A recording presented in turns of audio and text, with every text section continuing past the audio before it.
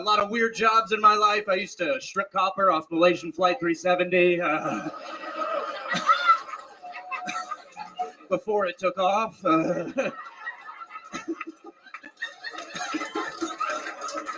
That's on me. Scientists can't stand me. I just got diagnosed with reverse Benjamin Button's disease last week. That's where I age normally, but I still have the penis of a baby. Okay, we're done. Guys, the Stuart Little stuff's working. Come on. Oh, it's not Stuart Little. Hey, I got some for you. It's a picture of Grimace during the fall of Berlin. So, we're having fun.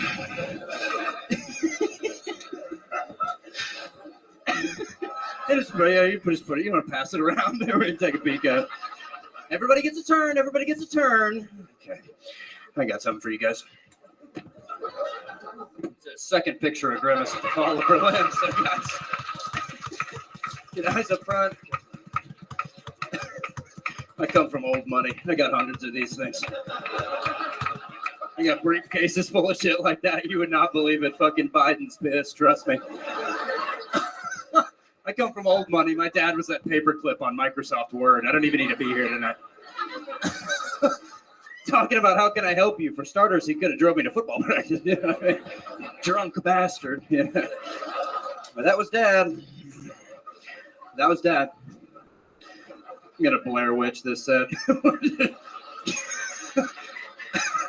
Never what, never who, what, wise man. Nights like these, I always think about my grandpa, folks. When I was a kid, my grandpa used to always sit down, and he used to always give me the best advice. He used to always sit me down and go. That was Grandpa. You know. He's almost completely nonverbal. You know, it's just the way he was. And when he did talk, it was always about industrial society and its future, you know, but that was Grandpa. He was a Unabomber, you know what I mean? Says the 90s, you could Unabomb back then, okay? Here's the thing about taking pills, folks.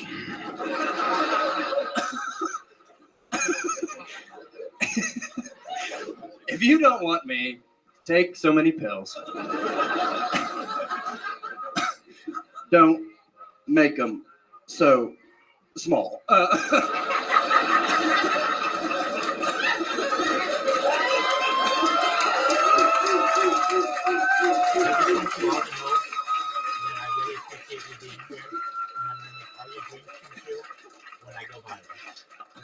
If Oxycontin was the size of cheeseburgers, nobody would overdose on it.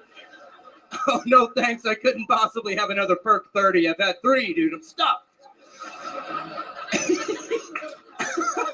I could eat 200 Ambien. I could eat 200 Ambien right now. Fucking Pelosi couldn't do a thing to stop me either, I'll tell you. I could eat 200 Ambien and still have enough room in me to eat a Philly cheesesteak while I'm checking all the car door handles in my apartment complex. Never who, what, wise man. Thank you guys. Okay, Rocket. Wow, hey. Wow, wow, wow, wow, wow, wow, wow. Ladies and gentlemen, this is Casey Rocket. Holy shit. An absolute fucking firestorm. Jokes, constant movement, extreme entertainment. You are such an original, such a force. Thank you. Thank you guys. I gotta go back to the lobby. I'm on the clock. I'm on a riff-based salary. It's 100 riffs an hour. It's like 6 coins or so. It's coin-based. It's no riffs, no coins, 8 coins, 8 riffs. You know how it is. You guys get it. You are the shit. You are working right now. Shane, what do you think about the young buck? Casey Rocket. I love it. I saw him, was it last night? Yeah. 2 nights ago? Yeah, it was hilarious, too. Thank you. Thank you. Yeah. It's great. Yeah. It's great. You guys stop complimenting people so hard on the intros. It seemed like it worked. He survived that. It seemed like he just got a standing ovation. No, I know. No, it wasn't for your fucking intro. Well, I know it wasn't from the intro. No, I'm saying you got it. It's tough. You can't. You bring someone out, you can't go. This guy is the next big thing. You're gonna remember this forever. Yeah. That's a huge amount of pressure. Yeah. Yeah, but that's how good he is. Like we know that he's gonna fucking Guys, do Yeah. you're doing exactly what I said not to do. Yeah. It's not getting through, is it? What I'm saying. No, that's all right. That's old New York rhetoric. What you're speaking right now. Dude, I've been in New York for 2 years. Oh, okay. In any matter, we knew Casey could follow. Anyway, yeah. Casey, you're great. Thank you. Shane, you were at Creek and Cave like 4 months ago, and my buddy named Gareth Fisk had the picture of Grimace at the Fall of Berlin. Does that leave him all around like a breadcrumb trail? And in case I didn't take too many Ambien, fucking get lost. And he had it outside Creek, and he said he was all the way across Creek and Cave. And you were like, "Yo, what's going on? on? Hey man, is that a picture of Grimace at the Fall of Berlin?" Like you like it. You like clocked it. Yo man. Yeah, I remember that. Yeah. Cool. Hell yeah. That's cool.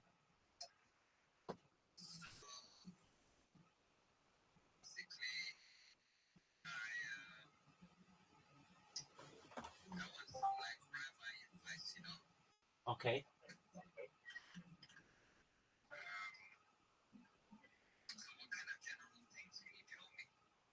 Well, I can tell you a lot about the world. What's your specific question?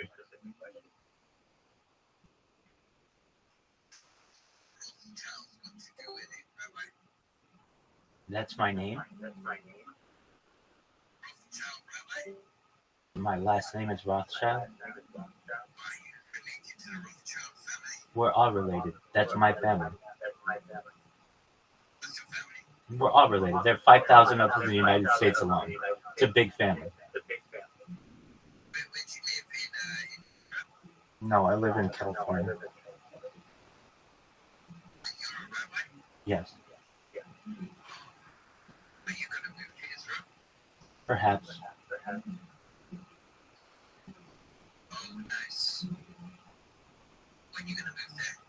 I don't know. Yes.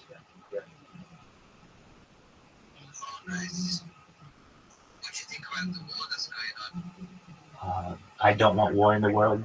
I want world peace, and so I don't want war. Yes, I do.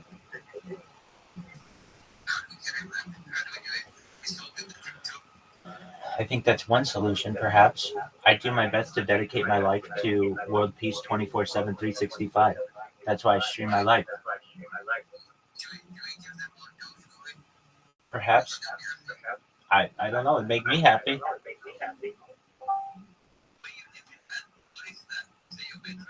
Yep.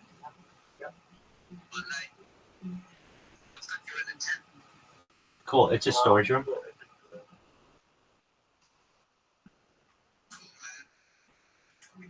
Yo, dude, do you have Discord? Yep.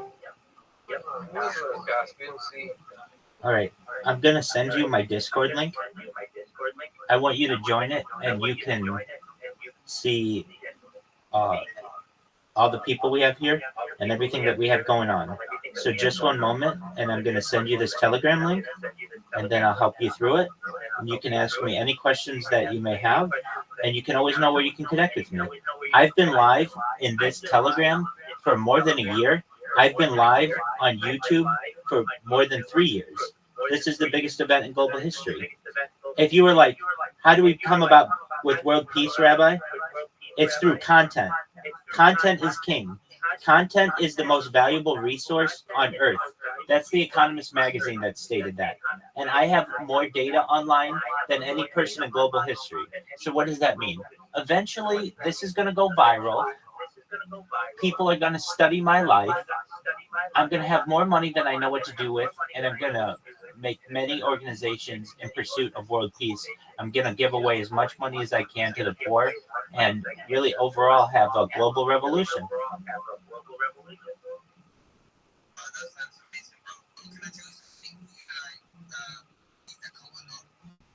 Yeah, that's because I'm on a bunch of different cameras right now. So if you don't want it to echo as much, perhaps go to the link that I just sent you. Check your inbox. You should see I just sent you a DM from another account.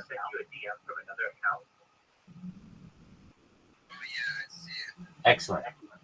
Go to that Discord. No, it's for anybody.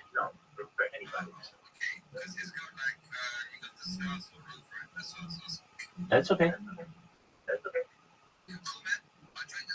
Excellent. Join. We've got some people here now. We watched UFC last night, UFC 305. We're watching stand-up comedy and podcasts right now. So feel free, come by, say hello, and then come back once a day and say hi. You aren't doing anything, so you come back once a day and say hi, what's going on, and then we become really good friends, and you're going to make a lot of money. I have more data online than any person in global history. I'm going to be able to monetize this data through endorsements, through contracts, through influencer agreements. I'm going to have a lot of money, and I'm going to give it away.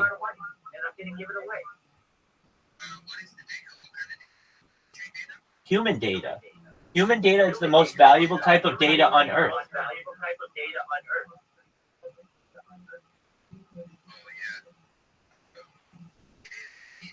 It is. So what you want to do is you want to go to that link that I just sent you, and you can check it out. I'm live on like 33 different devices. You can watch me in 360 degrees. It's a big deal. There are a bunch of other people here who are just watching me talk to you, and they want to meet you too. So what you should do is come to my Discord and check it out, and I'll introduce you to everyone.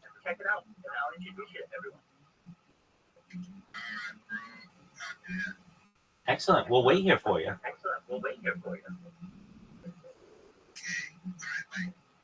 Okie doke. Frosty, you asked who's Caspian Sea? Hi, Caspian. Everything's gonna be chill. I'm not a scammy person. But still, he's not a scammy person either. Oh, I know Caspian Sea. He knows that. He knows that. He knows that. He knows that. He knows that. Caspian Sea and I go back. Caspian Sea has known me for like a year almost. So, no worries. He's going to be streaming it here a lot. He's just asleep right now. Yeah, he's a really cool guy, though. And I'm glad that you're going to have the opportunity to perhaps meet him. It's really nice.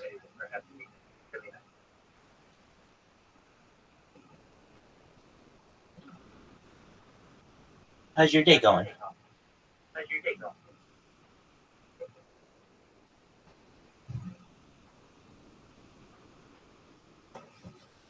It's on the bass guitar and Matt Muehling on the electric. Thank you guys so much for coming out. The drawing from Ryan J. Ebelt is in. That's available at RyanJEbelt.com. Thank you to the Red Rose, the Yellow Rose, Gel Blaster, Deep Eddy Vodka, Austin Security Guard Service, and Screwball Peanut Butter Whiskey. We love you guys. Thank you so much. Good night, everybody. Thank you, guys.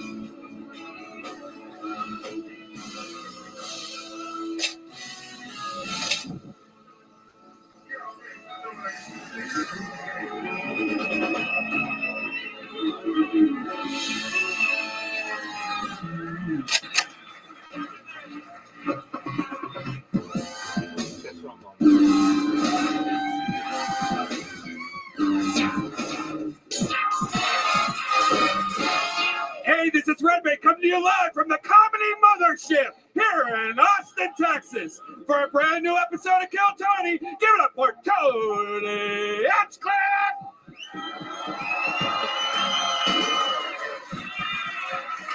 You guys ready for the best goddamn night of your lives tonight or what, huh?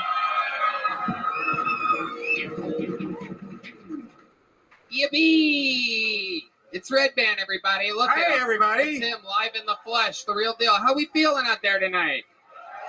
Yeah. You guys are at Kill Tony, brought to you by the Red Rose, the Yellow Rose, Deep Eddy Vodka, the great Gel Blaster, available in stores everywhere, Austin Security Guard Service, and Screwball Peanut Butter Whiskey presents the Kill Tony Band, everybody. Am I right? You got to hear live music in the live music capital of the world by some of the best on planet Earth. That's the great Paul Deemer on the horns over there. Michael Gonzalez on the drums. The powerful Matt Muelling on the electric guitar. John Dees on the keys. And for his first time at the Comedy Mothership, D Madness is with us, ladies and gentlemen. Holy shit. Oh my goodness, what a night we have in store. But before we start tonight's episode, here's a little bit more from the amazing sponsors that made this all available to you here now. Hey y'all, profiling, surveillance, data harvesting. There are a lot of things not to like about tech giants. But what can you actually do about it when you rely on so many of their products? Well, we don't have all $44 billion to go buying up Twitter, but the good news is you don't need to be a billionaire to take a stand. For less than $7 per month, you can join us in our fight against big tech by using ExpressVPN. I am a huge proponent of not giving away your data. I do not use TikTok. I do not like those things. I love my privacy, and I love ExpressVPN because it is such an easy way to protect my personal info. Red Band? How do you think big tech companies like Twitter make all their money anyways? Well, by tracking your searches, video history, and everything you click on, and then selling your personal data. ExpressVPN helps you anonymize much of your online presence by hiding your IP address, a unique identifier that every device has that allows big tech to match your activity back to you. That's why I use ExpressVPN on all my devices. It makes it much more difficult for them to exploit my data for their own profits. And the best part, it's how easy it is to use the ExpressVPN app. I just tap one button on my phone or computer to turn it on, and that's it. That's all it takes to keep people out of my business. So if you don't like big tech tracking you and selling your personal data for profit, it's time to fight back. Visit expressvpn.com/killtony right now to get 3 months of ExpressVPN for free. That's expressvpn.com/killtony, expressvpn.com/KILLTON. Why? Because you don't need people tracking your data. expressvpn.com/killtony right now. Hey y'all, this episode of Kill Tony is brought to you by Zippix Toothpicks. Zippix brings you a totally satisfying, convenient, and flavorful way to curb cravings and get a boost of energy or simply relax at the end of your day. Remember when massive vape clouds, ashtrays, and dip spit were awesome? Yeah, me neither. Now there's an easier, cheaper, less messy, and more subtle way to curb cravings with Zippix Toothpicks. Red Band? The best part about Zippix is that you really can use them just about anywhere. With 2 milligrams per pick and some 3 milligram options, Zippix toothpicks are long-lasting, extremely affordable, and available in 6 delicious flavor choices. I actually have been using these for a while. They are great. I find myself just having one in my mouth the whole time. I don't even know that I am getting my nicotine fix. You know I love oral gratification and amazing flavors, and that's what keeps me going back to Zippix. Also, if you need a boost of energy, try their Zip Energy B12 and caffeine toothpicks. You guys have seen us use Zippix on the podcast. Now it's time to find out for yourself. Go to zippixtoothpicks.com today and use code KILLTONY10 to get 10% off your order. That's zippixtoothpicks.com. Promo code KILLTONY10 at ZIPPIX toothpicks.com. Promo code KILLTONY10. Must be 21 or older to purchase. Zip more, smoke less with Zippix Toothpicks. Hey y'all, today's episode is brought to you by sheathunderwear.com, and I love this sponsor. Look, let me be honest here. We say that about all the ads that we read. We say that we love it. We say this and that. These things, these sheath underwear have literally been connected to my butt, Red Band's butt, our genitals, everybody who we work with closely's genitals and butts. Every single episode that you've ever listened to, once sheath underwear came into our lives, we literally threw away all our fancy brands and all these popular things and this and that, because there is no doubt they are literally the most comfortable materials you could possibly have next to your precious, precious, precious genitalia. Red Band. Yeah, they're high quality. They can be worn as boxers or briefs. They have that moisture wicking, for my big thighs, and it keeps everything cool and separated. Fly a lot, hate nuts stuck to your legs? I do. Well, they're great for working out also, and it's comfortable. So for 2023, step up your underwear game. Graduate from holes, loose fabrics, cheap cotton, or overpriced designer brands, and buy the greatest underwear that's ever graced the balls of men. Sheath underwear, the underwear of legends. That is correct. Sheath can be worn as regular boxer briefs, or you can use the incredibly high-tech sheath pouch to keep everything separated. I believe it was Offspring in the 1990s that said, you gotta keep them separated. Personally, I don't keep them separated. There's just an extra pouch in front of my Italian stallion that just acts as an extra guard, an extra layer of comfort. I swear to you, you have not seen me or heard me not wear these underwear for years. I wear them every day, and I swear to you, they are the most comfortable pair of briefs I've ever worn. So go to sheathunderwear.com and use the promo code Tony. You're going to get 20% off your next order. Once more, sheathunderwear.com, promo code Tony for 20% off. Let me be next to your stuff. You guys ready to start tonight's episode? Well, this is a special one. Our guest tonight, not only one of my favorite comedians of all time, one of my best friends, but he's also the one that got Rogan and me and Segura and Trussell and everybody to fucking move here to this, the new comedy capital of the world. The man truly responsible for it all. One of the greats. Ron White, everybody. Let's go. Oh, shit.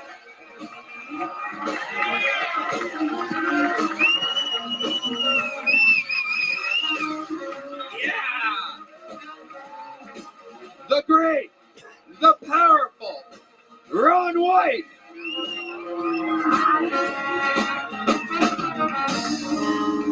One of the greatest comedians, one of the coolest humans on planet Earth, and a great Kill Tony guest. Welcome back, Ron. Can we just do that intro one more time? Ron White.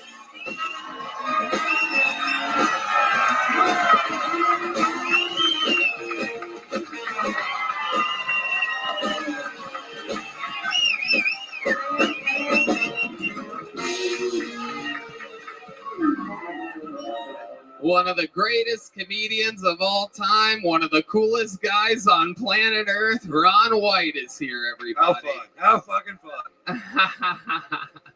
We're going to have fucking fun tonight. You've done the show multiple times. You know all about it. You're a goddamn hero here, where you have been a guest many times in Austin, Texas, and a few times in Los Angeles. You know how it works. A bunch of comedians signed up. Believe it or not, people. There might be more people in the back alleyway right now hoping that I pull one of these names out. And if I do, they get 60 seconds of uninterrupted stand-up comedy. You know their time is up and you hear the sound of a kitten.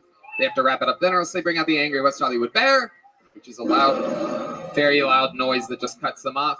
And then I interview them. We find out more about them. We learn as much as we can in a short period of time. Maybe they're interesting. Maybe they're crazy. Anything can happen. You guys know what the fuck is up.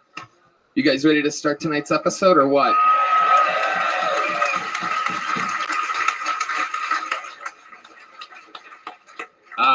Normally, of course, we could pull a name out of the bucket. There are so many people waiting. It's incredible. But as you may know, we have some regulars on this show. This guy that starts every single show is a fucking monster. Very, very interesting character. One of a kind. We got to watch him go from living in his van to living his fucking dreams. Anywhere he wants to go, he goes there. He sells out. He does a great job. Slightly autistic. Ladies and gentlemen, this is the one and only Hans Kim. This is Hans Kim. This is Hans Kim. This is Hans Kim. What's up?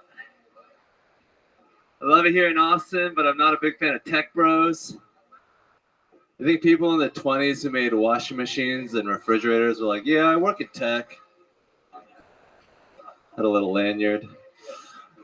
I saw a woman try to break up a fight by yelling out, "Stop fighting, you're grown men." I wonder what she yells out when she sees teenagers fighting. Although this is totally appropriate for your maturity level. Yeah, love it here in Texas.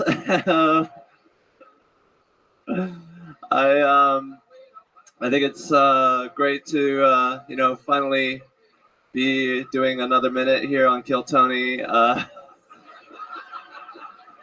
did one yesterday. Please be easy on me. The Mexican cartel recently killed 2 Americans and they apologized for it, which is great. My American passport doesn't get me health care, but if I go to Mexico, I get treated like a panda bear. They're like, all right, thank you. Whoa. Oh, listen to the murmurs happening in this audience. They know they're seeing something special right now. Hans Kim has a new hot white girlfriend, and she has been literally fucking his brains out. And we got to watch you really hit your fucking limit this week, huh? You can write a minute a week, and it turns out you can write a minute 20 seconds a week. We found out because we did a taping yesterday, which we very rarely do. Hard to write 2 minutes in 1 week. You've proven that here. If anyone question it, let there be known. You seem preoccupied tonight. Is there any reason for that at all? Not really. I'm sober. I didn't do cocaine today. I have a mystery. I think I see the problem. Maybe this is what's happening. We watched you go from, barely having money for food to literally we found out last night you've been doing cocaine on a regular basis. This is what I love about this show is that no one knew Hans, 2.5 years ago. And here we are 2 years later. We followed what it's like for somebody to fucking make it, and now we're starting to see your rock and roll downfall. This is like that's the set they're gonna show when they're like, and then the problem began. And you're up here talking about fucking Mexican cartels and panda bears or whatever the fuck you said. How do you feel, Hans? What else is going on in life? Anything I feel good. I crashed my drone into the side of a parking garage recently. Wow, Asian problems, ladies and gentlemen. Oh my goodness. Into the side of a, what was it? Parking garage. Okay. Did you break it? I damaged it and I sent it in for repairs. You don't just do that yourself?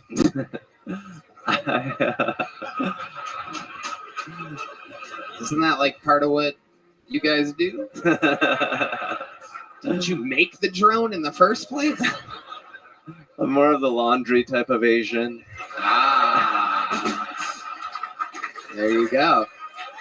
There you go. There you go. I know somebody who just wrote another 5 seconds just then. Next week just got a little bit easier. It's a shame you didn't have that up your sleeve, which you could do because you specialize in laundry.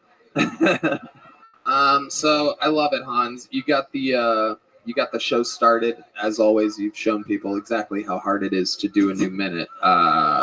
Like I said, back-to-back nights, that's not easy at all. You're out here fucking living the dream. How do you feel?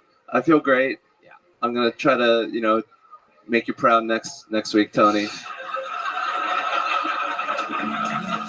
This is my son. My Daniel son. One more time for him, everybody. Not an easy gig at all. Not an easy gig. A new minute every week to the internet is some scary shit.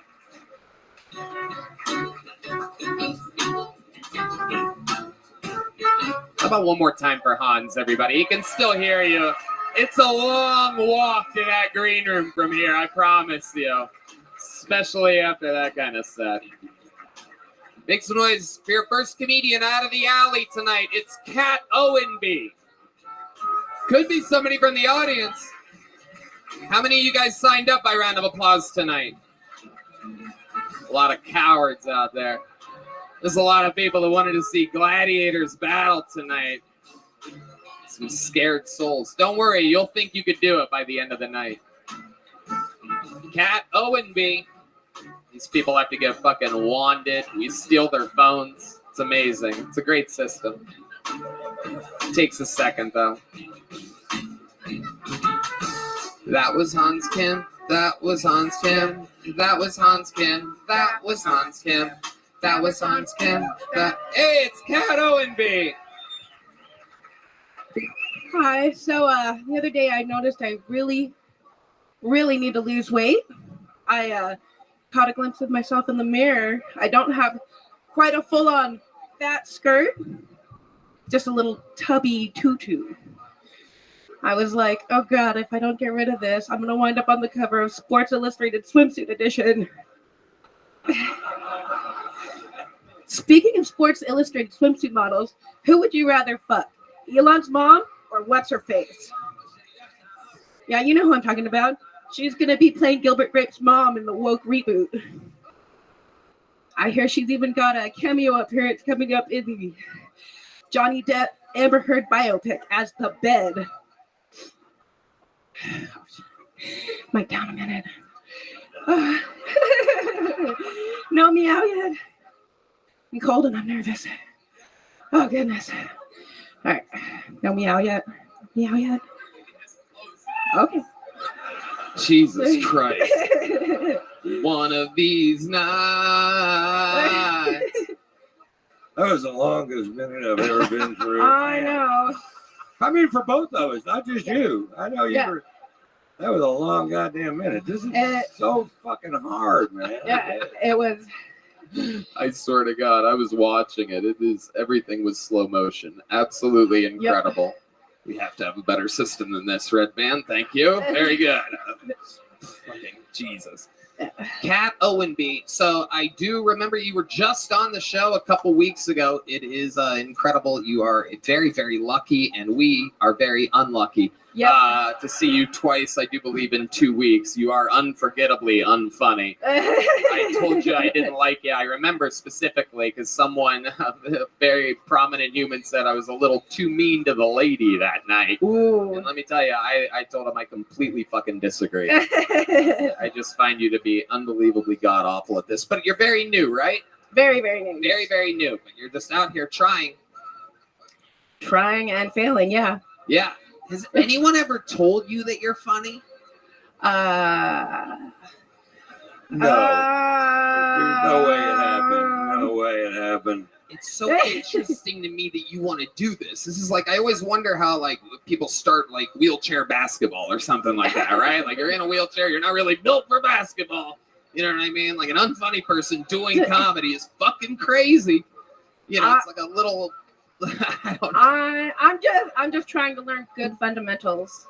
How are you learning? Slowly. Okay, like give us one thing that you've learned. You've been doing it what? 2 weeks? Yeah. Right. Okay. What have you learned? To be funny, or to try.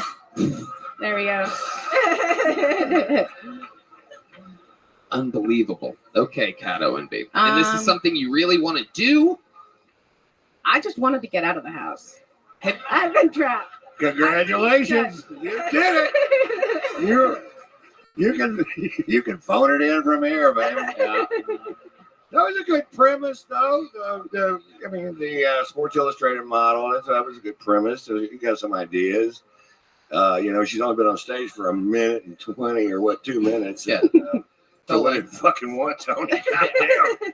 She's a real alley dweller out here. It is incredible. Pretty bad, though. Yeah. So many people have been doing this. So many people prepare for their first or second time. But not you. You just wanted to get out of the house. Could have literally have gone anywhere where you don't ruin 400 other people's nights and a part of a show that perhaps millions of people will one day watch. But here you are, just really fucking just throwing your dent right into everything. Yeah. The best part is just making you miserable, Tony. Right. That's the fun part. How about this? If I give you, I'll give you $15 a week to never come here again for the rest of your life. I don't know why 15 seems like the magic number to me, but I picture it being like, oh, it's like a Whataburger meal and a half or something like that. Like I feel like you could sit in the parking lot and think about jokes or something. Huh. $15 a week. What do you think? How about 20? Whoa! Will someone tell Joe Rogan I want a $20 a week raise? I think the audience will all chip in, though. We will all chip in. We'll get a couple bucks, a month. Pat, You guys pass want the bucket around. It's perhaps one of the coolest things that's ever happened in the show's history. Someone has done so bad that we are auctioning off. They're not doing comedy ever again. Welcome to Kill Tony, ladies and gentlemen, where dreams literally come to die. This is a hospice center for dreams. Right? Kat, we're going to try to figure it out. We will see. We will follow up on this story. The bid is at 20. We have the business managers putting the numbers together in the back right now. We're going to figure it out. And but in the meanwhile, best of luck to you, Kat Owenby. It took me 6 months to make $1 doing stand-up comedy, and you got me beat. So. All right. Nobody paid me right away, and you got the chips coming in. Good. Ladies and gentlemen, Kat Owenby. There she goes, everybody. There she goes. All right, back to the bucket. Wow. I like this. I like the start of this show. How many of you like it when comedians do good on this show? Mickey Housley. How many of you like it when comedians do bad on this show? Well, you guys must be having a fucking blast so far. We know Mickey Housley. He is hilarious. He not only has been on the show before, but is a regularly booked comic on The Secret Show. He opens up for us and Rogan all the time. He's a fucking monster. I'm very excited that he got pulled out of this bucket right now. Mickey Housley. All right. Apologies, what'd you say?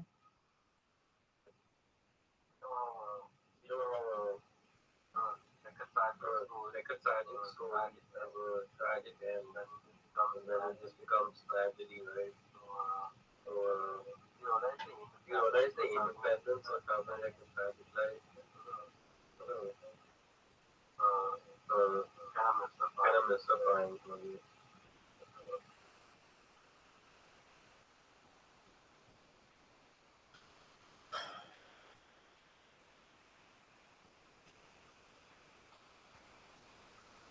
I'm thinking about what you said.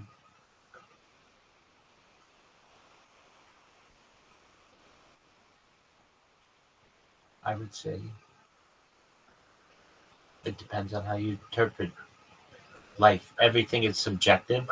So one person's tragic life is another person's comedic life or successful life. What do I mean?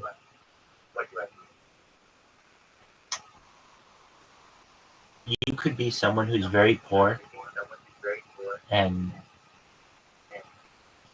from a very poor country and one day advance to the point where you're able to open up your own shop, but it never goes really good and you eventually die. Some person might interpret that life as a successful life because you were able to open up your own shop, and that's great. Who cares that it didn't become Walmart or the biggest chain in the world? It was successful to you, and that's what's important. And to that person's family, when they're talking about him at his funeral, they'll say, what an amazing life he lived. He went from absolutely nothing to being a property owner. He was a store owner. He was able to provide for our family for 50 years because of this store. And now that it's done, we are happy that we had the time that we did with him. But then, hold on. Then somebody else, hold on. Let me finish making the point. Just one moment. And you can say whatever you want. The other element of this, though, is that someone who is, let's say, very wealthy will look at that life and say they didn't accomplish anything. They didn't become a billionaire. They didn't buy a yacht. They didn't buy a plane. So one person's tragic life is another person's successful life. Thank you for letting me make that point. Go ahead, say whatever you'd like.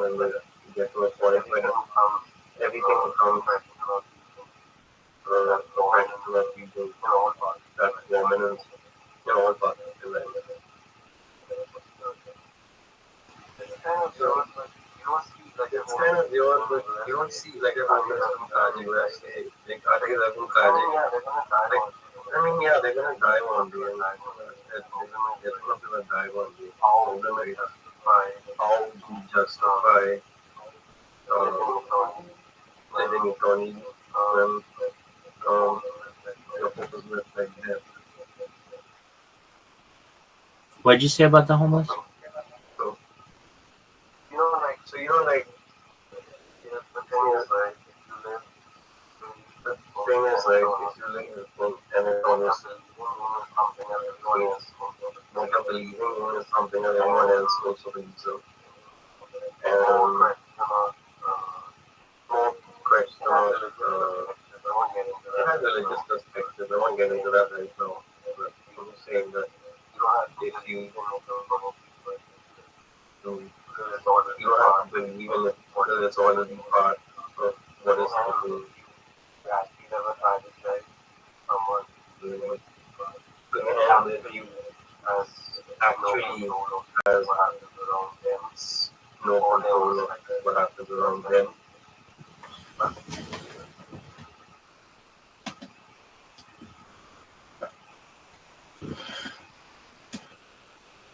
In one sentence, summarize what your question is.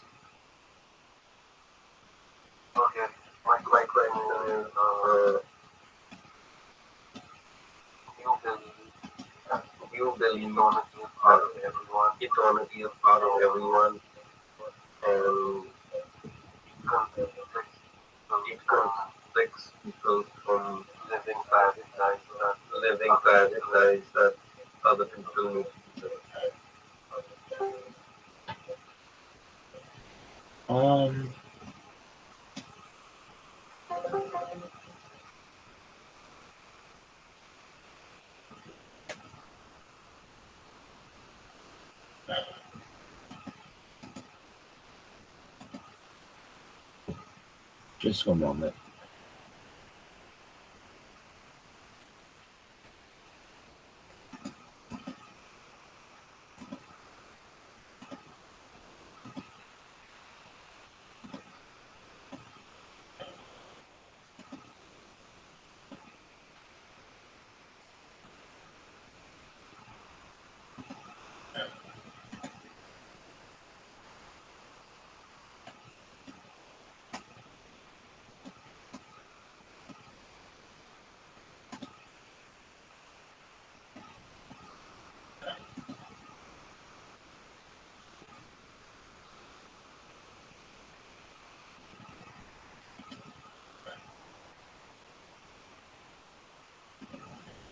Okay, well, what again was your question? Apologies, I did make an adjustment on the computer. I just want to know if you believe that archaeology is a part of it, and that living tragedy involves that are more complex, and they're mostly reserved for other people, not their not dependent on. Boy, that's a very good question. So you're asking, let me see if I can repeat it back to you, just because it's a very good question, but I don't know if I heard it all. All right. So do people's belief in the eternity, or perhaps ability to live an eternal life, affect how they interpret their tragic life?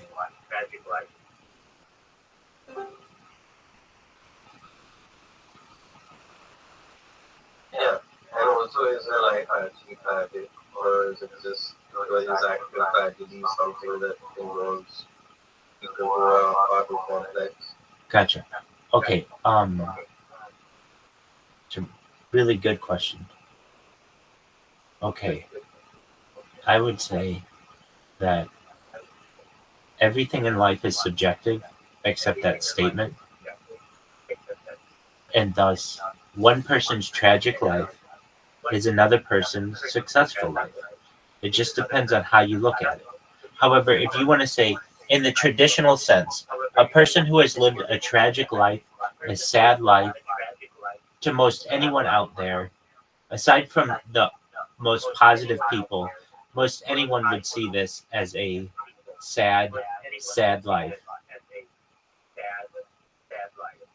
Do I think that one's interpretation of the afterlife and eternal life perhaps affect this? Yeah, I do. I think it affects it greatly. If you're someone who is living for the here and now, and you don't believe in an eternal life, you might not have as many of the same moral pillars as someone who's just living for today, or someone who's just in survival mode. If you think that there's some kind of divine retribution at the end of your life. Hey, just one moment. Hey, what's going on, dude? I'm well. How are you? Excellent. Do you know what Discord is?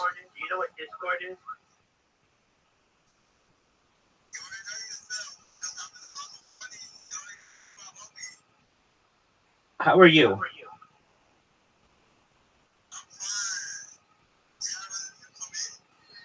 What am I supposed to have for you?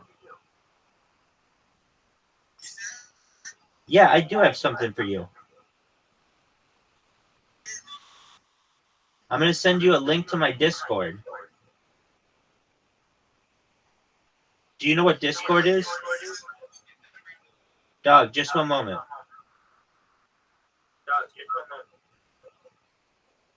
Shout out to Retired Designer. Shout out to Retired Designer.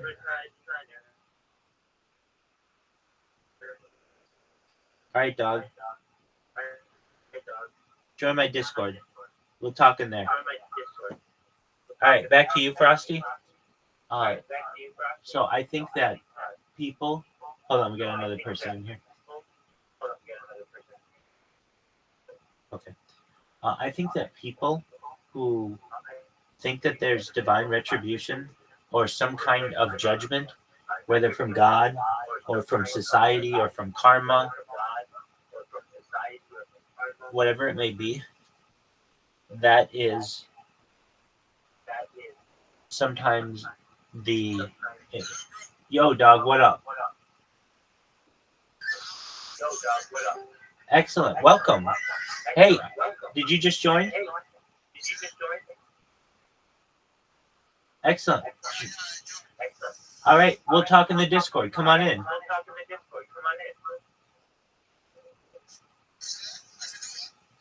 Come talk in the Discord. come talk in the Discord.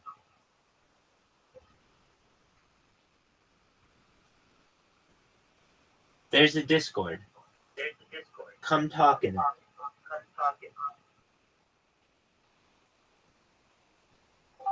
There we go. Sure, exactly. Yes, I think that one's outlook on eternal life shapes their moral compass. What up, dude? How are you, man? Yeah, I'm here now with the Discord. So what do you have for me? This Discord, that's what I have for you. That's what I told you I had for you. And that's what I do have for you. What do you have for me? I have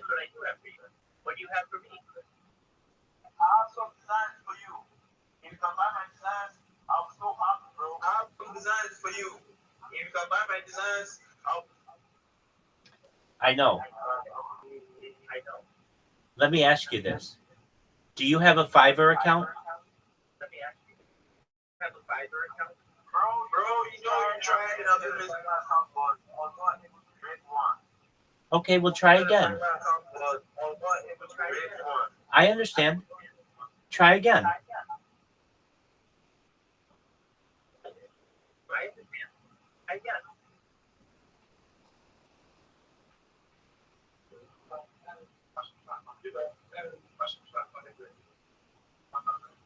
Yo, dog. I was saying that I know you tried to create one the other day. You can still try. I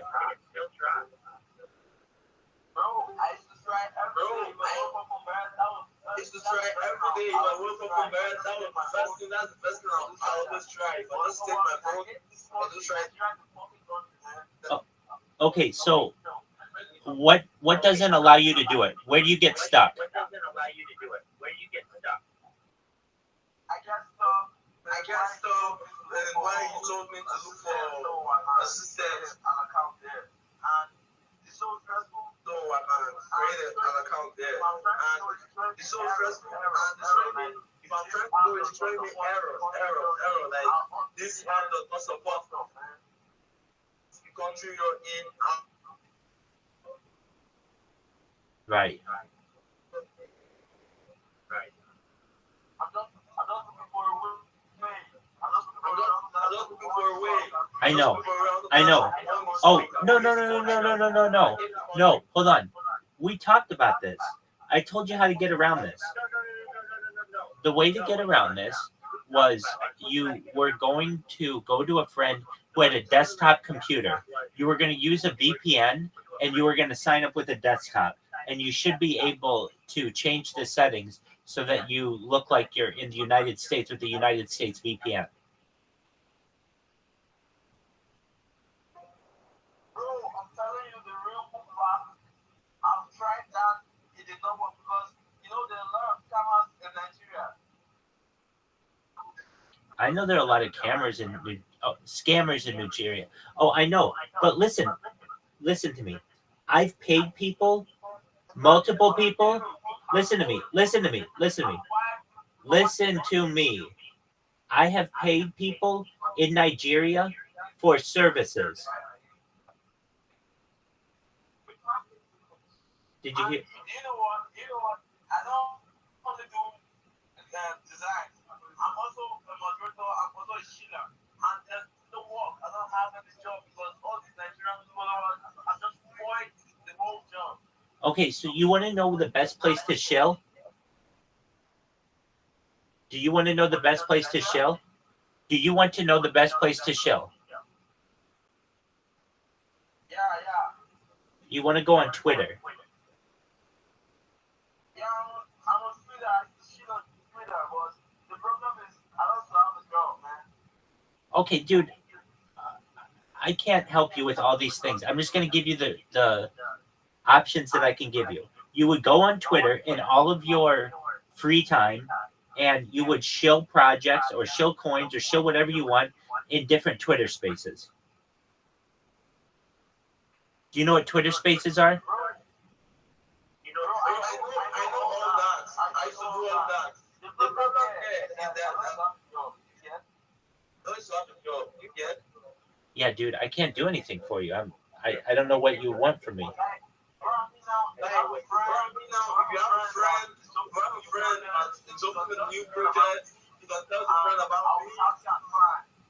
Absolutely. I'm telling you, dude, there are people who come in here on a daily basis, and I'll tell them about you. I really appreciate that, bro. You're welcome, my friend.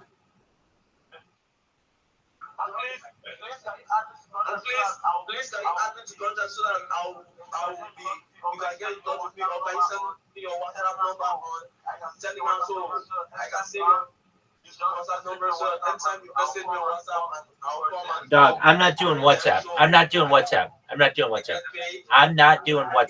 What I can tell you is this. I will talk about you if anybody needs a design. If you want to come in here and show your project to people who are here, feel free. You're welcome, man. You're welcome. Thank you so much. Take care, man. Thank you so much. You're welcome. Is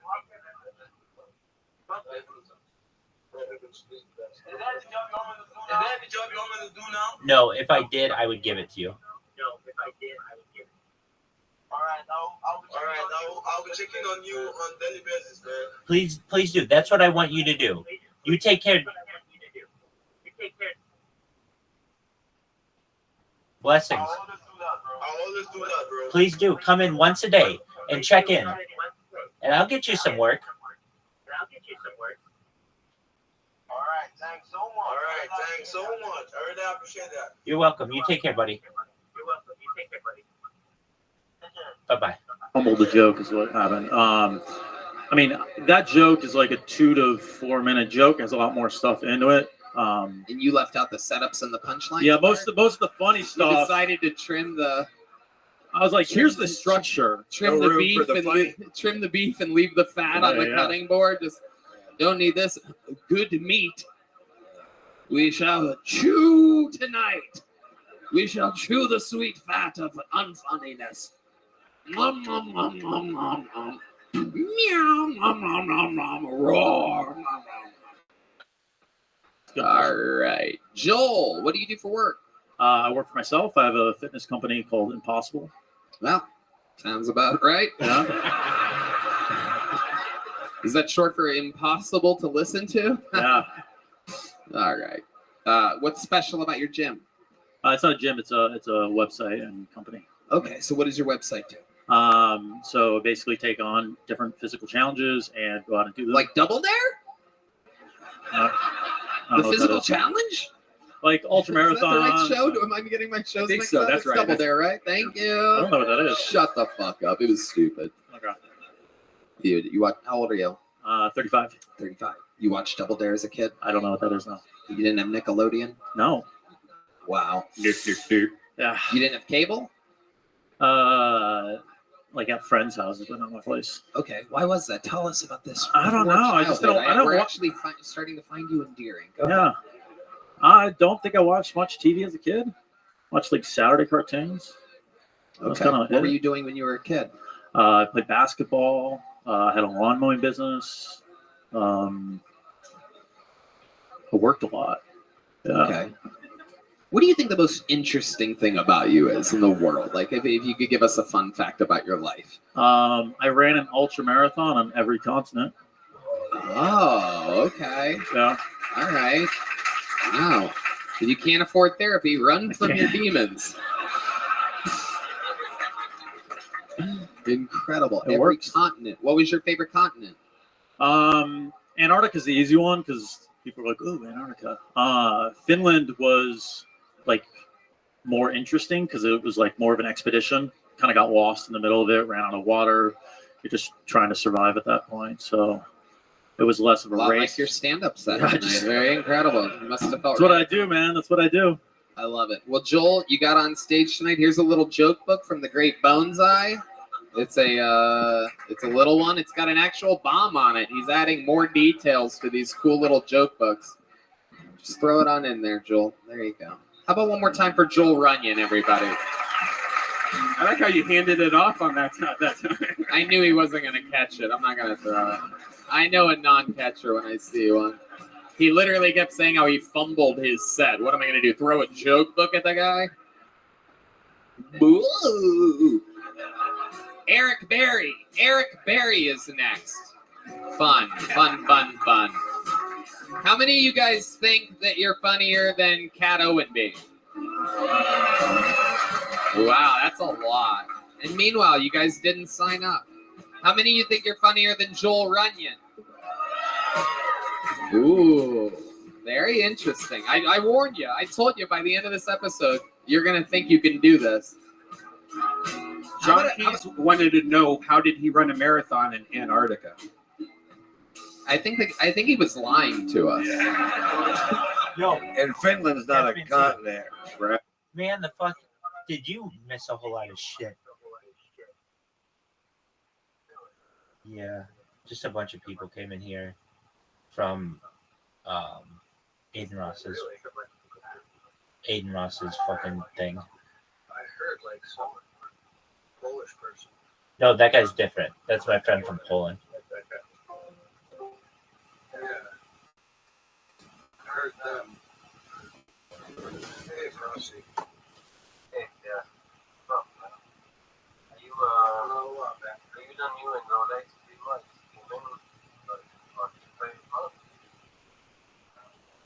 Lately, I'm actually going to be getting my computer back today, so I was able to do some streaming by tonight. A couple hours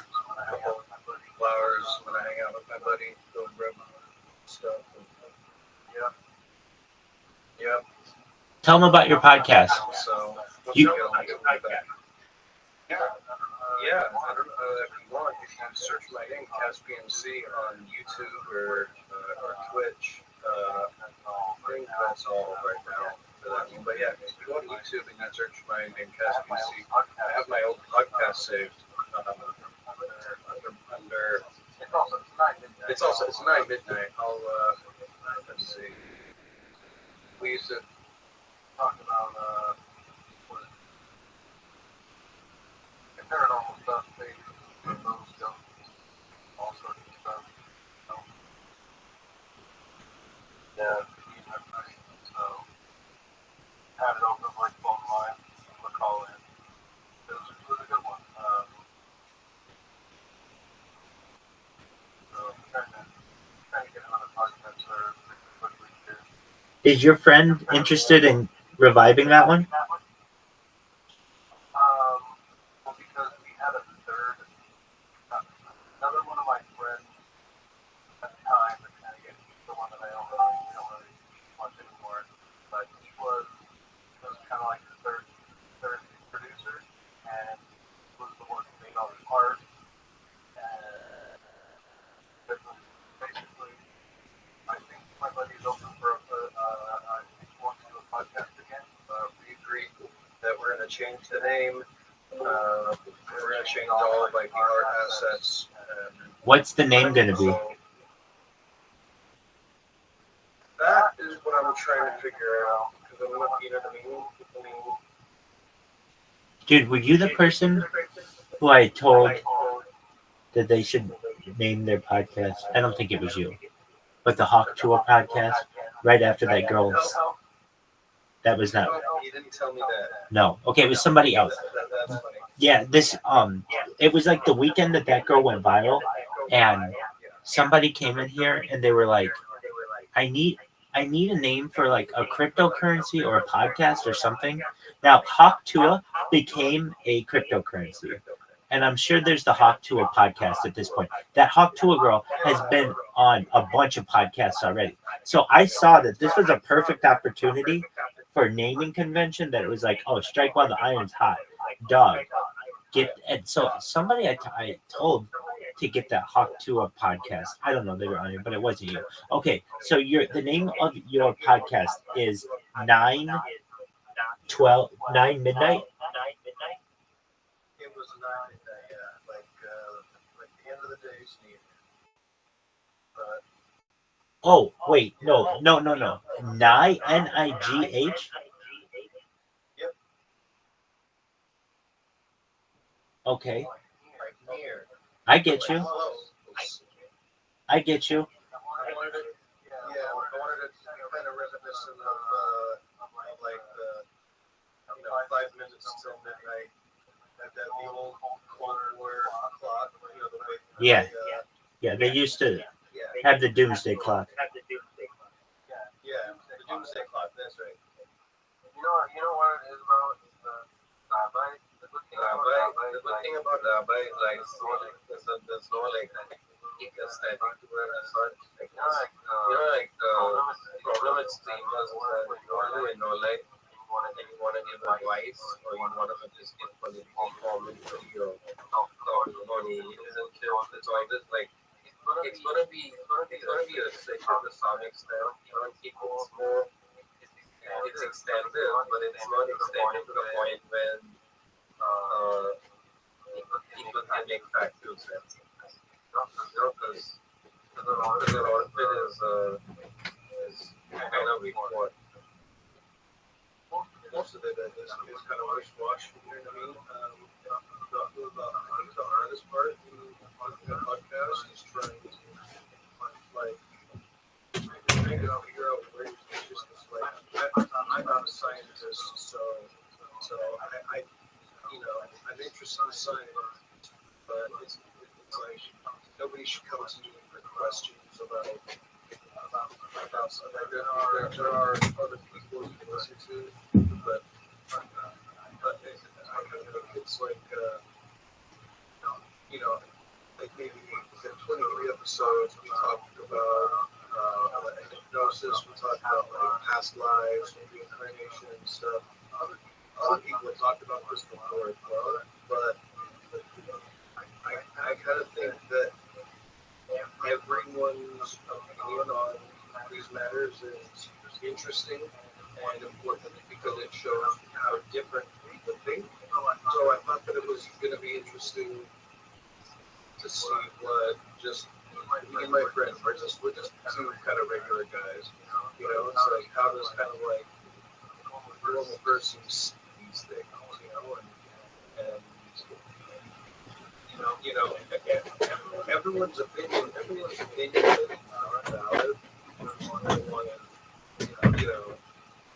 As long as it doesn't like infringe on like the lives and stuff of others, but it's like shoot.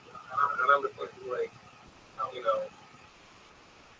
might know a little bit about this subject, but you haven't heard me talk about it before. So it was kind of like maybe it'd be interesting just to hear other people's perspectives, because it helps you come to your own conclusion on things. To hear many people talk about the same subject. Yeah, I get it. Yeah, that makes sense. So you don't want to I don't want to pretend like I'm contributing much to the conversation. So I think that I'm breaking the case by the same way, like the Rabbi makes sure that everybody knows about all the technology going on and everything. That's talk about Betty Barney. That's a classic case. Some people still don't know about it, so it's like you never know. You never know if it might get interesting, whatever. Yeah. But who knows? So I don't think people should be this work. That happens. That's the like if you believe in stuff that is kind of your kind of believe in it also. Not just that don't use it as a representative of your idea in a group. Yeah. So I have a question to Caspian Sea. 9 midnight, is that to be archived and then you are going to do a new one? Yep. Basically, I've already archived it. Yeah. I have the playlist saved on mine, so it's archived and saved, but it's moving forward, it will be a different brand. Okay, so If I were you, this is what I do. I would. You need guests. Like that to me, as a podcaster, is the most difficult part. Right? Excellent. And actually, it's really easy for me. I mean, I got 15 guests in 9 days. It's like, how the fuck did you get so many guests so quickly? And these are people who are KCIP verified and everything. And so this is what I recommend you do. Is you create an account. Like I created an account. I could even give you this account if you wanted, but it's just the Kick Podcast is the name of the account. And then I just go into people's chat who aren't talking to a lot of people at once, just like an individual. And I say, would you like to be on a podcast? And that way it's actually fucking brilliant. And Caspian Sea, here's how you do it, or here's how I did it. You know, when you're doing a podcast, everything has to be like really fucking organized. And I get that. So if you want to do a podcast that way, that's certainly possible. But then there's also the opportunity too, if you want. Well, I probably, if you want to schedule it in advance, this is still the best way to do it. You get into somebody's chat, you get their attention, and then you just, I think ideally, you get into their Discord then and talk with them and make arrangements, or you get into their DMs and you make arrangements for a time.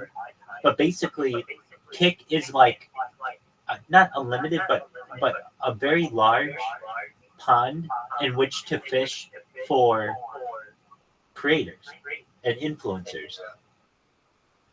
Does that make sense?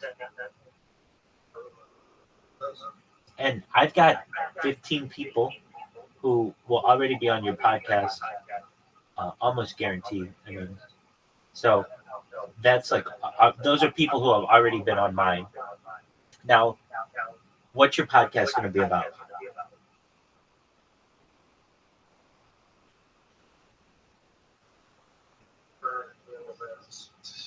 Okay, so that's tough, man.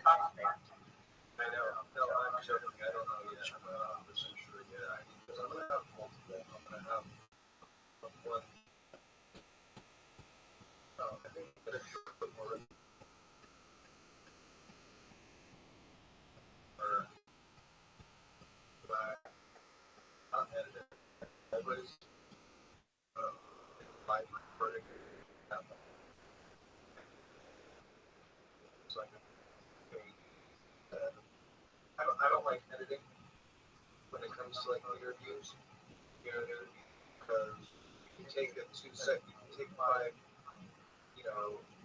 10-second clip, just show somebody saying something that is completely out of context. So like when it comes to like chatting with people, like having a conversation, I think that it's better to do it live rather than try to film it and then edit it together. Yeah, fuck that. No, here's what you do. If you haven't seen mine, this is fucking a brilliant way to do it, man. Here's what you do. You say to someone, all right, you want to be on my podcast? They say, yeah. Okay, cool. When works for you? They say 5 of midnight tomorrow night. You say, great. You say, I want you to be streaming at the time when we do the podcast, and we'll do it in Discord. They say, great. Then what you do is you record your end, and then you tell them when you do the interview to just make Discord a full screen so that they can see your face and you can see their face, and it's all on one screen anyway.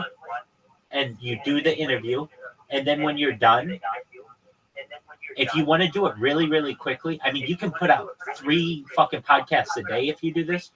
Video podcast. Let me just say this. There's such a big difference between audio podcast uploading and video podcast uploading. It's absolutely ridiculous. But basically, it's exactly what you're saying, where it's unedited, it's video, and what do? So you do the podcast with them, you end the podcast. Once their stream ends, you go to their VOD on Kick, and I have found the easiest way is to just take my phone and do a screen record of wherever our podcast interview was on their stream. So let's say we do an hour-long podcast. I just do an hour-long screen recording on my phone, and then you can like crop it any way you want, at least with a phone. It's really easy. What I'm trying to tell you is I don't like the editing part either, and this is the way that I found to be able to do it, where there's virtually no editing. So what do? You do the fucking podcast, you go to the person's VOD, you record the thing on your phone, and then you just upload that from your phone to Spotify, iHeartMedia, Apple Music, and Amazon Music. And why do I think it's really good to do it when they're live streaming? Because then you get a live audience to listen to your podcast. And additionally, if anything goes wrong with your recording, you have their recording as a backup. That's a great idea. And so what else you can do is depending on people you're gonna have on the podcast. Like even if they're general streamers, like they're background on them, like maybe you can just pretend that they're popular. They have viewers, whatever. Like it's like get some kind of background. Anyway. Dude, Caspian Sea, I didn't tell you. Those motherfuckers at Reddit banned all my Reddit AMA. They even banned your comment or your upvote. They didn't ban your account, but they banned. And so here's why I think they did it. I am heavily advertising for people to check out this Reddit AMA from Kick. So these bots are going 24/7 to say to everyone to go to Reddit. And what I think happened, if I truthfully ask me, is eventually someone flagged it for removal from the AMA one where you saw it. And that still meant it could be found in other places. And eventually someone who was a moderator on Reddit was probably on Kick as well, or perhaps on Kick, or knew someone who was on Kick. They just, somehow it got to Reddit that this motherfucker keeps trying to do an AMA and we got to cut him off immediately. And that's what they did. So there are no remnants of that AMA. And what's really sad about it is I had a lot of good material in there, but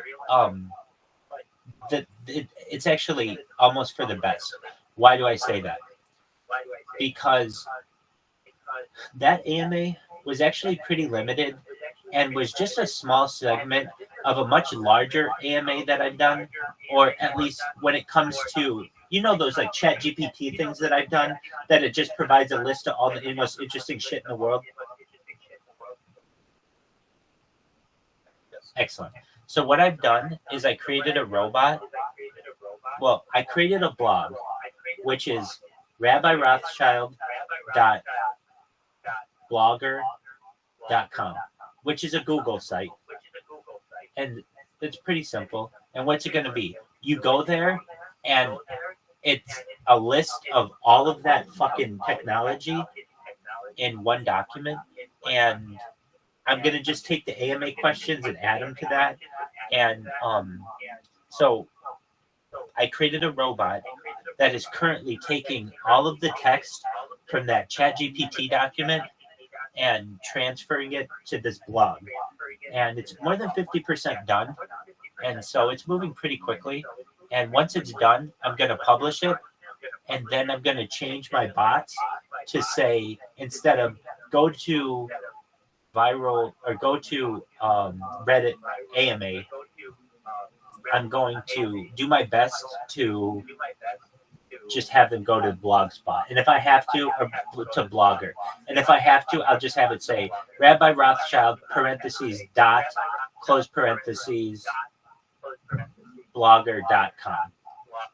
And eventually somebody's going to click on that after they fucking get spammed with it 150 fucking times a day. And they'll be like, oh, wow, this motherfucker has a lot of shit going on here.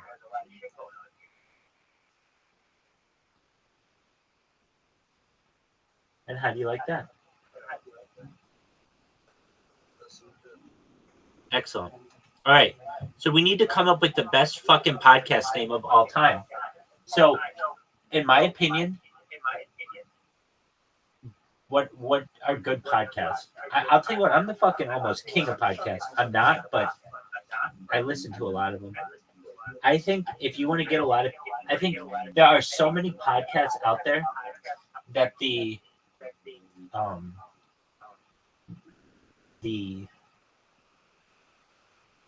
market is so saturated. I'm going to tell you this, Caspian Sea, the best podcast name that you could get that's currently available is, you ready for this? The Kick Podcast. Here's why. You can associate yourself with the platform, and just like they have on Kick, they have Kick News. You'll be featured like Kick Podcast.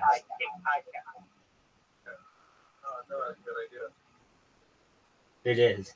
Okay, now if you don't go with that, I understand. And so then you need another name. And then in my opinion, you need a name that is going to catch people's attention. Because at this point, if you go with the Caspian Sea, let's just, not joking, but if you go with like a normal name thing, the Caspian Sea Podcast, no one knows what that is. They'll think it's about like, you know, like Armenia or like Ukraine or something. So, Azerbaijan, exactly. So, what do I recommend instead of Caspian Sea Podcast? Obviously, I know you're not going with that.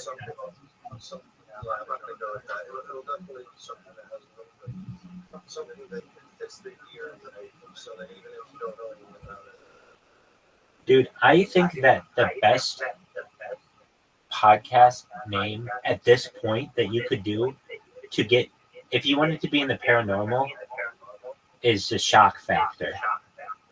So like, what would I say? What would I name my podcast if it were about, let's just say, aliens? Like, I could go out and call it the official UFO podcast, but it's like, do you know how many fucking UFO podcasts there are?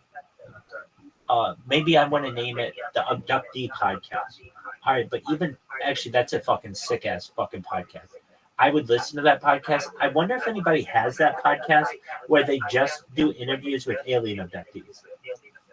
But that would be really right, and for them to be comfortable to share that story with you. But I'm going to tell you this. You know where you can find, in my opinion, the most amount of alien abductees on the internet? Aside from perhaps like a forum, Twitter Spaces. Sometimes they have these rooms of, they call themselves like Star Children or something. Sometimes they call themselves that. Sometimes they call themselves abductees or like Indigo Children. Yeah, all that shit. But if you can find one of those, you know, you'll get like 10 people in there who are alien abductees. Do I know any alien abductees? Not personally. I had always said to myself, if for any reason I didn't marry a Jewish woman, I would want to marry or at least reproduce with an alien hybrid or like a fucking alien abductee. So already I have like a heightened attraction to these bitches. But anyway, because they're like fucking aliens, man. Like, let's create a new fucking species. It's wild. Anyway, what is the idea of that kind of podcast would be really great. It's just really, really hard to find alien abductees. It's really hard to vet whether they're legitimate or not, or they're just not people with mental issues. So, but I can tell you, if you want to get in on that, Twitter Spaces is the place. Okay, so that's actually a really cool fucking podcast idea. But if we weren't going with the alien abductee podcast, just because you're like, Rabbi, I need to put out content, and I can only get an alien abductee to do a podcast once a month, and it's just not enough content. And even still, when I interview them, I don't even know, there's no evidence of any of this. So it's just them telling the story. So I need something more. Okay, so if I'm Caspian C and I want to start a paranormal podcast, I am going to use every trick in the book, in the marketing book, to get people to be aware of this. So what am I going to use? I could use shock. I could use alliteration. I could use rhyme. Ideally, I would use all of them if I could. The more creative a name there is, the better opportunity it has to make an impression with an audience and potentially have them subscribe. So what would I say? Let's just say you're doing a paranormal podcast. I would do this almost absurdly. I would get it in my head that we're going to call this podcast the 6P podcast. Why? Because its real name is going to be like, I don't know, something like the Perfectly Proper Paranormal Podcast, whatever. It's going to it's going to be, why am I going to call it that?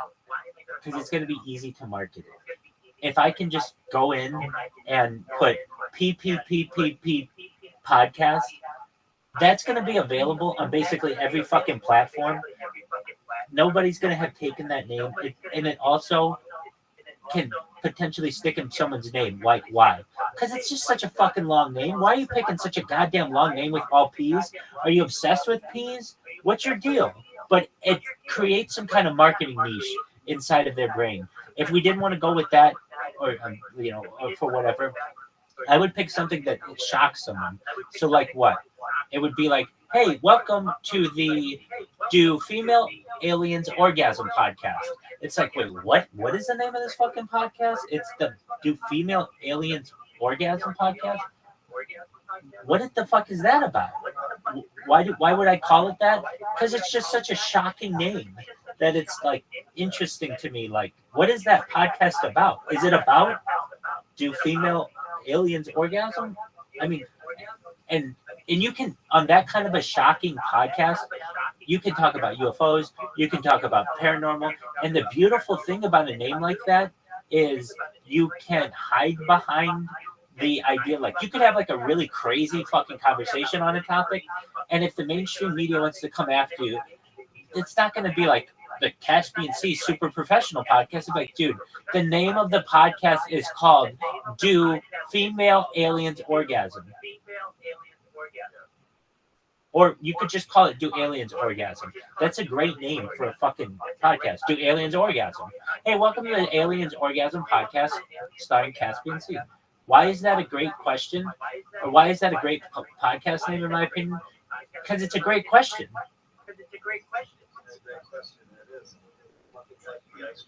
Exactly.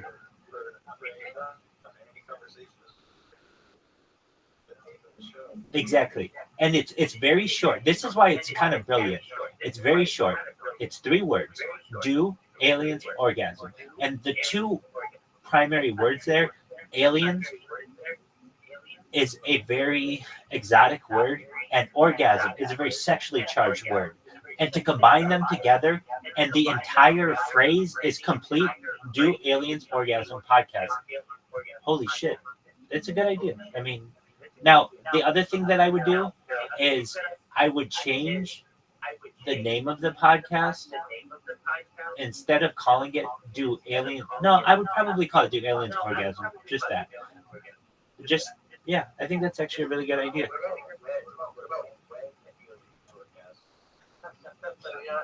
That works too. You know what you should do? Guys? Can I just take time and like Sure. The TikTok podcast is the wider audience is not your kind of like your enemy. So what you want to do, right, is you make like an expanding criteria just of what you think you know. So maybe slowly board it out so that you get the right people at the right time, and it sort of like evolves as a thing. That's one way that you can possibly even like go viral with it. That's good. I like that. It's definitely, you know, I wouldn't want it to show like skill, kind of never wavering, or again, like what you said, people treat the audience or the viewers like enemy. But that definitely, that's the couple of now right there. Yeah.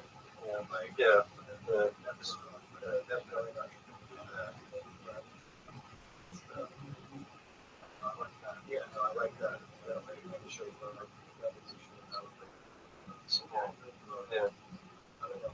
So something that I do like the story, but at the same time, I always like something more than big. Yeah. Absurd. Absurd. Yeah. Kind of like. For the wider audience for these podcasts, people do not want to believe the name. They sort of like want to know the neutral opinion.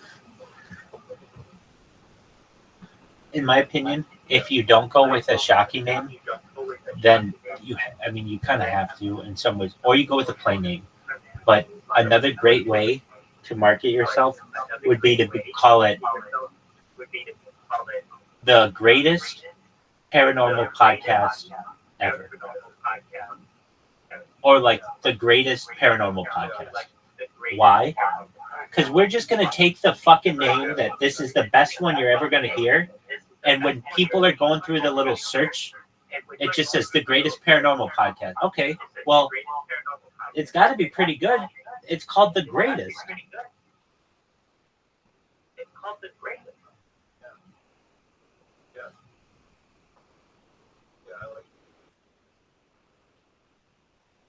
Honestly, the worst thing I think you can do, even though you like it, and I'm just telling you this as your friend, is to name the podcast something vague.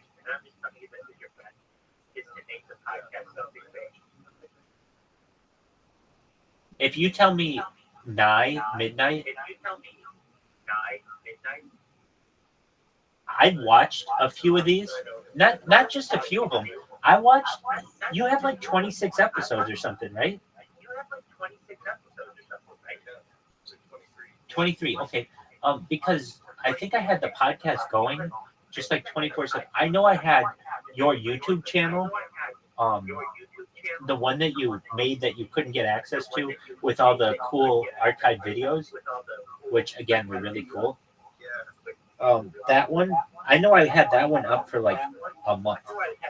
The other one, I don't know if I watched every one of your podcasts, but I watched some of them. And what was I going to say about them? Something. Not only I remember you had like a day's worth of content, and something else about it. 23 episodes. So, do you want to do a paranormal podcast?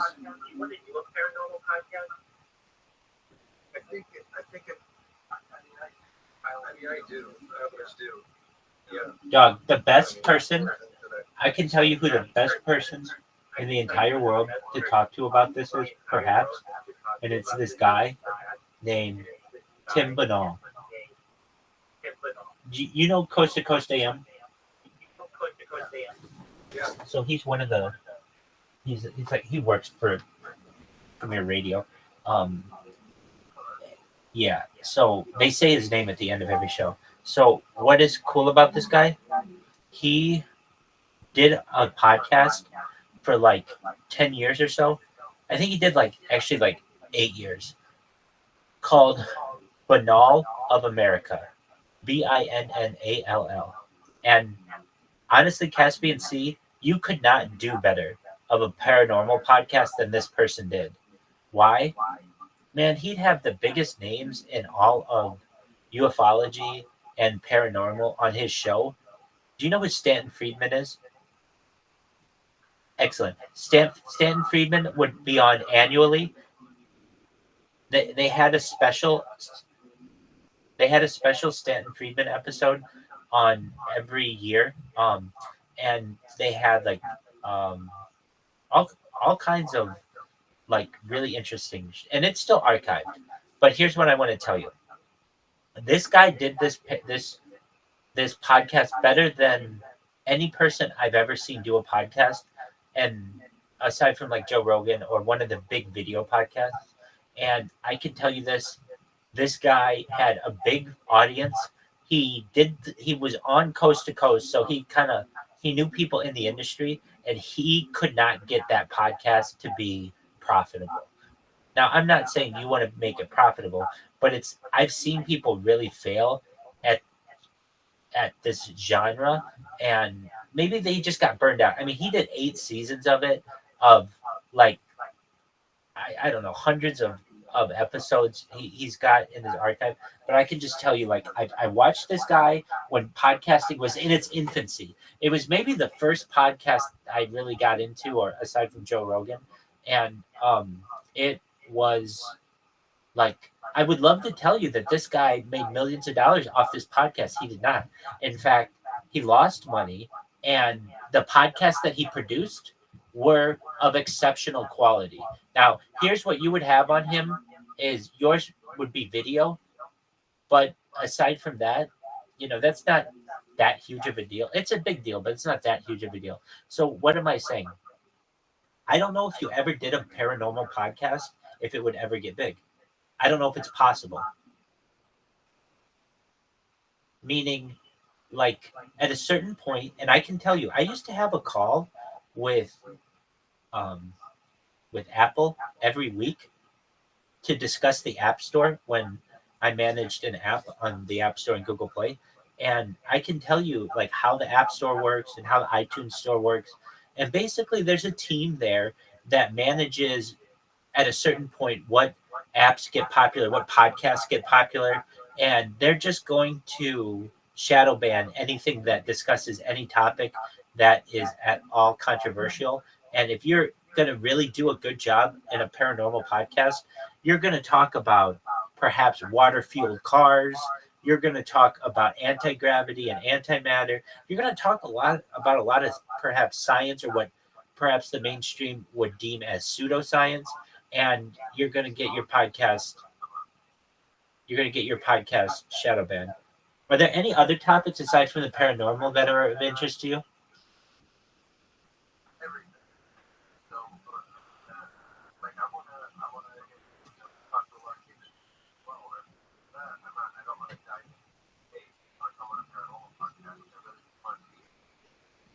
Dog, that's the way. That's the way. That podcast will get big.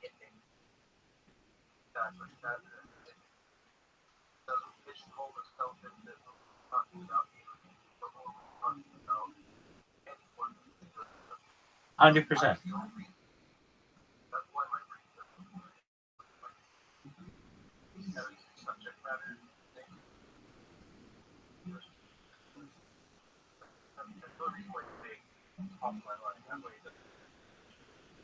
Hey, do me a favor. Go to YouTube and go to my channel. It's youtube.com/@Rabbi Rothschild. That's my main primary account. Go in there. It'll be like 5 videos back, so it's not hard to find. Go to some of my podcasts that I did. Go to my second one. Don't go to my first one. My first one, it's not bad, but it's hard to understand the person. I was working out the kinks, but the second one is much better. Go to that one. I want you to see what it looks like. I mean, I know you can imagine. I know you're not stupid, but This one worked out, and I think this is the format you should use. And you should take the name, The Kick Podcast, and I have the name, The Kick Podcast on Kick. I'll give that to you. That's a very powerful name. In fact, a lot of people, I can tell you one off the top of my head, Ori, O-U-R-I, he streams on Kick, and he said to me, or to whatever person had that account, he said, whatever person has that account, be very, very careful with that name, because that's a very good name for an account. And I knew that. I was surprised it was available. Kick Podcast was not, but The Kick Podcast was, which is still, when you're talking about a podcast, I've realized it's so much easier to throw a the on the front of it, but don't call the podcast with the in the name. So you can call it, like, my podcast technically is called Rabbi Rothschild Podcast, but The Kick Podcast works. I guess it doesn't really fucking matter. Anyway, consider The Kick Podcast, because if I give you that name, it's very easy for you to go to, and even if you don't want that name, do Official Kick Podcast, whatever you want to do. But then you just have to go into someone's chat and say, hey, do you want to be on the podcast? And it'll spread word of mouth. I had people, I didn't have to get 15 people. Some of the people brought in their friends, and, they just spread word of mouth. So if you can, check out 2 minutes of one of my podcasts. And then what you'll also see that I do, I'm not saying do the fucking same shit that I'm doing. Do whatever you want. But what I did is I chose a popular subject matter, Vogue Magazine's list of 73 questions series, and I just ask them that. And then it's not like controversial at all.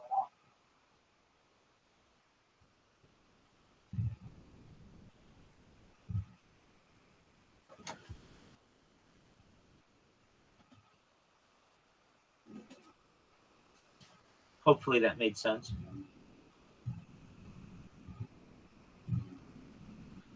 Yo, dog. Yo. Is anybody here? Yo, dog. Yo. Dog. Yo, dog.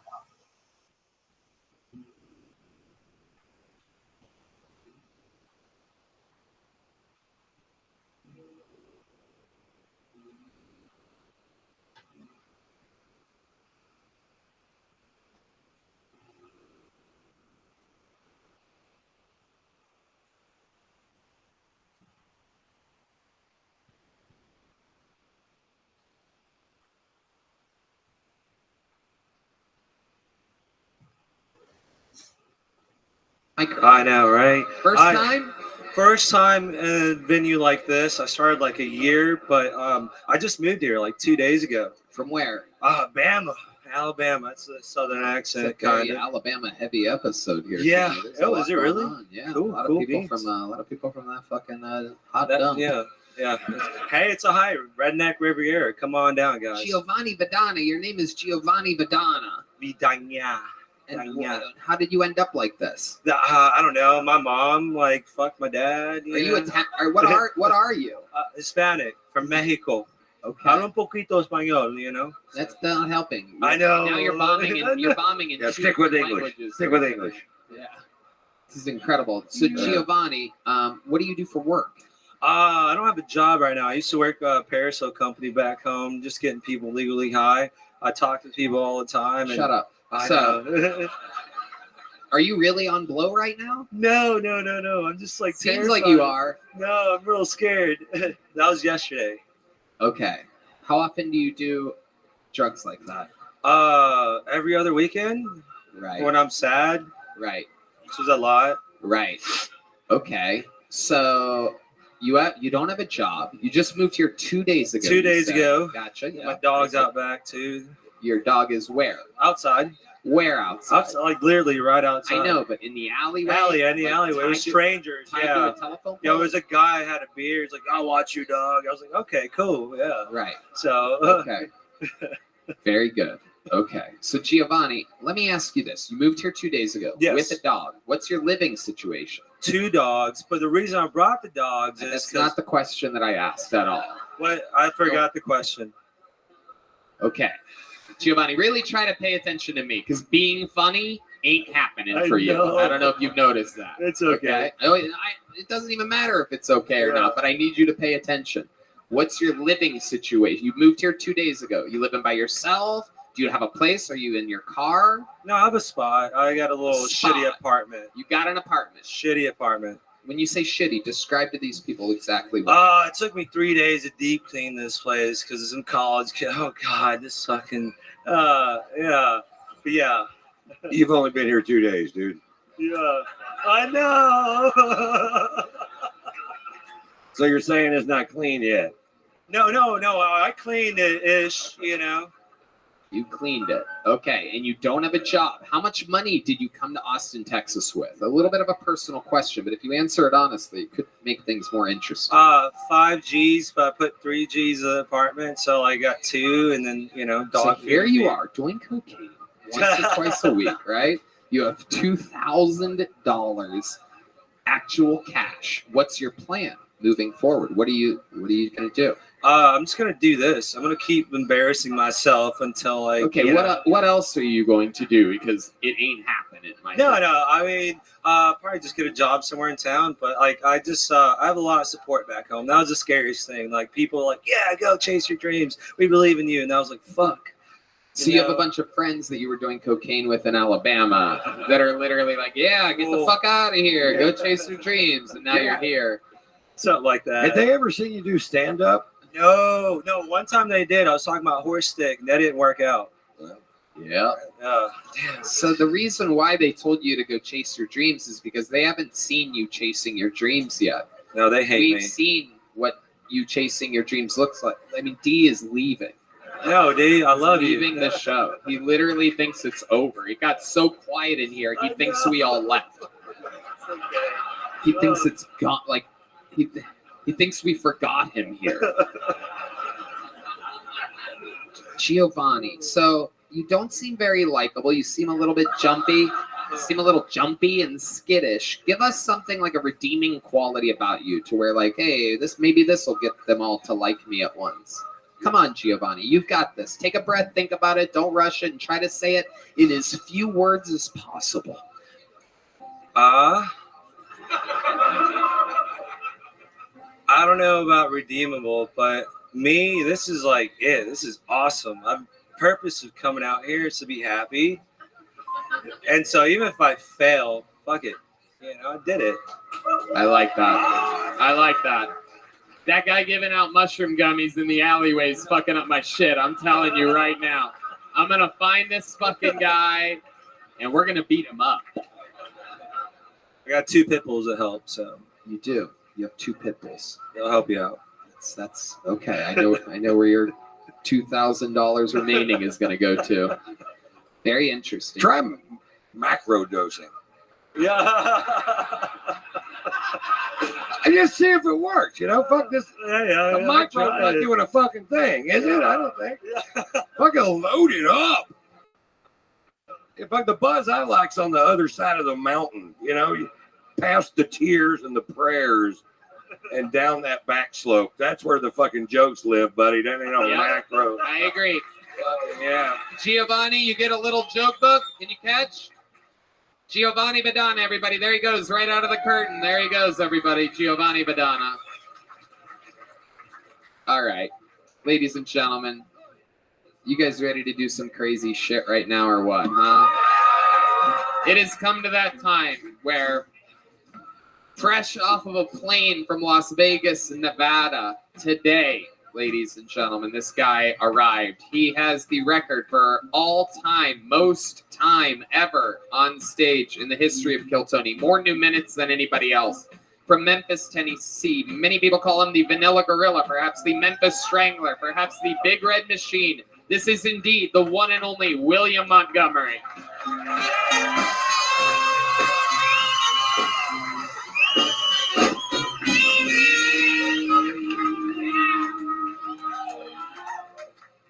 A lot of people don't know this, but I was actually gaining weight to audition for the movie The Whale.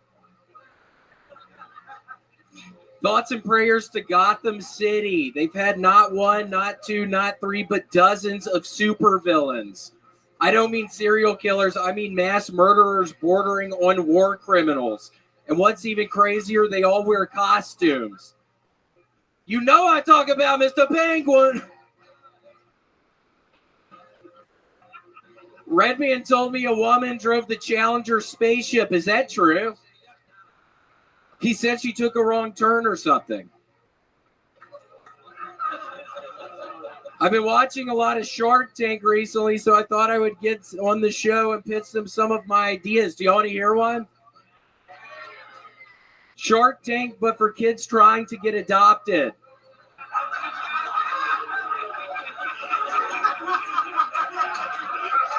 That's the show. It's just kids trying to get adopted. It's kind of loosely based off of Shark Tank.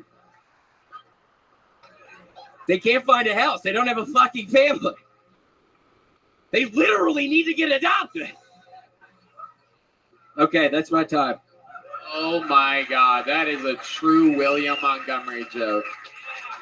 I just heard that and I thought to myself, if I don't hear you do that every fucking set for at least the next few months, that's insane. That is so funny. So nice to be here. Tony, I discovered something on eBay. I got a Flowbee. It's an attachment you put on your, Red Band knows about it. It's an attachment you put on your vacuum cleaner and it cuts your hair for you. The vacuum cleaner sucks up your hair and then the thing cuts it. Okay. So what's your plan? I'm using it tomorrow. Wow, it's on the way. Yeah, I'm pretty excited. Oh my goodness. We're going to have to follow this story closely. Yeah, super excited. It's called a Flowbee. It's just this attachment you put onto the end of the vacuum cleaner, and then it sucks your hair up, and it cuts it. So I'm super pumped. That's tomorrow. How short are you thinking about going with your hair is famous. It's part of your overall, brand. I don't know. I'm going to just try to get it as short as possible. I have to pretty much disguise myself. I was in. Can somebody kill whoever that was? Red Band, can you get your fucking gun out and fucking murder that dumbass who just fucking said that? Show yourself. Who the fuck was that? Seriously. Who was it? I have him pegged for over here. I know that you're looking. Oh, was it that guy in the hat? That creepy looking piece of shit. I literally have a gun in my fucking waistband right now, you piece of shit. You are lucky I'm on parole or I would fucking murder your ass right in here right now. So, wow. I'm trying to talk about a Flowbee, dumbass. What? I've been preparing for 2 fucking weeks to talk about a Flowbee and it didn't really work out. And now you're fucking messing with me, you piece of shit. What do you want to do with that guy? I think I want to kiss your ass. Oh, shit. Oh, shit. Kind of, yeah. Take your hat off, man. Let me see your face. No, he's a coward. He's a coward in the dark. Yikes, look at that. Looks like somebody had a fucking Flowbee accident earlier. Seriously, holy shit, there's spots in your fucking head? Yikes. All right, sit down, you creepazoid. Jesus Christ. Don't make a big deal about it. What the fuck? It's incredible. So, William, what's been happening? You were just in Vegas all weekend? I went to my first NHL game yesterday. Had a lot of fun. I actually bet $20,000 that Purdue would make it to the finals. So now I have this bookie literally after me. His name is Jonathan Taylor Thomas, which is so funny. He has that old actor's name. It's not him, but he's literally on my trail right now. He's literally gonna find me, I think. Yeah, I bet $20K on fucking Purdue, and they got knocked out the first fucking round. Wow. Have you thought about perhaps murdering the bookie that's chasing you around? Oh my gosh, yeah, there he is. Hold on. Hold on. Wait, how did I not recognize your ass in Vegas? You had like a different hat on or something. Is that Jonathan Taylor Thomas? You told me your name was Jonathan Taylor Thomas. Deep Madness, why would you lie to me like that? Oh my goodness. So, William, what else is going on? What else are you passionate about this week? I went to a really great breakfast buffet earlier today. I think I'm going to open one up. I love breakfast buffets. I mean, it had, God, there were chicken thighs, there was asparagus, there was all this stuff. Apple pie. It was the best breakfast buffet. Can you give us some more examples? Of Yeah, I mean, I had like some sponge cake that was out of this fucking world. Some cornbread. Holy shit. What else? Cornbread for breakfast? Yeah, cornbread for breakfast. This is a very weird breakfast buffet. Yeah, cornbread for breakfast. You know Mr. Penguin was there. What else was on your plate, William? Shit's a top sirloin. What else? Yeah. Man, I had some mashed potatoes and shit. What else was on your plate? Tell You us. know I had some gravy on top of those mashed potatoes. Come on. You know I had some gravy on that shit. Y'all know I love gravy. But yeah, oh my God, there was mashed potatoes, Did you gravy. go back for a second plate at this breakfast buffet? You know I went back for thirds. What was on your plate the third round? Oh man, what was that? Is that my dad? Is that my drunk father here today? God, it's a big. Somebody murder this piece of shit! I'm having the set of my life up here right now, dumbass. This is literally the set of my fucking life, and you're fucking throwing riches in. Seriously, somebody drag this guy out of here. I owe Jonathan Taylor Thomas $20,000. And I don't have that kind of money right now.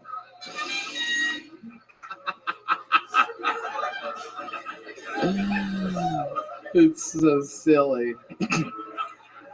So silly. So, Ron, you've seen William a bunch of times. I love William. I do. I really do. He's a wild, wild boy. I think Ron, I was thinking it was so funny because I heard you call David the N-word in the green room a couple weeks ago. I'm kidding. no, I tell you. I'm kidding. I'll tell you what happened. I didn't say that. Somebody said, "Did you use? You were on some kind of he was doing a podcast or something, and somebody said, how many times did you use the N-word?" And he said, "None." And then I used the N-word, saying that's what he was gonna. That's what he meant. He didn't mean right. No, the N-word's not none. Right. So there was a reason for it. You know, it was very funny in context. Yeah, it killed so hard. Very funny. It killed so hard. If you were there. Yeah. Yeah. William, did you win any money in Vegas, or did you lose any? He said he lost $20,000. Yeah, were you not listening to me, you stupid piece of shit? What's all over your shirt, Red Man? Are those crumbs from like Oreos, or do you have Oreo crumbs? Seriously, what is that? There was this younger comic on earlier. It was. Yeah, he was doing gay for pay, so it's dried cum. William, any last words before we put a ribbon on this thing?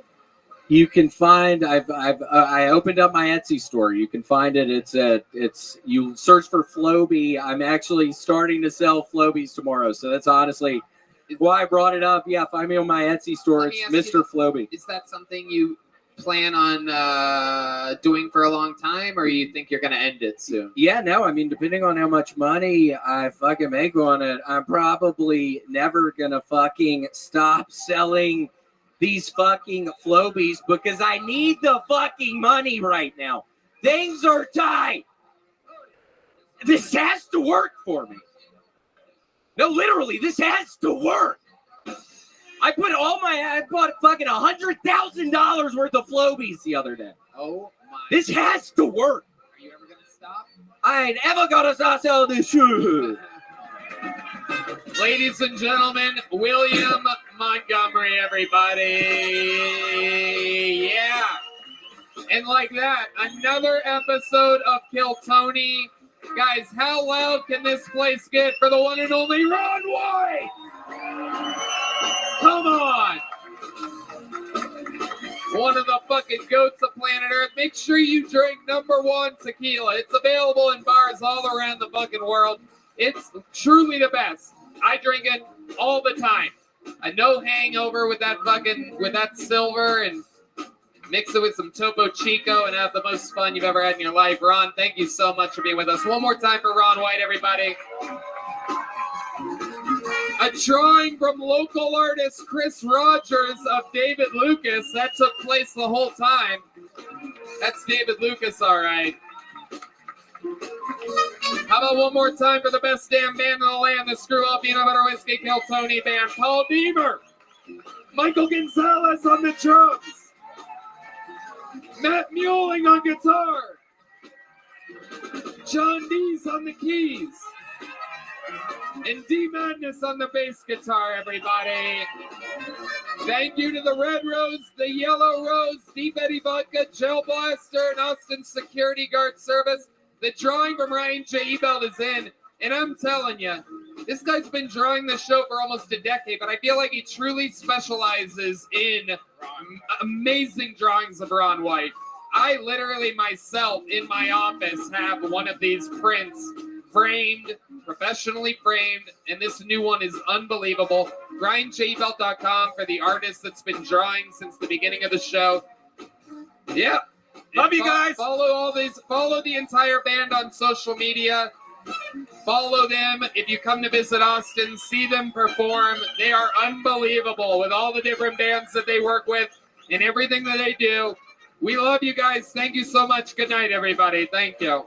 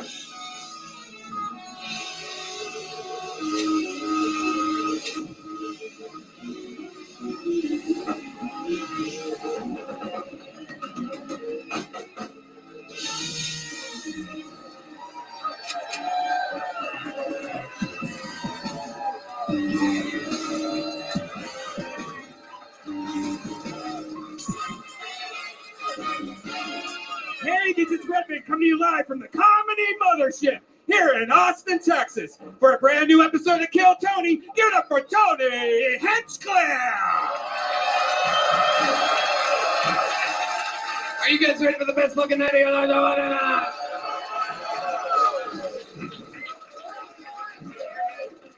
Fuck yeah! Make some noise for Brian Redband, everybody. Hey, everybody.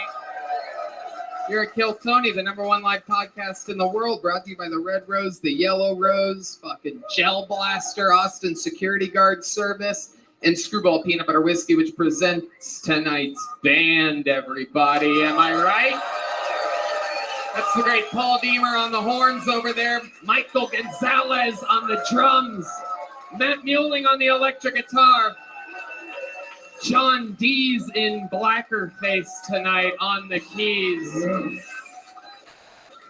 Oh, and this right here is D Madness, everybody, on the motherfucking bass. We're going to have so much fun tonight. Before we start tonight's episode, here's a little bit more from the amazing sponsors that made this all possible. Hey, y'all, I'm going to be honest with you. I'm 38 years old, and I have never felt better in my entire life. On top of some heavy lifting, some hot yoga, some golf, some meditation, and some other new habits I've created, I'm also as hydrated as I've ever been in my entire life, and it's because of Liquid IV, the category-winning hydration brand fueling my well-being, and their hydration multiplier is one product that you might be missing out on in your daily routine.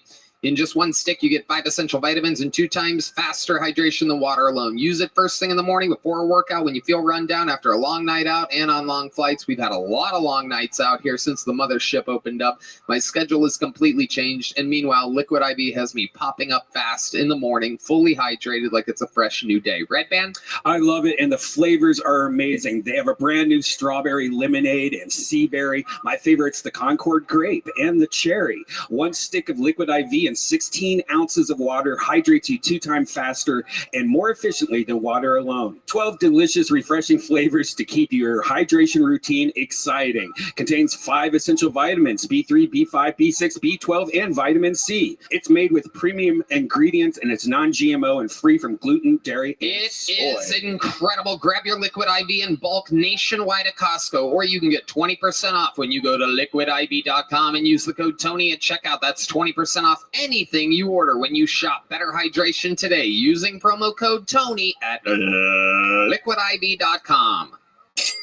Hey everybody, where are you in your mental health journey? No matter where you are, talking to a therapist who is trained to help can make a huge difference. They can help you find a new outlook on life and help you recover your energy, confidence, and joy.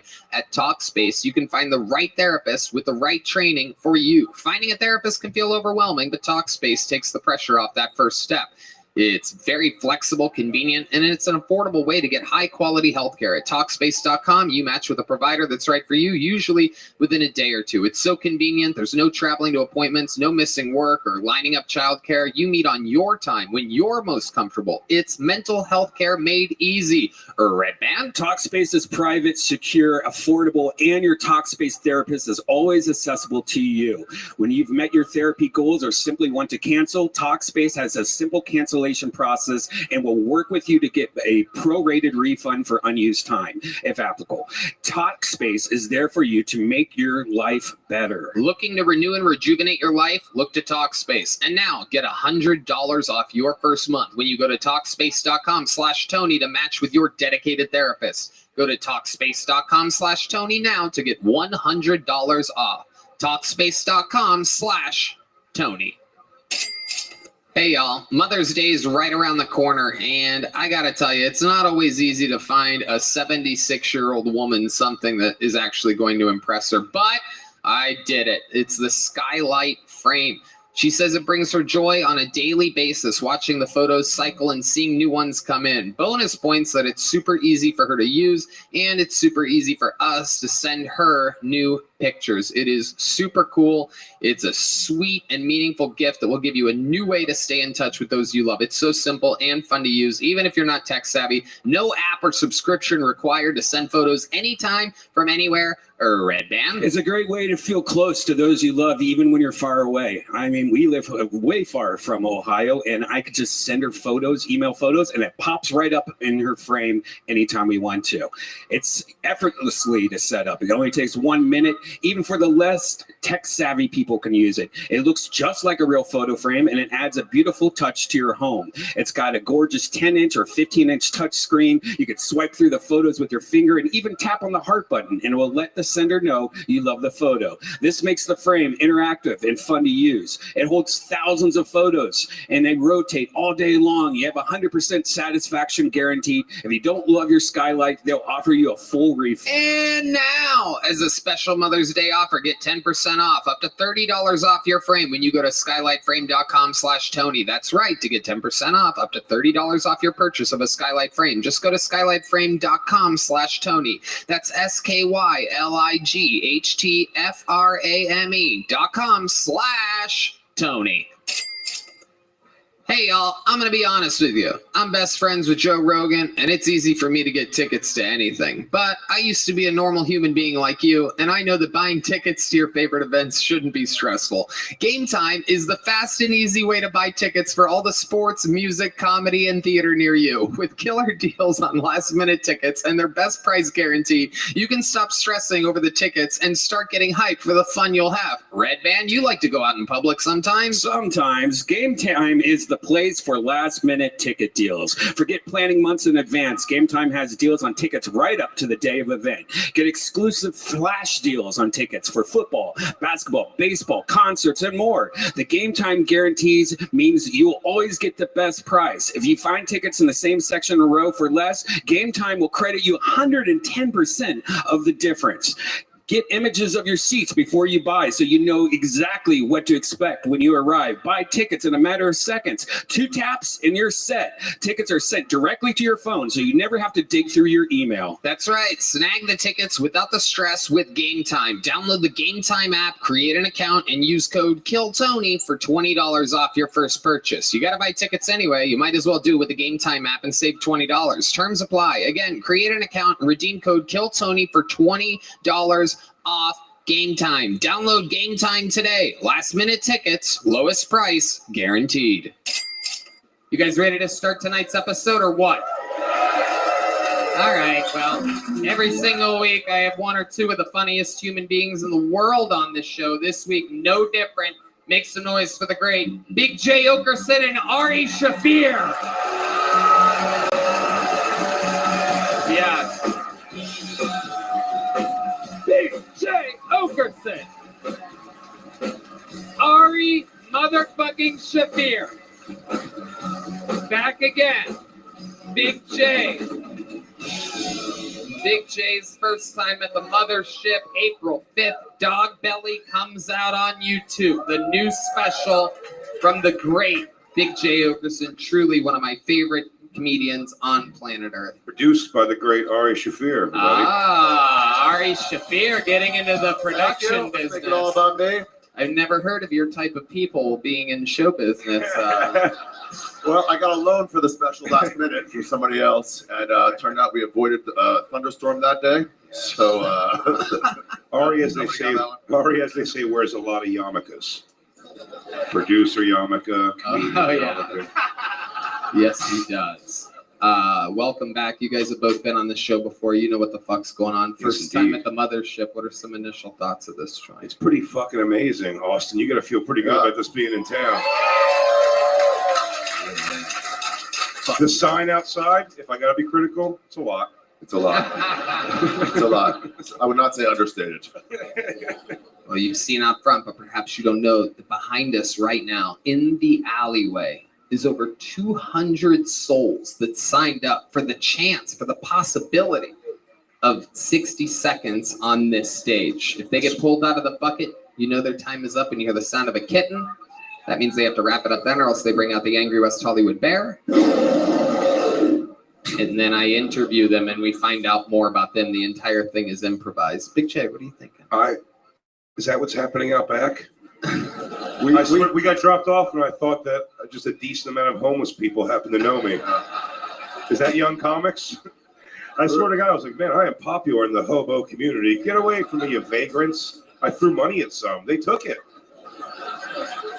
It has been getting wild out there. We heard like, why are you just slightly better than regular homeless people? Very slightly.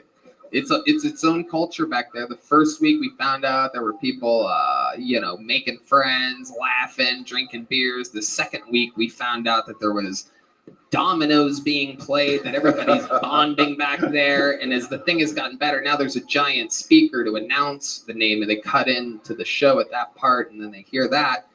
And but a fun fact is somebody was about to start their own open mic in back the alleyway during the show. That's how crazy these comedians are. So they're like, wait, there's an audience. Do you have to? Don't you have to call city planning for stuff like this? Just like, Not in Texas, baby. You guys ready to what? They're siphoning off power from the mothership to fucking run their amps. Yeah. You guys ready to start this motherfucker or what? Huh? Let's do it. 60 Seconds of Comedy is the name of the game. Going first tonight, everybody. Instead of going to the bucket, we're going to go with one of our favorite regulars. He is a big, silly goose. We watched him all transform from a broke, struggling open micer to a rich, wildly successful touring comedian, headlining sold-out shows all over the world. Sing it if you know the words. This is Hans Kim. This is Hans Kim.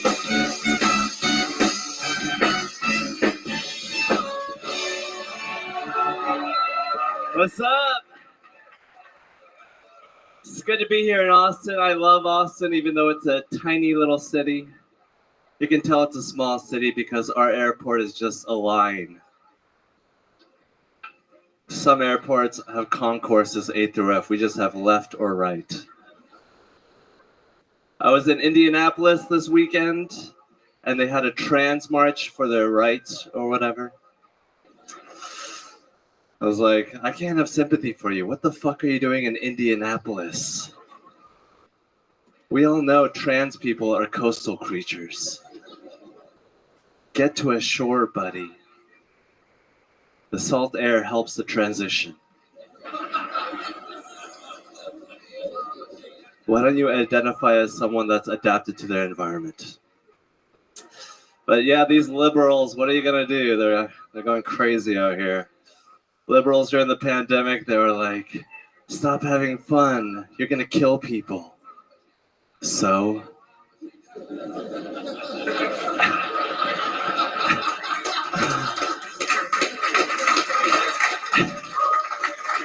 All right.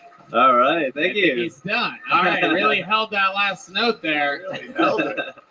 Not many people end their sets with the word so, but it's cool that you were able to give your sister a shout out and close your set at the same damn time. Let's fucking go.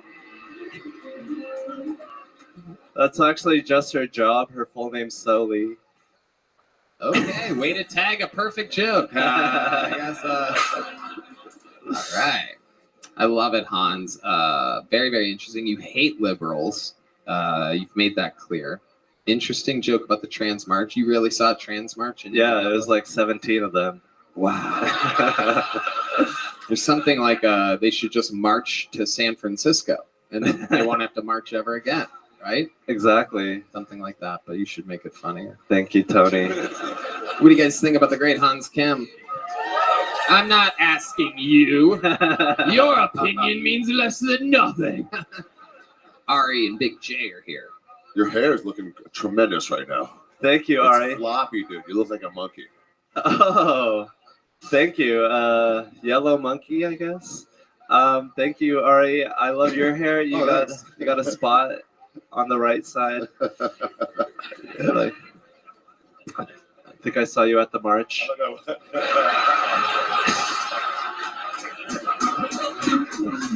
I like Hans. You have such an awesome delivery on his jokes. It's like tasting fine foods. Like he gives you the punchline, you're like, it's delightful. It's witty and funny. Thank you, Jay. Finger sandwiches are funny. The airport is a line joke. Now, it's kind of specific directly to the Austin airport. How did you think that was going to go? I thought they were going to be like, yeah, our airport is a line. Yeah. I was looking for that local love. It's because the airport's so small, is what you're saying. Yes. It's pretty decent size, though. I guess so, yeah. Yeah. You're right, Ari. Oh, you didn't have to break them down.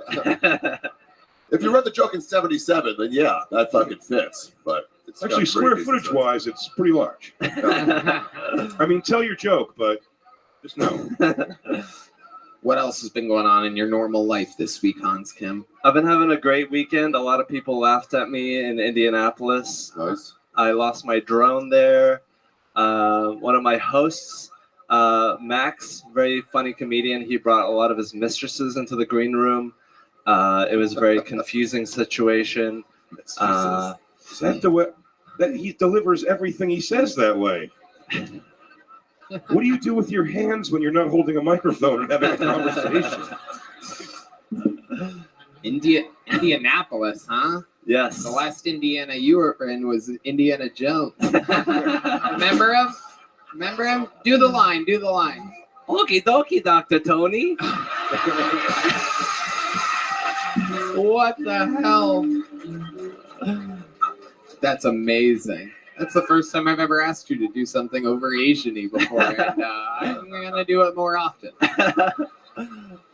You could have done that the whole time. I love you, Tony. I love it. I love you, Hans. I'm a very, very big fan of yours. Thank you. Fan is your brother's name. All right, I can't help myself. I can't stop. Does that music always play behind you? Did you hear that? I didn't even notice. Wow, that is incredible. I don't know how that music. Koi pond rock? No, that's what I call koi pond rock. Are you ready to get fucking massaged? Hans, do you ever get massages? I used to once, back when I was in Seattle. I listened to Brian Redband tell me about Backspace.com. Wow. Backpage. No, it's Rub Maps. Rub Maps. Oh, Jesus Christ. How was that? It was a great sexual experience. I had intercourse with a prostitute. She asked me for my ID, and I gave it to her. Oh. Wait, what was she looking to prove? Wait a second. My Wait a age. second. Hold on a second. She asked for your ID and you gave it to her after the whole thing was over? No, before. She was like, give me the money, and I pulled out $250. I was like, it's $200, right? And then she like grabbed the $250. Yeah, don't do that. Yeah. Did she ask for your ID? Yeah. To make sure you weren't her brother, you think? She was Asian. So $250. What do you get for Yeah, what did you get for that? She washed me down. She really focused on my asshole. She was really worried about like, keeping my asshole clean.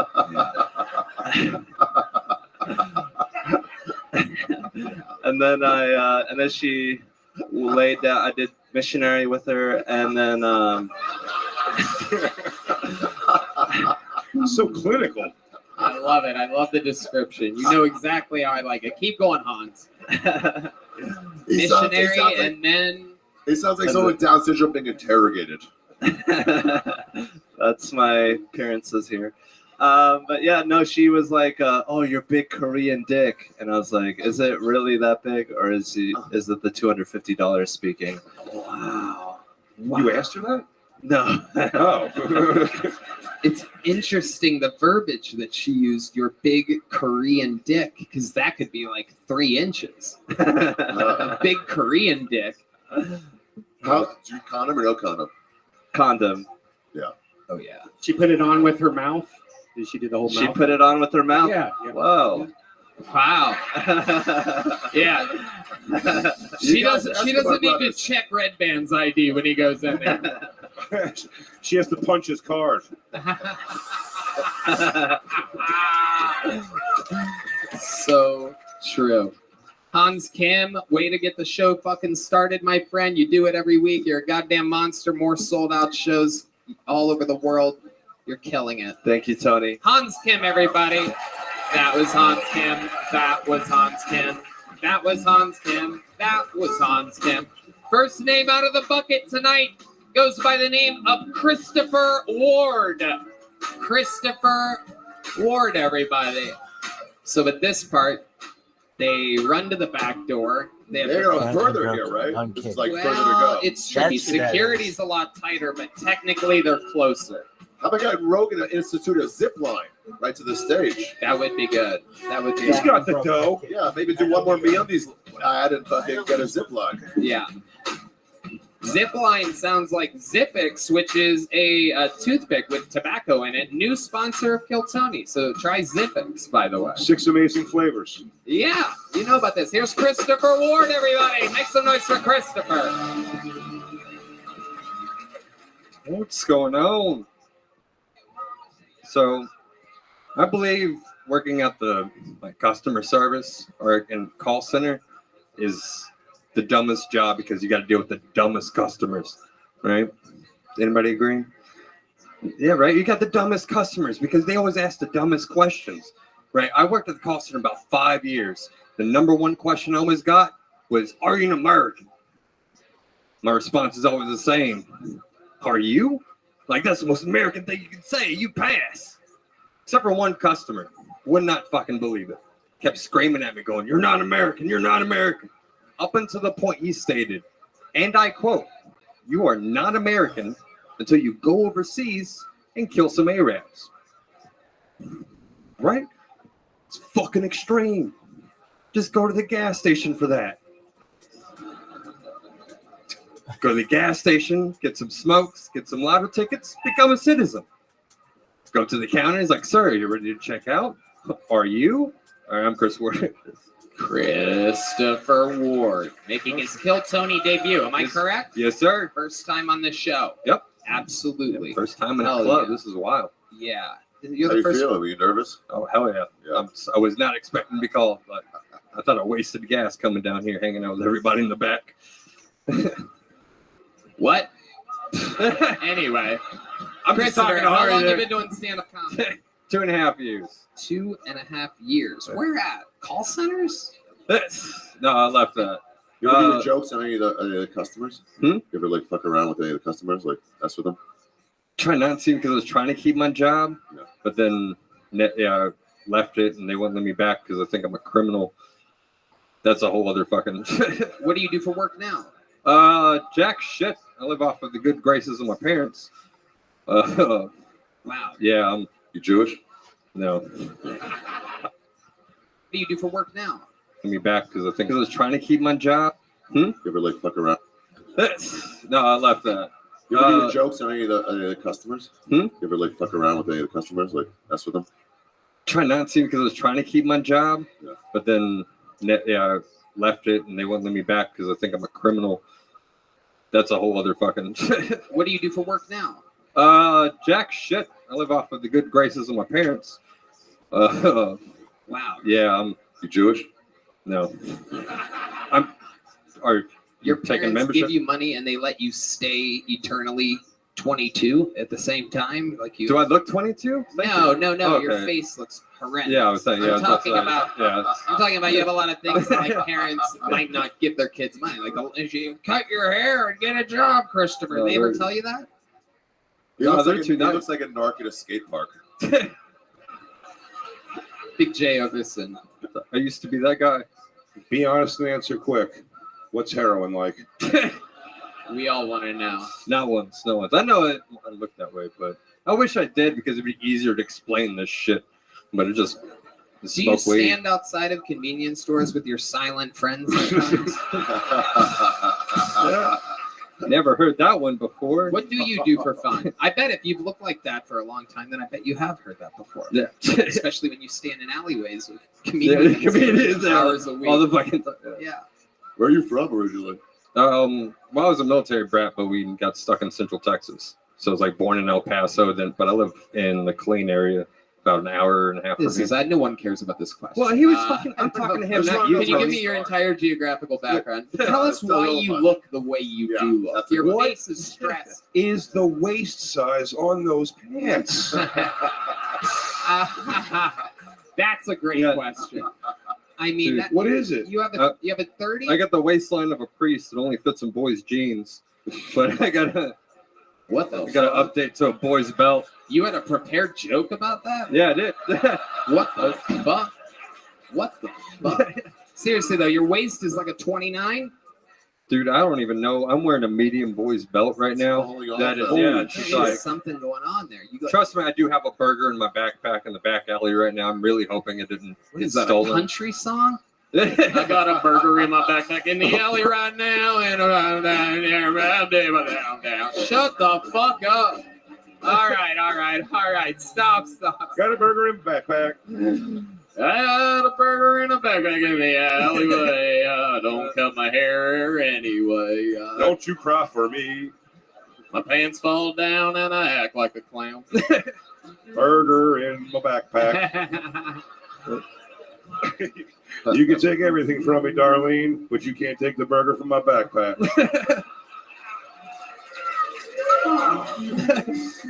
Someone writing this down. Where's the burger from? Some place down the street. Wow, some food truck. Way to really give him a good plug there. Really a show business savvy. What's the name of it? What's the commercial he's going to do? Holds up for 3 hours in a burger. Right in a backpack.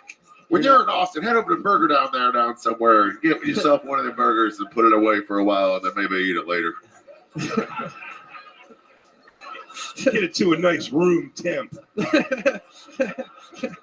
Let them pickles really wilt into the bread. Yeah. How long has it been in the backpack? Were you on bum 7:30. fights? What? Were you on bum fights ever? Bum fights? What do you do for fun? What is your story, Christopher? We're trying to find out about you. Well, when I want to have a good time, I'll try to figure out how many cereals I try to put on my chest. Have you seen what's happening? Wait, what the fuck? Oh no! Cave. Oh what my happened? God!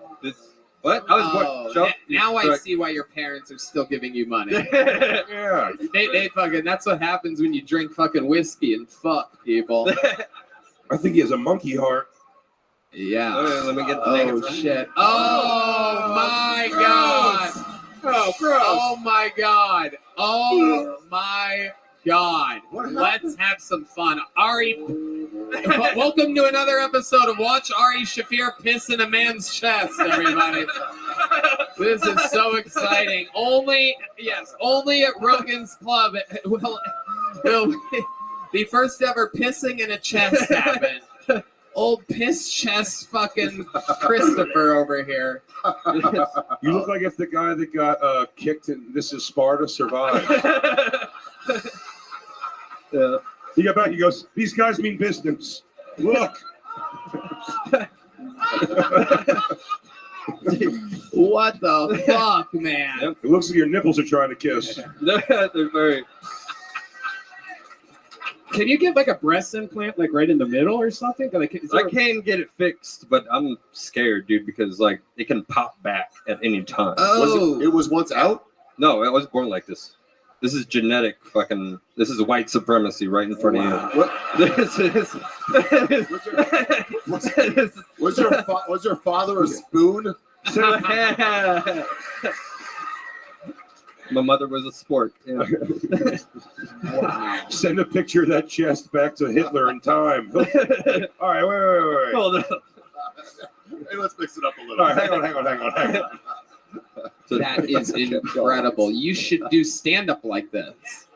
Ladies and gentlemen, Hurt Kreischer, everybody.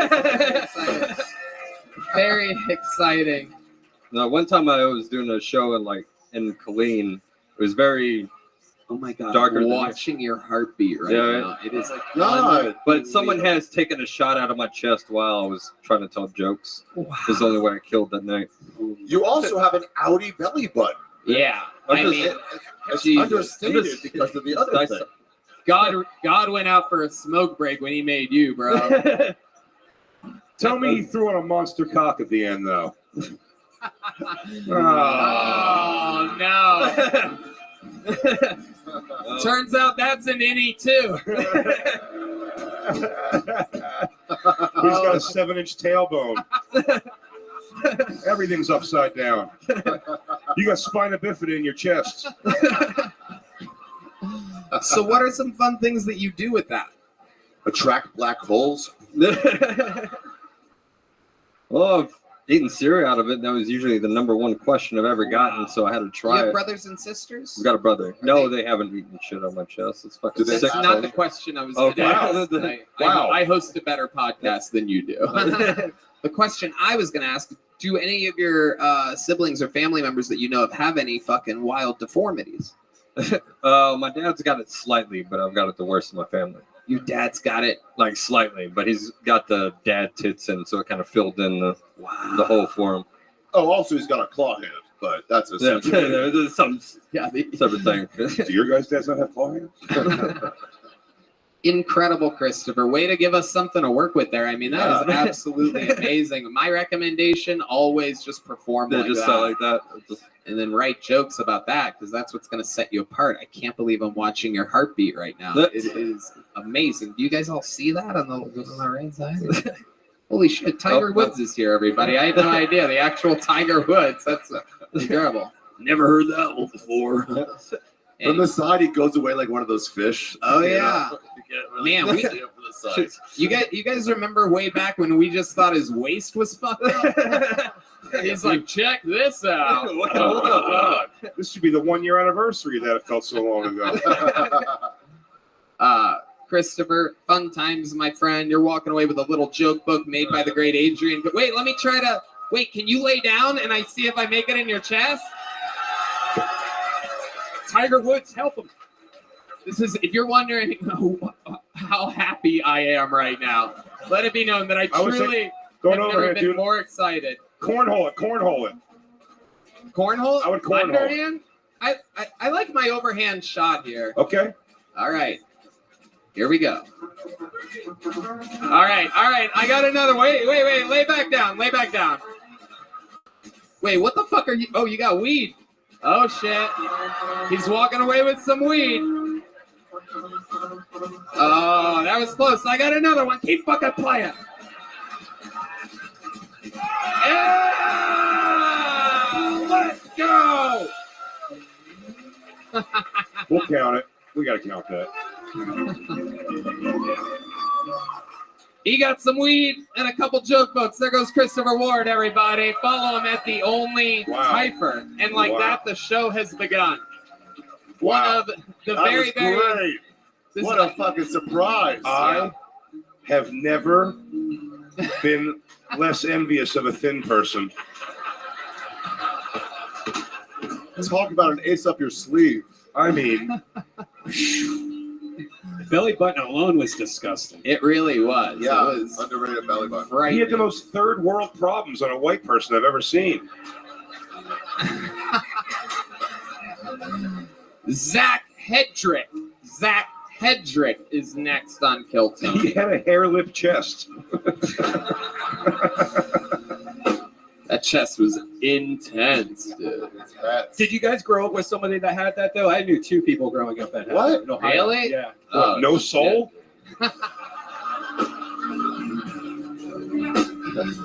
Fucking incredible. What a fun show so far. You guys get it?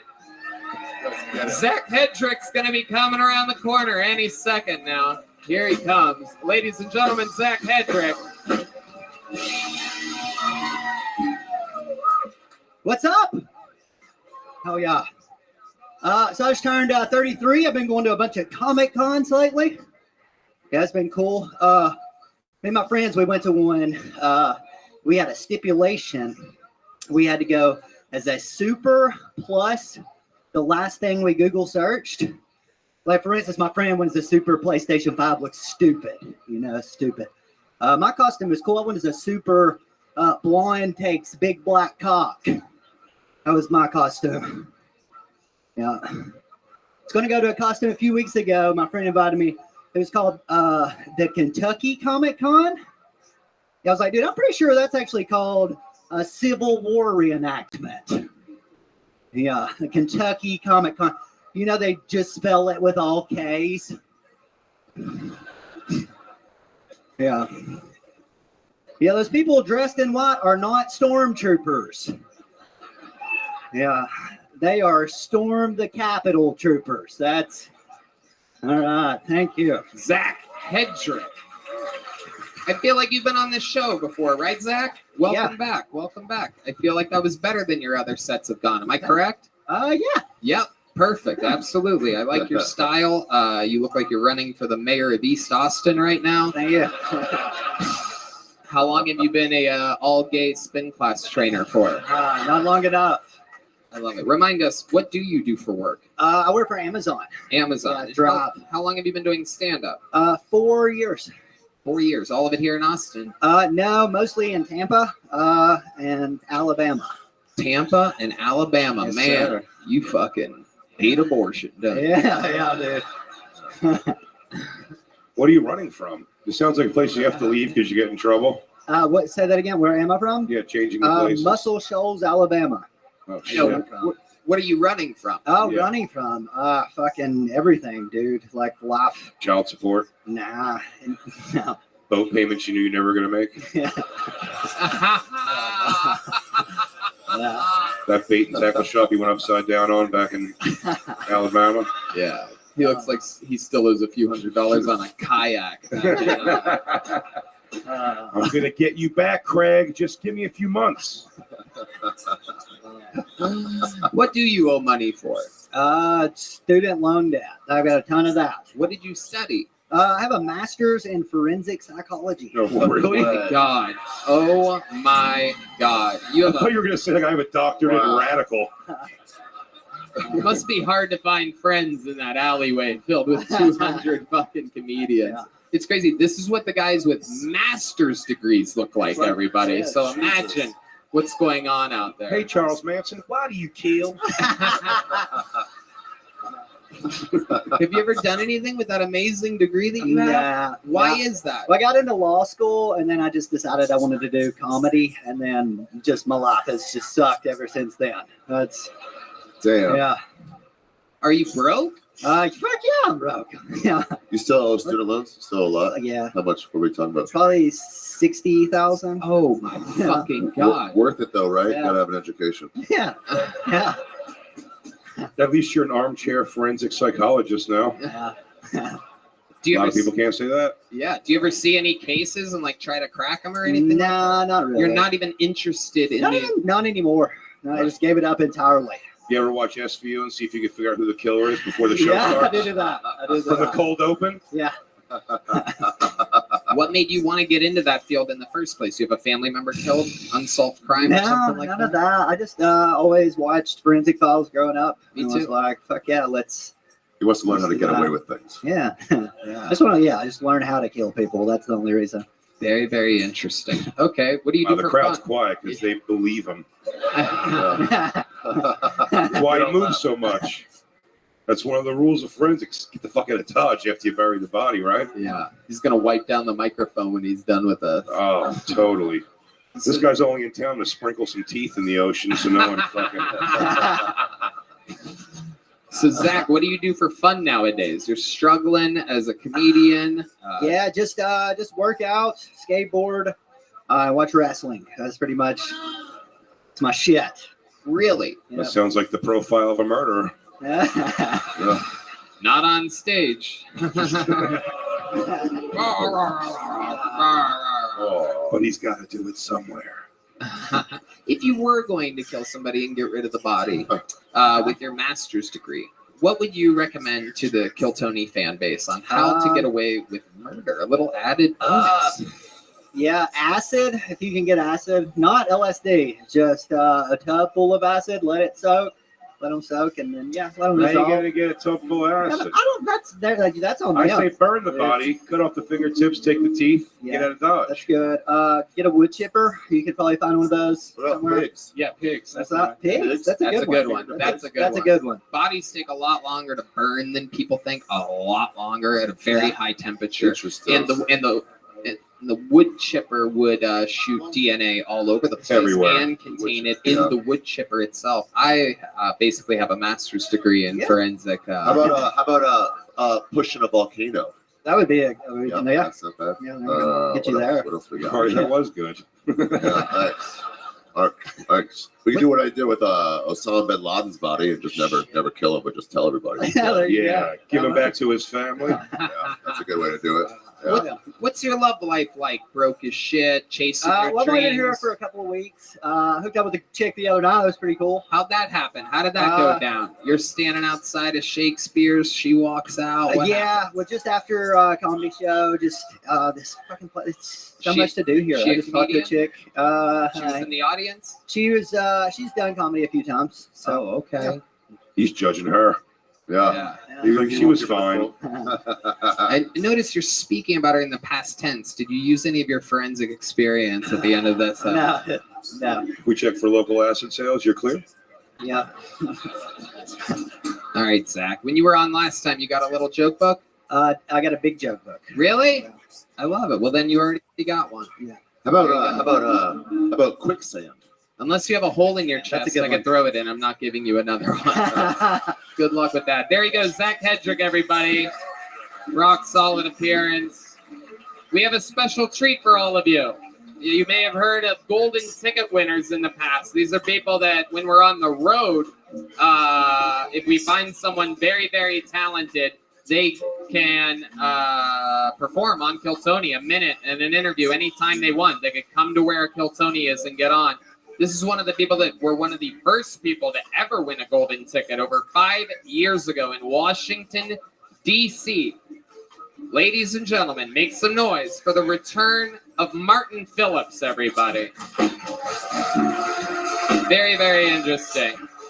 Before there was Aaron Belial, before there was Michael Lair, there was Martin Phillips. What's up? How we doing? Oh man, I'm definitely afraid of needles, so that's why I snort heroin. To accommodate myself, you know the vaccine. I'll say, hey, can I snort this, please? I did get the vaccine, all the boosters, but I look like this before I got it, so it's I'm legally obligated to say that because people get really worried when I say it. Okay, cool. I asked this girl out recently, and she said she would go out with me. I was the last man on earth, so that was when my killing spree began. So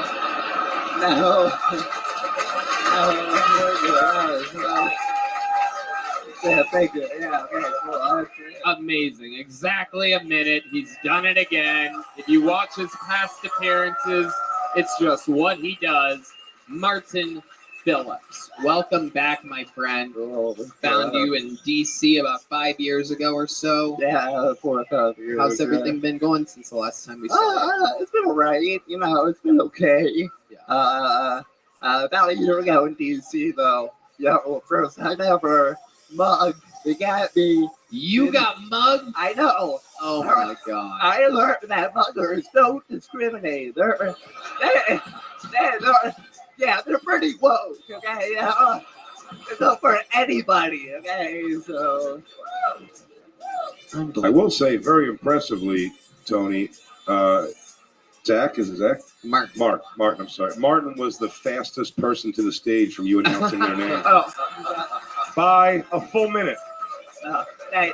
We haven't tracked up here, so I was right there, so it wouldn't take too long. So I was waiting in the back, just like, so we prepared. Yeah, we know Martin. We know you didn't take a long walk to be here. You didn't have to explain that part. I assume he took that chair thing on the steps.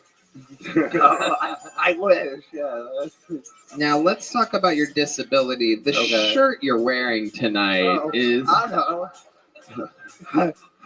Does that come with like the diagnosis or something? It was in special needs at Big and Tall, right next to Big and Tall and Marshalls. Yeah, I don't know. It looks like a TV screen at 4:30 a.m. Yeah, I don't know. I found it online. I thought it was colorful. Hotdogonthestick.com. Yeah, no, this is Shein. Okay, this is cool. This is cool. It is absolutely incredible. You have your own style. Yeah, kidnappable boy. Yeah. That's Kidnappable boy, Chic. yeah. I've been mugged. Now I gotta get kidnapped. That's the second one. So when these guys mugged you, can you describe it a little bit for us? Like, how does it go down? You say, like, are you fucking kidding me? This is my first fight or flight situation, and and you can't do either one. So you're like, fuck. There's gotta be an option C on that one. Freeze. Fight, scream for the heavens. Did you think about playing dead, like it was a bear or something like that? I was gonna say curl up in a ball. That's the third option. But no, I'm flight. I was trying to get out of there. Right. But the first time ever, I got punched in the face. Pretty good. He broke my glasses. And I didn't really have a full wallet, but it looked like I was wearing makeup or something. So everybody was like, "Oh, Martin's expressing himself." It was I'm like, "No." That makes more sense than you getting mugged by somebody. Yeah, exactly. Yeah. So wow. So did you get a good look at the muggers? What did they look like? I don't know. It was dark outside. So. What did they say? I know a forensic psychologist. Yeah. You think it was the same people who got Justice Smollett? I don't know. Yeah, it was dark. I don't know. I'm not. Hey, I don't know. Wink, wink, saying it without saying it, right? It's like, yeah. It was a lot for police report. I was like, Because what did you notice about these men? Well, they have no heart, that's for sure.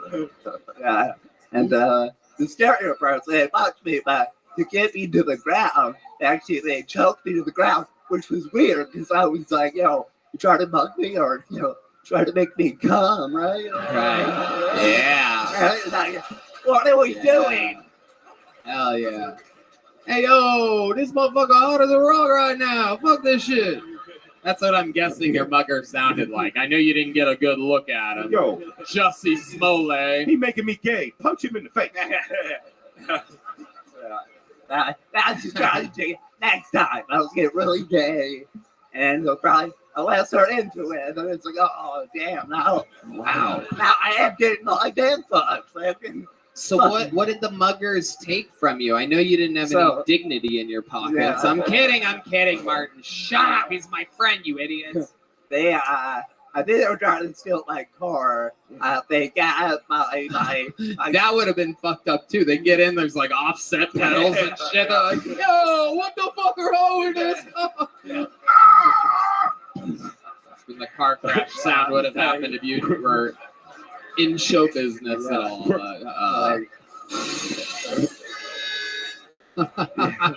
Yeah. Were you wearing that shirt when you got mugged? They would have taken your giant lollipop and your beat up old Mets hat. I would be asking for it. Spinny hat. Yeah. Hey yo, take everything. Leave the shirt. Yeah. What size shirt you wear? Never mind. Okay. Yo, this motherfucker got a clown nose in his pocket. That's fucking low. Where was it? Where'd you get bugs? I know DC. Where'd you get bugs? Where in DC? The Adams Morgan area. Damn, good falafel there though. Yeah, that is true. Yeah, if only I had the falafel at the time, I guess. Instead, you had an awful fall. Yeah. You never get to use that joke. You can't really groan like you've ever heard that before because I just wrote that right here in front of you. So don't fucking go. It might be not that funny, but it's smart as shit. Motherfuckers, I'm judging you now. That sucks, dude. So, do you have other shirts like that? No, this is my brightest shirt. I guess after that, I ain't never wear it again. I got this out. I've got compliments off this shirt. What hotel are you staying at? I'm staying with my friend. Oh, okay, I was gonna have someone go through the trash to see if you left it here when you fly back to DC. Yeah, I love it, man. What's your love life like, Martin Phillips? It's whatever. Just do my best. I bet when you fuck, you fuck. Yeah.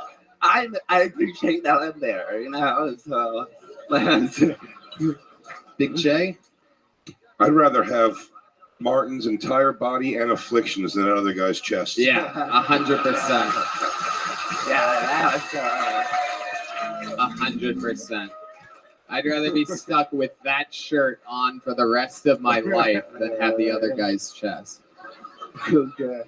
It is incredible. Martin, you're a goddamn machine, dude. I love it every Good time job, you come Martin. through to Austin, Texas and flex on these motherfuckers. That's what being a golden ticket winner is all about. You've already got everything you can imagine. You have one of these already, right? Take one anyway. There you go. Martin Phillips, everybody. A new Bone's Eye joke book for him. It's about to get stolen immediately when he hits that alleyway by somebody. They're just going to literally take it out of his hands. Hey, So give me that joke book, bitch. Keep All the right. shirt. Hey guys, look what I got. They're like, nope. Blake Alexander. Blake Alexander's going to be up in a moment here. They are getting him from the alleyway. How many of you guys like it when comedians do good on this show? How many of you like it when comedians do bad on this show? Whoa. Brought to you by Gel Blaster, available in stores everywhere. Hey Tony, I have a Joe Blaster for you at the back. Oh, cool. We'll play. Blake Alexander, everybody. Make some noise for Blake, everyone. Come on. How's it going, folks? Nice to see you. Hey, I got a cool family. My aunt's disabled. Yeah, she's a full-blown card-carrying retard. And my very disabled aunt was somehow allowed to marry this dude who's barely disabled. That's not cool. You know, some autistic guy using my aunt as a fleshlight.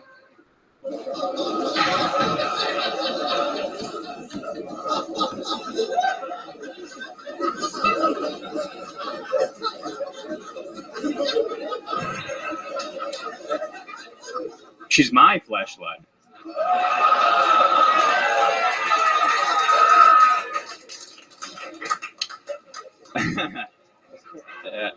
I don't know if you guys know this, but there's a group of humans that has a 0% suicide rate.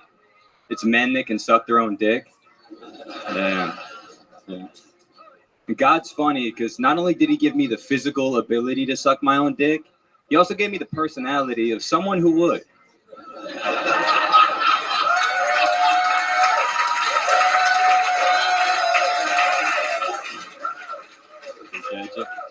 Yeah. And for anyone curious, Blake Alexander, what were you going to say there at the end?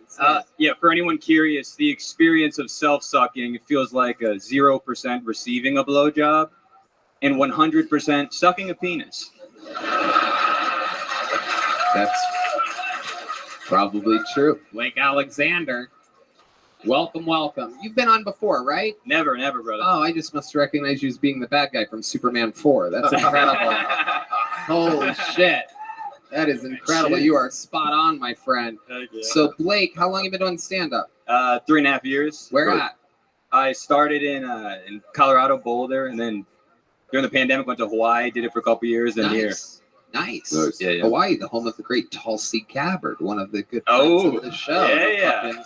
Legendary fucking American icon. Oh, yeah, absolutely. You ever see her on the surf and be like, beat it, bitch, this is our way. Hell yeah, dude. She's a strong patriot. I love her. Goddamn right, 100%. Good, all right, good comeback. It was funny to watch. Handicap Martin was so in all of our hearts. I don't know if you knew that, but you came out here and really started hammering retard shit. Good, And I caught eyes with this guy right up front, and he was right away not having it. He was like, "You're talking about my friend Martin." Sorry, Martin. Blake has no idea what's gone on in the room before. None of these people, they don't get to listen to the show or anything. So they're all just... Your aunt was on right before you. Oh. I'm going to be on her right after this. Whoa. Boom. So, Blake, let's talk about it. What do you do for work?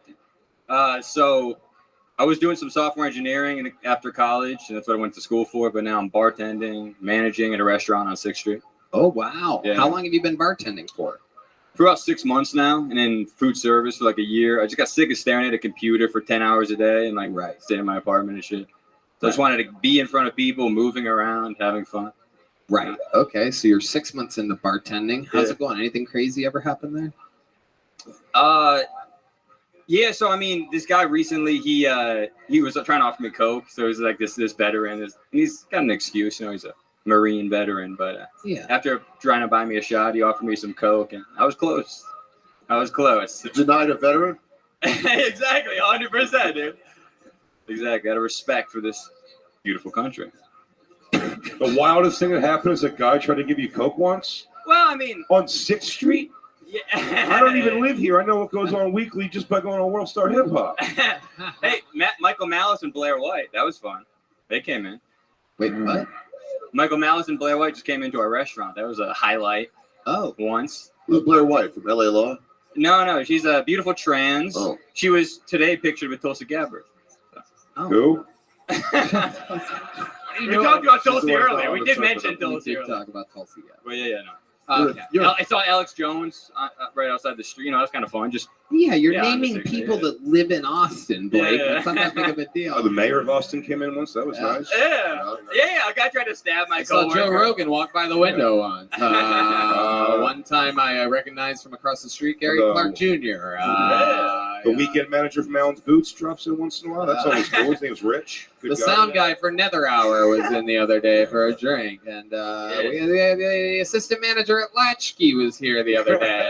Those are our names. Absolutely, okie dokie. Blake Alexander. So tell us more. What do you do for fun? You're away from the computer. You think you're not a nerd anymore. Yeah, no, this is super corny and vulnerable, but who cares? I'm really into like meditation, mindfulness, the present moment, stuff like that. Dude, how vicious is comedy? I like fucking in Hawaii. I went to a trans phase. I fucked a lot of trannies, hottest trannies in the world. in Whoa, Hawaii. really? Tell us more about this. This is very interesting. I went- Normally, Hawaiians aren't good at hiding Can their I- coconuts No, like that. No, not the natives. The natives are all fat retards. Can I give you a But- pretty? Whoa, but the- My whoa. friend Brian's a retard. But the imports, brother, the imports. Buddy, The I Thai. watched, there was an HBO documentary years ago about the trans strippers of Hawaii. And he's not lying. Well, how did in Thailand? It looks like if you're gonna do it, that's probably the place. Dude, Hell yeah. 97% woman, 3% man, brother. Right. You put it right inside of her volcano, you know what I'm saying? A little hot lava in there, little fucking Joe versus the volcano. You didn't want to be full gay, but you got tired of sucking your own dick. Dude, I'm telling you, brother. I broke my own seal, so. Wait, is that one of the condoms that you used? So what was wild? Give us an example of a wild night with a Hawaiian trans. Yeah, there's this cute little Thai, and the Asian trans are the best trans in my Hairless. research. Yeah, definitely the closest, genders. The sexes are almost the same. Have you met Hans Kim? I have. I've seen him. I've met him a Sometimes little he bit. turns into Kim Hans at night. Yes. Hans Kim Possible. Also, I know a forensic psychologist. You can tit fuck while your balls rest in his chest. I try it. Put a little milk in his cereal bowl, you know what I mean? If you see what I'm saying. Oh my goodness. Oh, yeah. You ever go to like Cambodia or Thailand? And Well, so that's the thing is I went to Thailand when I was 8. I missed my high school graduation to go to Thailand, to go to Bangkok. yeah, Well, that's what you love to do. For sure. And unfortunately, I was with family, so I didn't have the opportunity, to yeah. Unfortunately, you unleash. couldn't go pay for Thai lady boys. Unfortunately, I couldn't appreciate their Fucking culture up folks. close. So yeah, I had to revisit. So in Hawaii. But yeah, so there's a spectrum of kind of passability for trans. I'd say kind of black is the worst. And then kind of Asian is whoa. Wait a second. What are you, a jury member? What's going on here? And then I think Latinas, yeah, it's kind of the jewel, like a Brazilian Latina, kind of the Trans. jewel. Yeah. But Asian, yeah, if you're rolling dice if you're betting on it. It's cute. Small, cute, feminine. Let me ask you this. That's what they do that I work into. Do you want, this comes up a lot in this question. Do you want a small, tiny, little, shriveled up, tiny wiener? Or do you want like a monster hog? Now, I'm not in a trans at all, but just so you know my thing, if I'm doing it, let's go with that monster hog. Yeah, no, yeah. I want to see the spectacle of a pretty chick with a big fat dick. Yeah, no, that's reasonable. I don't want to, but if I wanted to, that's what I'd want. That's fun. I don't want that at all. I hear that, bro. My girlfriend's here. She'll tell you straight as an arrow. Yeah. But if I was, I'd want a swinger. Yeah. No, it's fun, bro. It's fun. You want to have fun. I want to try on different costumes, experience life. For me, I go, if it's swinging, it's dangling. I don't really care, but yeah, sure. Let's take a ride with the anaconda. What do you mean, yeah, sure? The The subject that we're talking about, I don't think sure is on the table. I don't think that's one of the multiple choice. Well, I'm not a size queen per se. There's a trade-off. As I said, there's a passability issue with some people that have the bigger, But bigger it's like pieces. if somebody gives you an IPA, you're like, I don't want this, but I'll drink it. But it is strong, so yeah, it gets the job done. But it is strong. Wow, you actually, that is incredible. Any of these ladies ever control you? Or they like dominate you? You ever challenge? No, I'm not into that. You ever challenge a push-up contest? No, but that would be adorable. Yeah. They're tiny, so they're adorable. Yeah. Wow, this is such an interesting. But subject. yeah, no, it's specifically Hawaii. Like of all states, it's kind of a unique. Who has the worst transsexuals of any state? Ooh. Yeah. Yeah. Do you have a prediction on that? I bet Montana's up there. Yeah, first one. I was thinking Iowa. I was thinking Yeah, I bet Utah. Colorado's Like pretty gross. a big Mormon. Yeah. A big Mormon, out for revenge in the second chapter of their life. Yeah. Like Hell a chick wearing a dress with big hail bane arm. Oh yeah. Bailing arm. Have you been with the Texas one yet? We're to Texas. Have you been with the Texas trans yet? The old fucking HEB. He heard the question. The old fucky the bucky, you know what I mean? The old fucking the everything's bigger in Texas. The old fucking, He heard the question all 3 times, just waiting if he's going to tell the truth or not. Yeah. What? Here? In Austin? Shit. Austin, Texas. Oh. Yeah.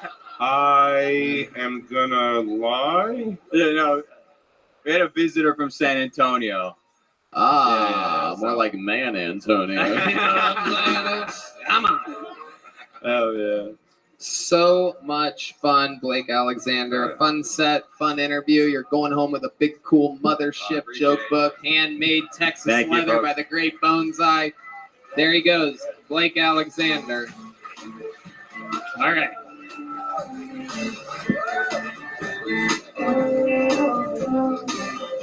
Yeah, let's do that. Let's actually do that. Let's give you guys want a special treat? I present to you one of the amazing regulars on this show, famous for his fucking unbelievable joke writing, his unbelievable roasting skills. This is the one and only David motherfucking Lucas, everybody.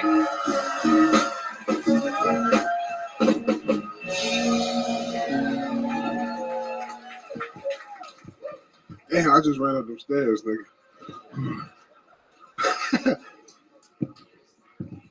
You want to wait, have them play for 20 more seconds? Because the music sounds good.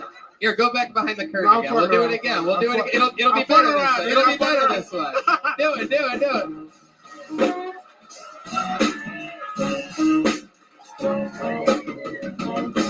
Your next comedian is a breath of fresh air, everybody. You might know him from his amazing workout videos on Instagram, where he takes pictures of what he did that day at the gym.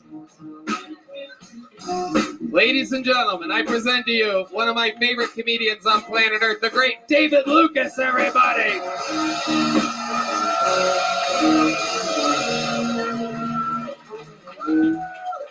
Yeah.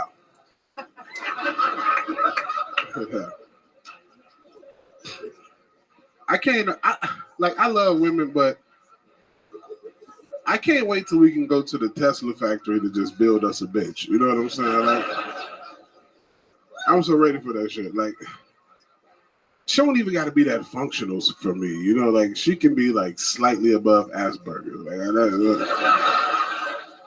For real, like she can actually be a deaf mute. Like I don't give a fuck. I'll teach that bitch how to stomp to communicate. You know,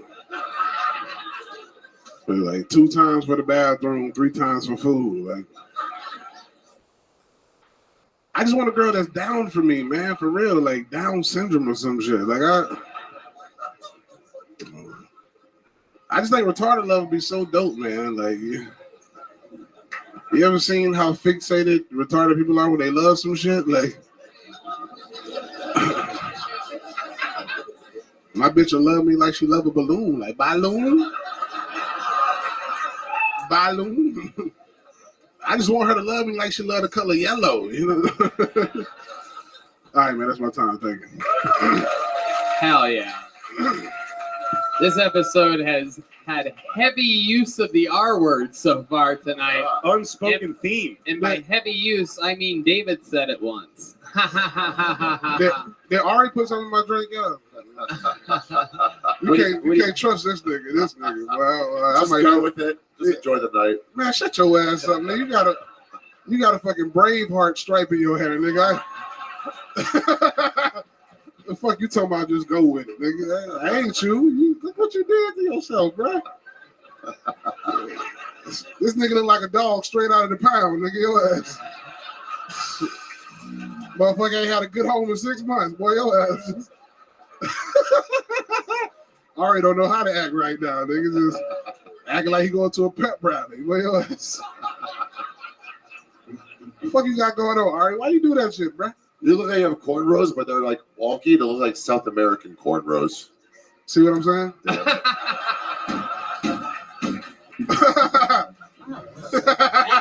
Love it. I think he did sprinkle a little something in your drink, but it turns out it was cholesterol medication. So, Tony, a nigga need to put hormones in your drink, nigga. Get the fuck up out of here. Come on. Look how red you are, nigga. What the fuck going on, Tony?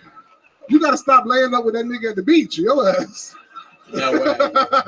Fun fact: when I'm with my man at the beach, I'm face down, so it's not that. Tony put. I do hot yoga every Monday before the show. That's Just why like I'm so red. Just like a gay guy. And you do hot yogurt before the show every. You fucking hot yogurt. This I really felt David hauling up those steps. There really are. No one knows the back. No, the back got. For a fat person, there's like exorcist steps back there. And it's a lot to get up. I don't know if vaping during it's making people sympathetic to it. Man, fuck that shit. It is true. I sent you back there to catch your breath. And when I said your name the second time, you're like. My cardio getting better, bro. I just got a bike. Oh shit! Yeah. You got a fucking bike, dude? Nigga, I was riding my bike down Congress, like 30 niggas honked at me. I'm like, how y'all know me with a helmet on? No, they were honking because you were in the way, David. You're hanging off into the lane. That bike lane is not wide enough for you. They're not beeping because they recognize Tony, you. if you ride a bike, it won't have no seat, nigga.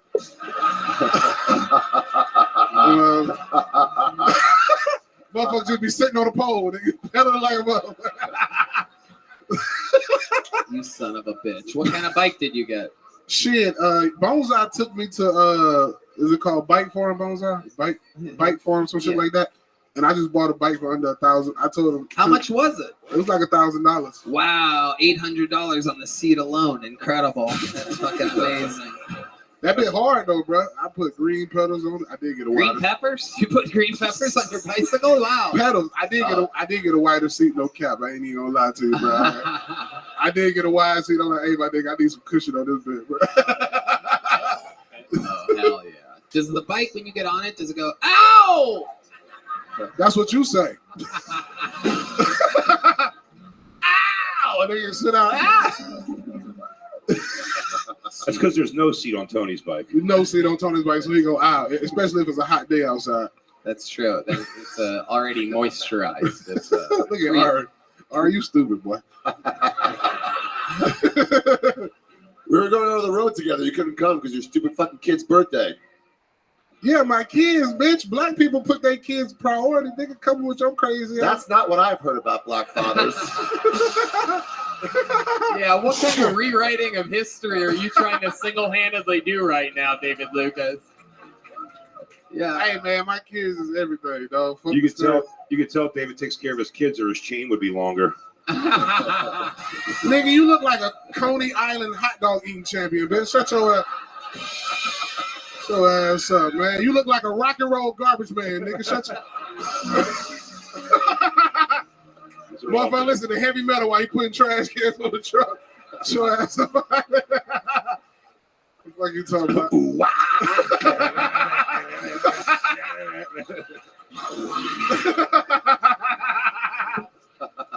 Holy shit. David Lucas. Ari, what up, dude? What inspired that shit right there? I'm doing it to fucking support Jay. So For a why- special.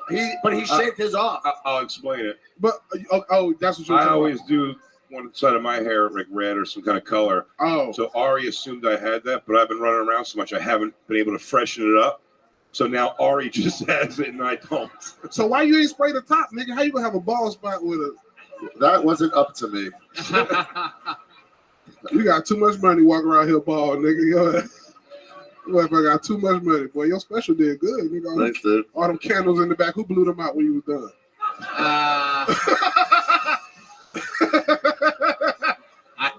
I did. Hey, put 20 black kids on there. They'll blow that shit out in 30 seconds, nigga. My kids love blowing out candles. Every time she go to Bath and Body Works, Is that a thing? All these stereotypes. I had no idea. The black I don't kids know why- blow out candles. Black dads are always there for their children. Wait, white kids don't blow out candles? not like black What do children. you think they do? Like set it off like altars? Just like They probably call their dad to put it out. It's nigga. different blowing out candles on your birthday. You the only nigga up here who got a birthday in dog years, motherfucker. Get your ass. You look like that German Shepherd from All Dogs Go to Heaven, nigga. Your ass. Speaking of dog references, April 5th, Dog Belly out on YouTube. Have to watch it. Gang, Jay is that nigga, boy. Bro, you his special's called Dog Belly. Yours is going to be Hog Belly. That's not cool. No, it's not, Tony. That was kind of lame, Tony. No. Hog because you're fat. You know, saved it. What's Tony's special gonna be called, John? My booty hurts? No. Coming out. Oh, but with CUMMING. Yeah. Coming out. Dripping down my leg. All right. Oh, bro, me and Will, we blazing the stand-up live in Arizona. I just did the Milwaukee Improv sold-out show, man. Me and Will tearing it up in Arizona for 420. 420, bro. DavidLucasFunny.com. DavidLucasFunny.com. You can get the tickets, man. I appreciate all of y'all, man. There he goes, the great David Lucas, everybody. It's a lot easier going down the stairs, David. Back to the bucket we go. Oh shit, he's still trying. Big Al Gonzalez is next. I know Al Gonzalez. Big Al Gonzalez. We know Big Al. It's been a while since we've seen him. You guys still having fun out there, huh?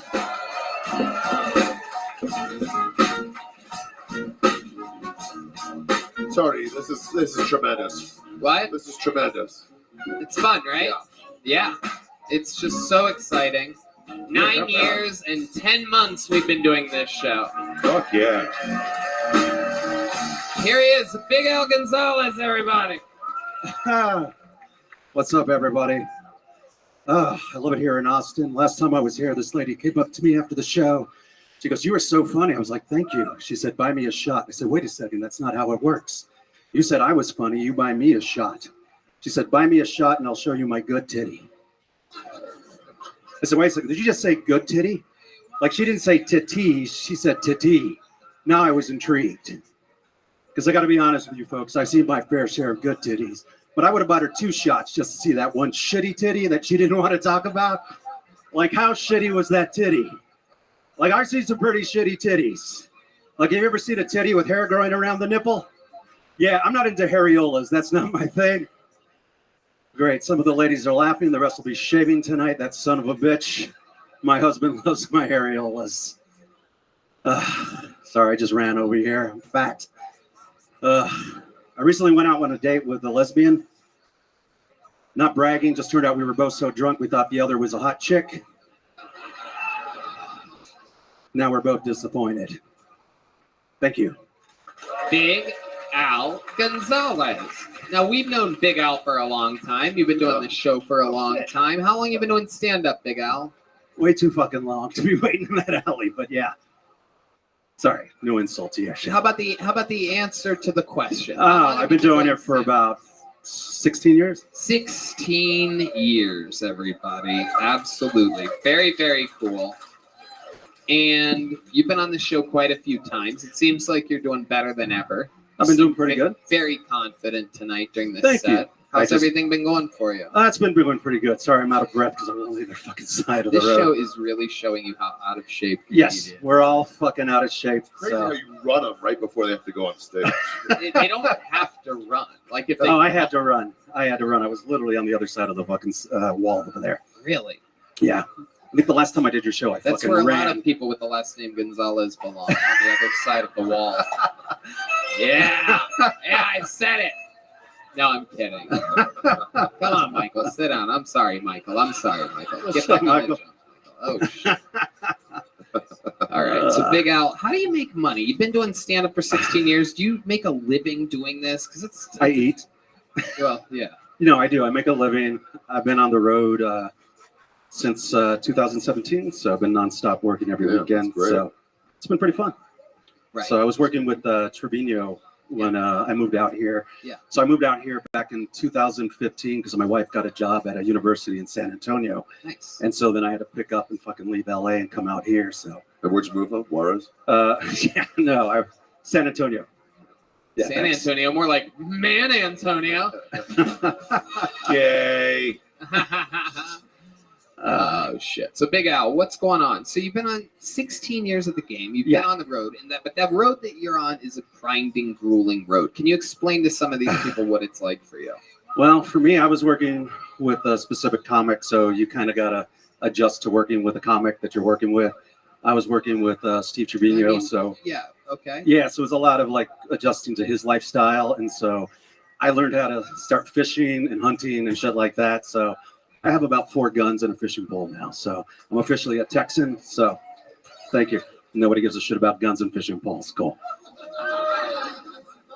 Yeah. Okay.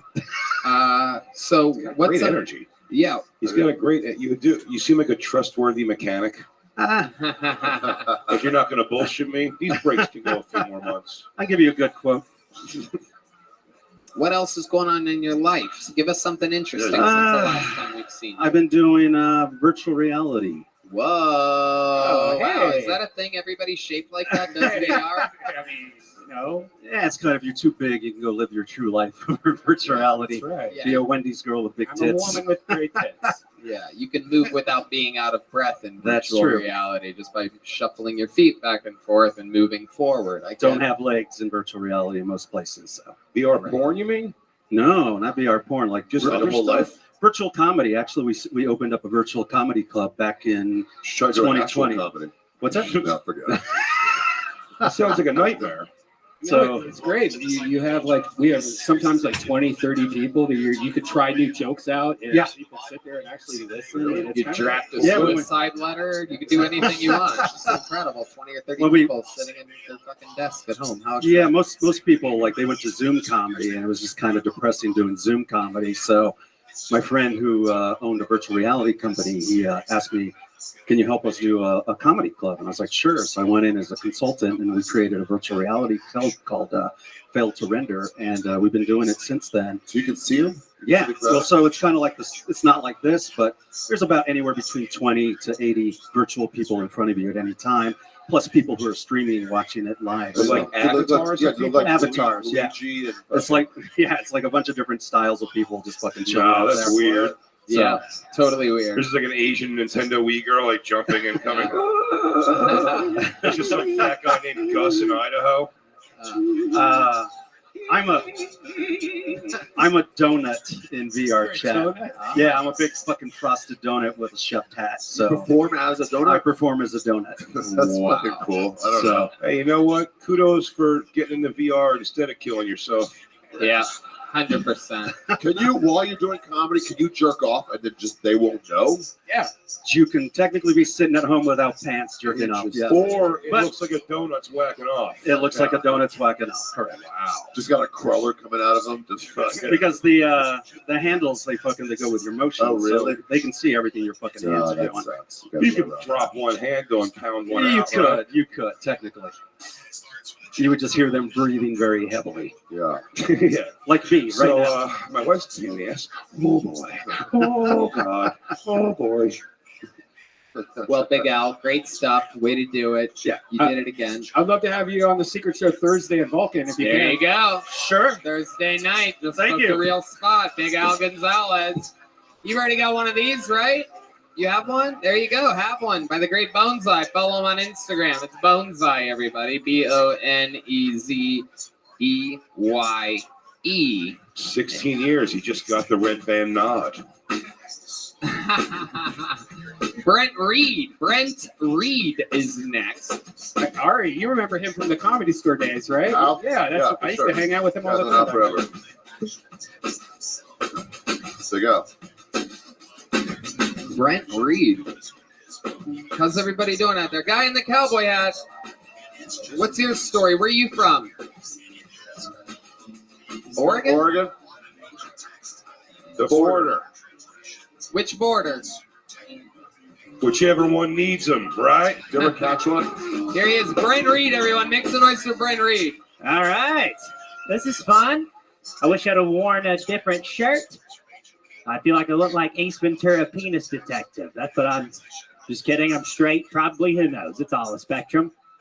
I did go to a gay bar recently. I'll tell you what. I'm the belle of the ball at the gay bar. Lots of free drinks. Lots of free drinks.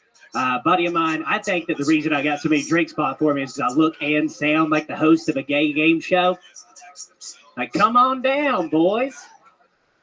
You are the weakest twink. That would be the name. That'd be the name of my game show. My buddy says the reason he thinks I got so many drinks bought for me is because I give off bottom vibes. So, next time I go to that gay bar, I'm buying every son of a bitch in there a drink to prove that I'm a top. If anybody's fucking anybody, it's gonna be me. I just moved here from Alabama, which surprises people because I'm, well-spoken. I called my dad today. I was like, hey, man, how's it going? He was like, brother, if I was any better, I'd be twins. Can somebody here explain to me what the fuck that means? He always had those phrases. My favorite one growing up, he'd be explaining something, and I would give him advice. He's like, brother, I'm the one fucking this pig. You're the one holding it down. You ever heard that one? All Thank right. you. All right. Brent Reed. Welcome, Brent. Thank How are you. First time on the show. Yeah, right? first time on the show. Welcome to Kill Tony. Thank you. My roommate was actually just up here, the guy with the headband. Fuck Oh, yeah. really? Okay. Yeah. He's got a roommate. He was going to be a forensic psychologist. I know. He fucked up bad. Yeah. He fucked up. I assume you pay the rent. I'm sorry? I assume you pay the rent. Yeah. We split it. Yeah. You pay. He pays me. He pays me with his butt. That's how he pays me. My goodness. So Yeah. you are from. Thank you. Thank you. Okay. So you're from Alabama. Uh-huh. Okay. So Yes. how long have you been here in Texas? 3 weeks. You and I actually, when you did your Monster Energy tour, you and I smoked weed together in Huntsville. I know bet we you did. 2016. Yeah. Yeah. Yeah. That was Huntsville, Alabama. I believe was my least favorite stop on the tour. I enjoyed it. It was a lot of fun. For me. D Madness is back, everybody. Look at that fucking guy. Yeah. D Madness. This guy might be gay. So I'll get you. He won't see me coming. No, D. Don't. D, sit down. Don't. Protect the holes. Yeah. So Brent, are you gay? No. No, not at all. I know. Crazy. Wait, you just come out here guns a-blazing? Just guns a-blazing, baby. You look just like you like weasels. Yeah. Thank you. Yeah. That's I a lot like being gay, I guess. I missed the narrative. I thought he was gay. Yeah. No, yeah, I'm super straight. It's weird. I wouldn't say super straight. He's Alabama gay, which is gay, but you can't admit it for the rest Exactly. I of your can't tell my dad that I'm gay. Don't tell my dad. I'm All a right. gentleman. life. Yeah. I would never. Your dad thinks you left Alabama to play professional football somewhere else. 100%. I had to tell my dad that I was moving halfway across the country to pursue comedy. He was like, "Oh, so you're leaving your girlfriend and moving in with Zach?" He was like, "I gotcha." Yeah, So you did? You my left a girl in Alabama? dad. I did. Yeah. Wow. Wow. Why'd you leave? Why didn't you bring her with you? I asked her to. She didn't want to. You Why? left your girl in Alabama. Is her name Uh-huh. Jenny by any chance? No. I don't get that joke because I was in the alleyway. Forrest Gump, the most famous person. Oh shit! I thought you were talking about a comedy. That good one. It's Sorry. okay. Brent, No, but you should know that you have a similar shirt taste to an actual retarded guy. Thank you. It is incredible. That is absolutely frightening. That looks like something you get after fucking a Hawaiian trans person or something. So, Yeah. Brent Reed, what do you do for work? I just quit I had a day job at Amazon. I quit today. So right now, thank you. Right now, I'm just door dashing. Door dashing. Wow. Yeah. Okay. What's that when you shit on the step? And What do you do for fun, Brent Reed? I like nerd shit. I like watching movies and playing Dungeons and Dragons. No way, dude. Yeah. they probably Know that? chased you out of Alabama. Yeah, I did. Yeah, I used to do a show there where we at Stand Up Live in Huntsville where we played Dungeons and Dragons in front of a live audience. It was Sounds fucking awesome, dude. Yeah, Even it this queer's games got books. yeah, it was super cool. So what have you noticed what's a major difference between Huntsville, Alabama, and Austin, Texas? What are some new habits or fun things that you're getting into? It's a lot bigger. I like breakfast at Mexican restaurants. That's cool. They didn't have that in Alabama. I don't. What do they have for breakfast at Mexican restaurants? Nothing. No, they didn't do breakfast. They didn't open for breakfast. What? Like in Alabama, yeah. I think You ever that's the do thing. that? I'm positive you're wrong. No, I've never been there. You are wrong. I don't think they did. You don't think that the Mexican restaurants in Alabama open up for breakfast? No, they don't. They super don't. You think they Mexicans just start their day at noon? Yeah. Is that your inherent? 11:30. Is it your inherent racism that just believes they don't start working until? My dad works in construction, so I've hung out with a lot of Mexicans back home. But they only do night work. Yeah, they wake up. They start late. Man, I feel like I'm bombing right now. Here we go. It's okay, Brent. Well, I'll Okay. fill in the extra space. Thank you don't need God. to panic. Thank God you're here. So, Brent, tell us something. You have any special skills or talents or something like that? Special skills or talents. Anything about you? I- at all? I work- Maven level learning. What? Dungeons and Dragons. For like 6 years in Alabama, I was a top 40 radio DJ. So Okay, can you toss to a radio song for us? Let's hear your radio DJ voice. All right. All the hits, 102.7 Kiss FM. That was Boob Dick by Shit Tits. That coming up next. Coming up next is Some Shit by Ariana Grande. Thanks for listening. Yeah, I don't know. What was your Wow. name? It was just Brent Reed.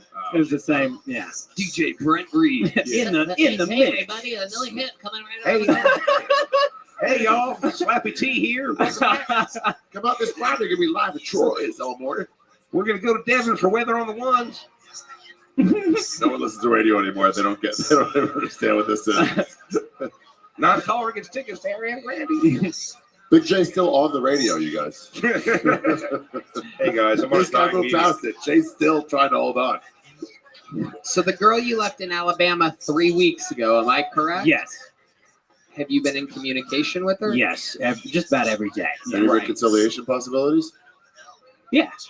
If I ever moved back home or if she was to come here, we'd probably be good, but she doesn't want to move to Texas. Why does someone in Alabama not want to move to Texas? It's a very funny answer. She gave me Is she an several reasons. Is she an Alabama 3 and a fucking Austin 0? She is. She's a very pretty lady. Sure. Uh-huh. She's also a comic, but she didn't want to move She didn't want to move in another. She lives in It's Birmingham, probably the wrong Alabama. time to move to Austin if you're a comic. That's fair. She lives in a blue dot in a red state now. She's very political. She didn't want to move to another blue dot in a red state. Yeah. Birmingham. Yeah, if you're concerned about being liberal, you should just stay in Alabama. Right. Yeah, totally. Brilliant. Not only is she beautiful, but the brains on your girl that. Yeah, she'll Well, fix things. Birmingham and Huntsville are surprisingly liberal. Sure they are, buddy. Yeah. It cracks me up when people say that. Yeah, it's like my group of friends for sure. Yeah, it's like saying that's the warmest city in Antarctica. Birmingham's a liberal city, but not Mexican breakfast liberal. Right. They're not out of hand. This is still America. Brent Reed, fun times. You're getting a little joke book by the great Thank you so Bonsai. much. There you go. He's Thank on his you. way. Brent Reed. All right, we're going to do something fun right now, everybody. This guy might be one of the most polarizing characters in the history of the show. Some people love him. Some people fucking absolutely despise him. We had a lot of fun. Many times off stage, some on stage. The guy, like his last appearance, admittedly, he was drunk and coked up, and he's back for revenge. 3 weeks, completely sober. We're going to see how it goes. We're going to give him a shot. Ladies and gentlemen, this is the return of Uncle Laser, everybody.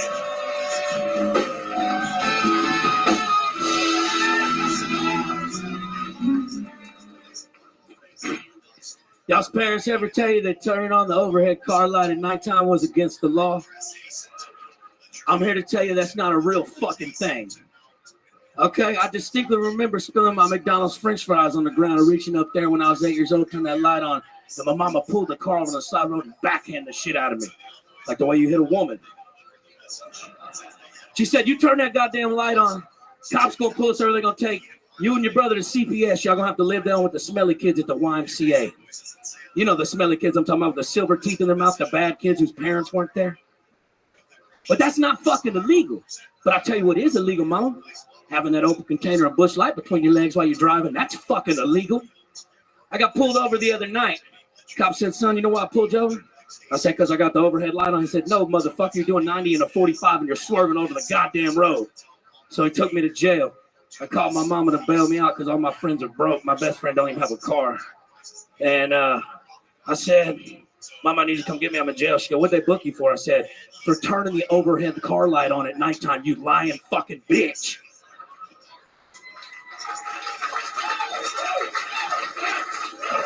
Uncle Laser with 1:10 seconds. A very, very rock solid performance throughout. I thought about reading it off my phone, but then people gonna read. They're gonna know that I know how to read that fucking good. So. Yeah, it's gonna ruin your branding if people Goddamn right. find out that you can read. Uncle Laser, welcome back. Now that's Hey. a fun set because the Uncle Laser that we've known for the most part has been a piece of shit. Yeah, you've been on heavily on high amounts of 6th Street cocaine. The worst kind. I thought I got poisoned with amphetamine the other night too, man. I mean, I knew I had good cocaine in my house, so I quit doing the cocaine that I bought, but I started getting like real sweaty and hot and shit. Everybody else was fine, but I was freaking out, but I want them to freak out, so I was like, let me drive home, and I know I got some in my bathroom, and I did that, and I was fine, but then I ran out of that and started doing it again, and then I had to go to the emergency room in the morning. I started throwing up blood. It was a stomach ulcer from the street tacos I'd eaten. It wasn't the cocaine at all. So. Oh, wow. Do you know how many coke addicts I've heard blame it on something else? Oh, yeah. Oh, yeah. Exactly. It turns out I had some bad Chinese, actually. It's not bad. No, I just barfed it up. No, it's what it was. Tacos. Yeah, that's why my heart stopped. So, Uncle Laser, am I right? 3 weeks clean and sober? Is that about Yeah, I did some DMT the other night. Okay. Well, I mean, that's like a spiritual thing, guys. Fucking relax, okay? It's different. Right? It's different. I blasted off and I talked to a little wizard man named Merlin. And he's like, look, cocaine's bad for the soul and bad for the nose. You know what I'm saying? Right. So I like a little balance. And you're like, but Merlin, I snorted this DMT. Well, no, Tony, you smoke it, but. Yeah, no, I know. That's why it was, you know, it was a joke. It's a joke. It wasn't reality. Uncle Laser. So what have you been doing to fill the 3 weeks? Because you were really in it, man, right? You were doing it like daytime and stuff. Yeah, every day. Explain to these people, because I find it. Well, look, it's not like a massive amount I was doing, but I get like 2 grams to 1.5 grams each night. But when you do that for the course of 37 days in a row, catches up to you. Then that's a problem. Here's another one, Ari. Just how coke people blame other things on it. Have you ever noticed that cocaine people always say, "Well, I don't do a lot. I have a problem and I fixed it, but I wasn't doing a lot." Yeah. They know like one more person that does more than one them. more day. I just do some every day. Yeah. A gram and a half is a lot. Right. Well, how do you stay away from it? Do you leave your fanny pack at home so there's no one to hold it? No, really, I just quit drinking because as soon as I crack that first beer, I gotta get a bag. It's like instantly, simultaneously, I got to have it. So, also, once you're drinking, the way to drive home is do a little blow. Exactly, I gotta wake you up so I don't black out. Yeah, it's not your fault. It's not your fault. Yeah. Any such in the world will let you off on that. Don't blame yourself for that. No, I'm being too hard on myself. So, Laser, what else has been going on? Fill us in. We haven't seen you in a while. A lot of people, you called out the internet at one point. You were got the whole internet? The whole Generally, thing. like Al Gore? Like everybody, yeah. Really? Like everybody. Y'all quit making us angry. Exactly, dude. Exactly. Nah, I just been doing a lot of like soul searching, all that weird shit. You know what I'm saying? Going on walks and shit. I go on walks now. Shit. I do a little yoga from time to time. I joined 10th Planet. Wrestling dudes. I got tapped out by a 16-year-old girl the other day. That was humbling. You know what I'm saying? So shit. No. Oh yeah, you better believe it, bud. They got some fucking killers there. You got bro. Chris D'Elia, bro. Just fucking. Oh, stop it. Stop it. Goddamn. Okay. So Laser. That's all you ever very. do that? I've smoked it out of a light bulb a time or two. You got to put salt in the light bulb and shake out the film and put it out and then light it up. The film is actually poisonous. Yeah. Everybody knows that, Ari. Fucking Yeah, damn, Ari. Now I know. Read the email, bud. Wow. Ask us something we don't know. Tell us something more about your past drug use. Any other interesting highlights that we might not be? I mean, I've had terrible acid. I've never done heroin. That's the only thing I've never done. Oh, tonight's the night. I was thinking we can get some black tar and push off. Yeah. I'm only in town another couple days. I want to write a song. Fucking here. Bobby, get the guitar, dude. What are we doing? I love it. You into wrestling, heavy? Yeah. I grew up on it. Yeah. I saw you on the UFC the other day. Yeah, I was with Cowboy Cerrone. He's a homie of mine. He got inducted to the Hall of Fame. So cool. He took me there. We had a fat dip in it. But they surprised him because he didn't know his kids and everybody were there. And they came. It was a touching moment, man. It was fucking real nice. It is super cool because nobody knows that it's going to happen. I was next to Daniel Cormier when he found out. Nice. It was fucking crazy. Very, very awesome. Yeah, man, I realized there's so many like UFC fighters there in general, like in the stands. And I saw fucking Luke Rockhold like trying to choke out Tim Duncan because it was at fucking San Antonio. It was at the building where the Spurs play. It was cool, man. It was cool. That's a little thing there, yeah. Was that a hallucination? Papa Smurf was screaming. Tim Duncan hasn't been in San Antonio in 30 years. David Robinson was his tag team partner. It was incredible, dude. Uncle Laser, you did it again. Any parting words? Now, the thing about Uncle Laser, it's important to remember, and I think, again, a lot of people have forgotten this or they overlook at it, is that, while I say he's funny and stuff and that I believe in him, he's only been doing it 3 months. That is a lot less time than everybody you've seen tonight. I mean, you had someone with 16 years, 12 years, 2.5 years, 3.5 years. You're only a few months in, and you've already kicked what appeared to be your biggest hurdle. So, well, Tony, it's early. Yeah. You know what I'm saying? We'll see. I'd love to have you on the Secret Show Thursday at Whoa! Baby Brian, give it. Brian, I'd love to come to it, but Thursday I actually am performing at Hyenas from a headlining show in Dallas. Oh, very cool. But next Thursday I'll be there. If you'll have me. Thursday, Uncle Laser, catch him at the fucking Secret Show. There he goes, everybody. On coke. Yeah. Come on, make some noise for Uncle Laser, everybody. Come on. We have not had a female comedian all night. Should I pull out of this bucket until we get a lady out of here, huh? Let's see what happens here. Oh, I got one immediately. Look at that. Make some noise for Emma Dallenberg. Emma Dallenberg. Emma Dallenberg. How fun. Dog Belly, April 5th. So if you're watching this and you haven't seen it yet, watch Big J's brand new special on YouTube. I mean, unbelievable fucking. Also, check him out on the roast of Bert Kreischer that we did. This fucking guy, Tony Hitchcock kills on that. Here she is, everybody. The Kill Tony debut of Emma Dallenberg, everyone. Make some noise for Emma, everybody. These people wait all night for this spot. Come on, one time, all together. Boom. There you go.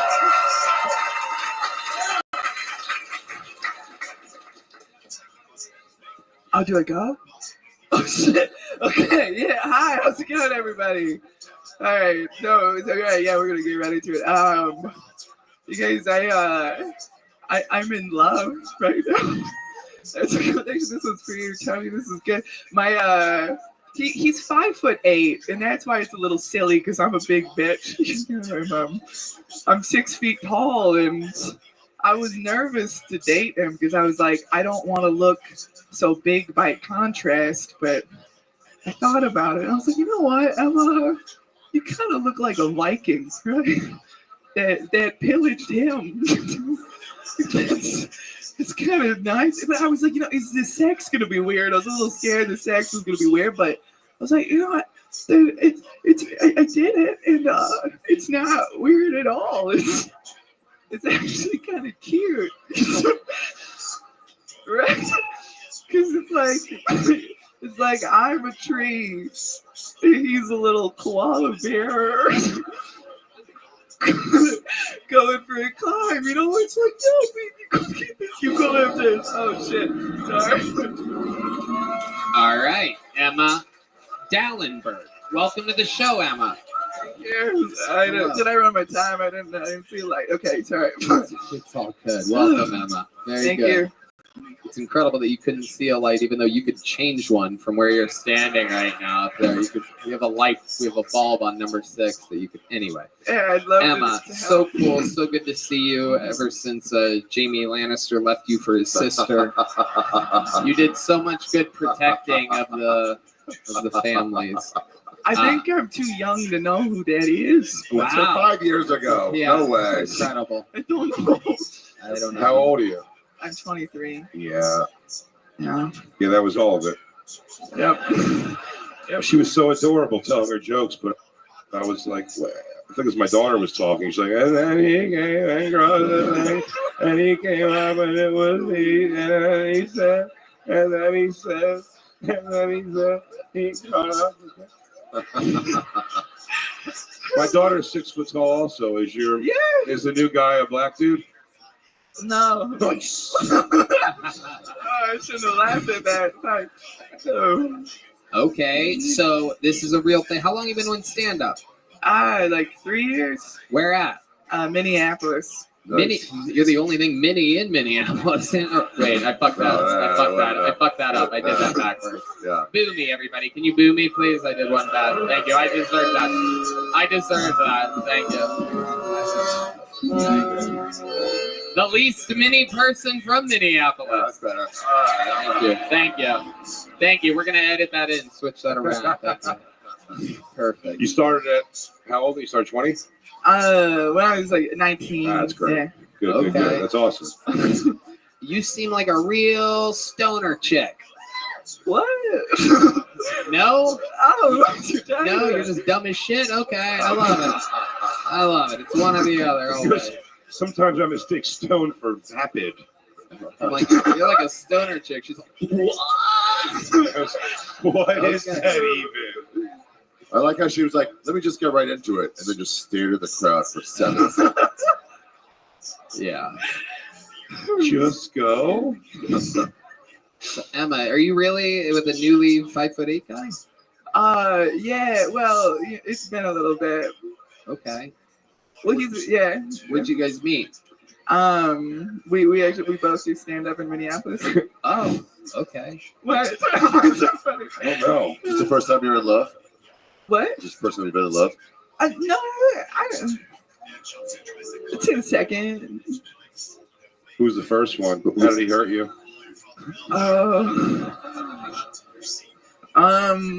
Well, we met working at Applebee's, which is worse. So I'm hoping more hope for the second one, I think. What happened? He fucking left you for the girl What mozzarella happened? sticks? Well, honestly, we did great for like 3 years, but then we just realized we were different people. Hey, it's not your fault. Yeah. It wasn't you. You didn't see how great you were. Yeah. Look at me. Look at me. You deserve happiness. You deserve everything you want in life. You gotta go out there. Hey, you gotta go out there and you gotta grab life by the balls. You're gonna show this world a thing or two. And hey, remember, Jay's looking for you. Thanks, man.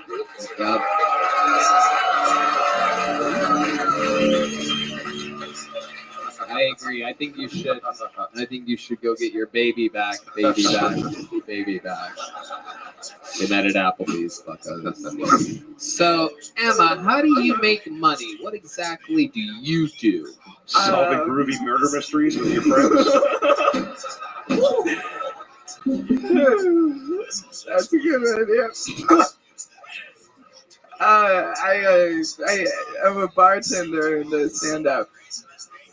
Okay. Yeah. You're bartending here in Austin right now? No, I live in Minneapolis. I'm just here for the week. Oh, okay. Yeah. What made you come here now, exactly? I have a friend from Berlin who we were like, oh, we should meet someone in the U.S. and he loves Joe Rogan, so we were like, yeah, let's go to Austin. That sounds good. Perfect. So you're on a trip with a new guy and the new boyfriend's back in Minneapolis? Well, Wow. well, it's not like that with the Berlin man at all. Oh, isn't it? No. Until he presents that weird uncircumcised European pecker. That's a fair point, actually. Do you think your German friend would like to meet someone of the likes of the great Ari Shaffir, perhaps? Yeah, maybe he's got some explaining to do. Yeah. Ask him if he wants to meet the great grandson of 0156452. Indeed. If he does try to fuck you, it's going to be in a hostile dorm. Yeah, we're staying. Actually, I shouldn't say where we're staying, but in a hostel. So there's That's one. Germans fuck, dude. There's That's one in where they us. fuck. You're going to get herpes and bed bugs. Oh shit.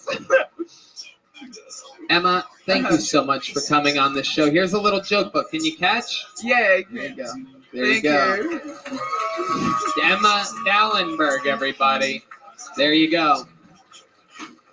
Thank you, Emma. She's walking out of here with a gel blaster as well. Everybody pulled out of the bucket leaves with a gel blaster tonight. How cool is that, huh? What's a gel Available in stores everywhere. What's a gel blaster? It's this right here. You put a little canister of these cool absorbable gel balls in it, and you blast away. You can shoot whatever you want. Paintball, but like Some glow in the dark. Some are. What happens to the people who get hit? They laugh. They giggle. Oh. Yeah, they go. It doesn't explode. It's like it just hits you. Yeah, it's super Do cool. it. No, I don't have a canister right now, but All right. We're low on ammo. you guys ready to put a ribbon on this thing, huh? Come on, you guys ready to do something special right now? I know. It's been a long show. We've had a lot of fun, but there's only one way to end an episode like this. And that is with the man that has done more new minutes than anyone ever in the history of the show. One of the longest standing regular ever, which, by the way, first Kill Tony regular Kim Congdon became a paid regular at the Comedy Store this week. How cool is that? The first ever regular to become a paid regular at the store. This young man right here, a force of nature, the Memphis Strangler, the Vanilla Gorilla, the Big Red Machine, William Montgomery, everybody.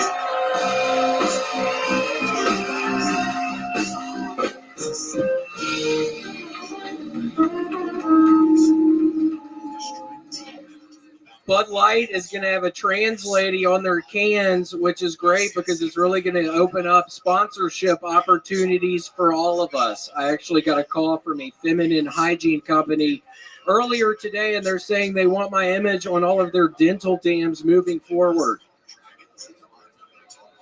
But seriously, Bud Light is going to have a trans person on their cans because they're tired of selling beer.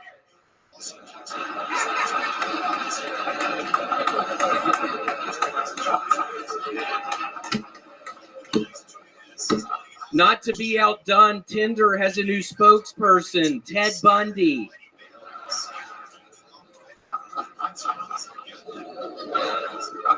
Trump is getting arrested. I mean, he got fingerprinted mugshots, and they even gave him an anal cavity search where they, weirdly enough, found confirmation that Aphex Twin will be performing at the upcoming coronation of King Charles III. Liberal parents be like, my son better not be attracted to women.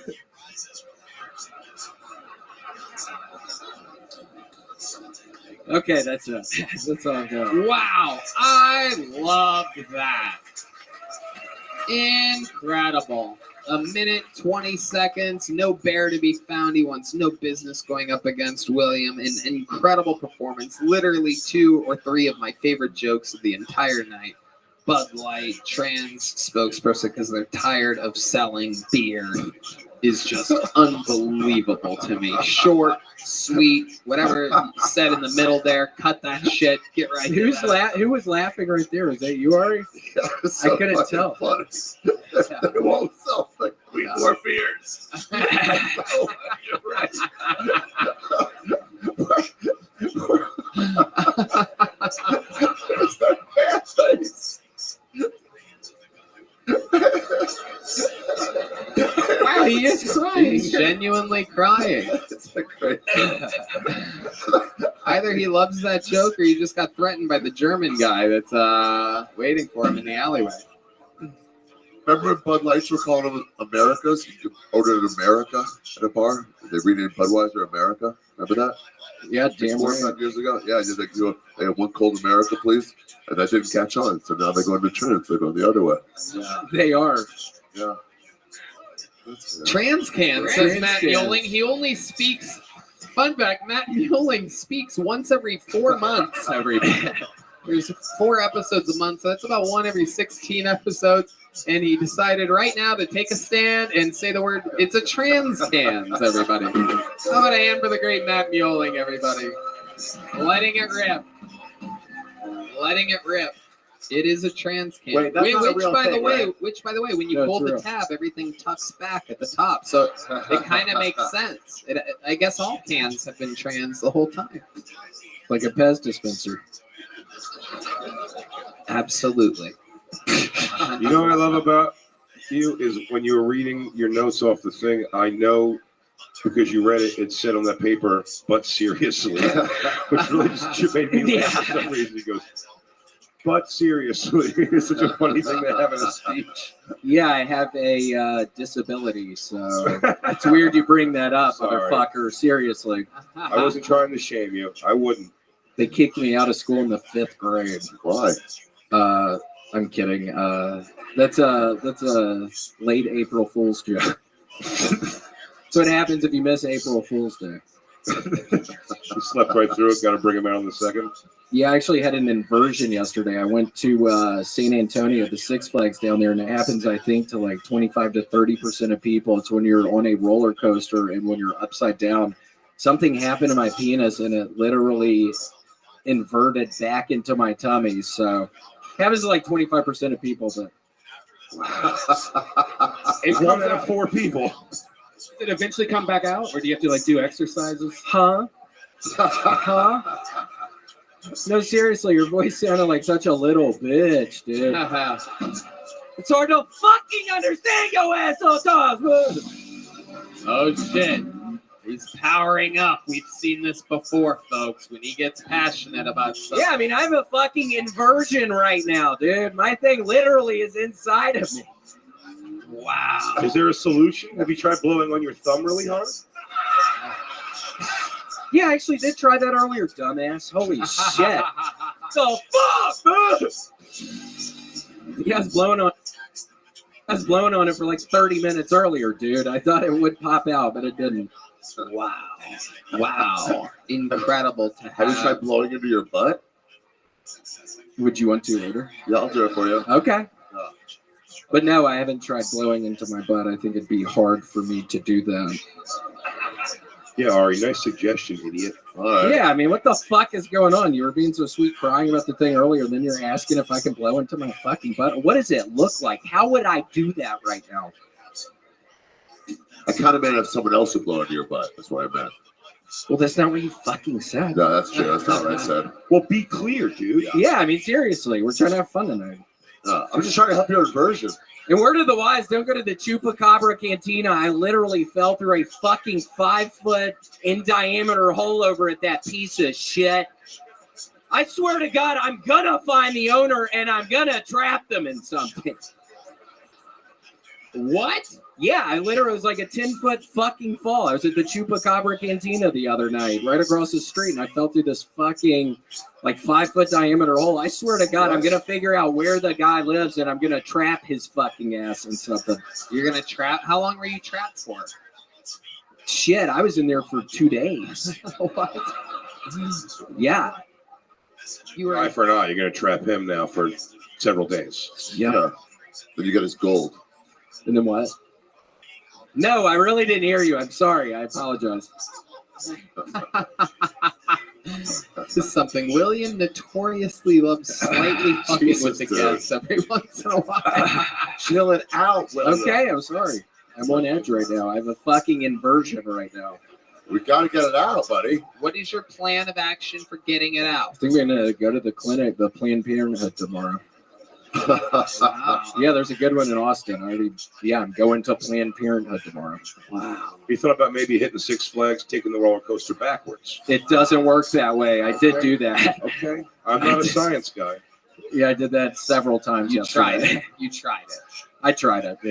What else did you do at Six Flags? Give us some of the things you love about Six Flags. Shit. I had a bunch of fruit by the foot in my jacket pocket.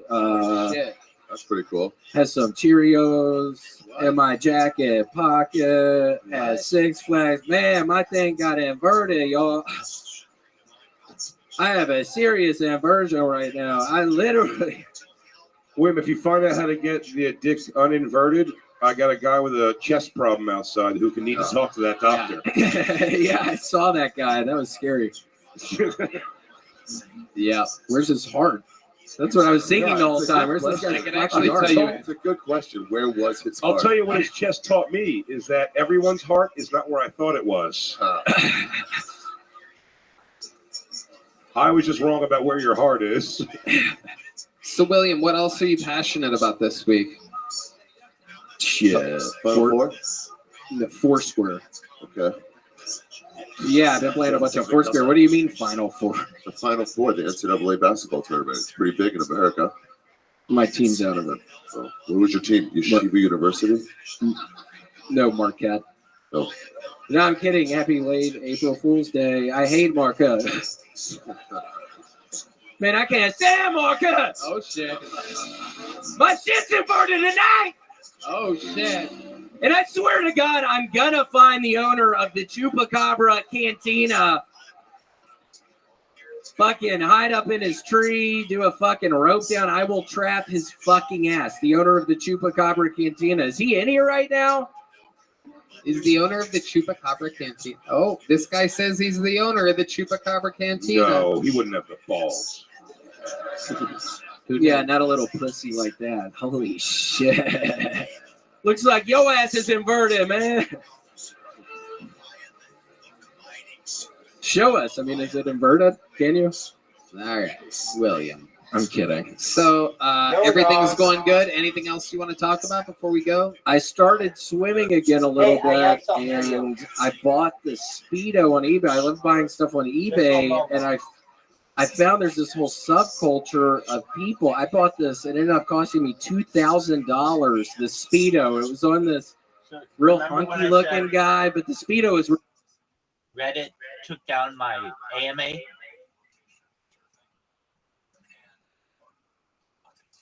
Yo, dog. Remember when I said Reddit took down my AMA? Yo, Caspian Sea. Yeah. Okay, both of you guys. This is gonna change your life. When I say that, I fucking mean it. Like it's a big event in your life, and it will be because this fucking document I think will be published in book form someday. I'd like you to go, both of you, to go to rabbirothschild.blogspot.com. That's it. That's the only place you go, and you click my blog entry and just read through it. It is so fucking big, but it has so much information in it that is so fucking amazing. I could scream things like a foldable cell phone, gravity batteries, Americium, de-extinction, like really, really big fucking ideas.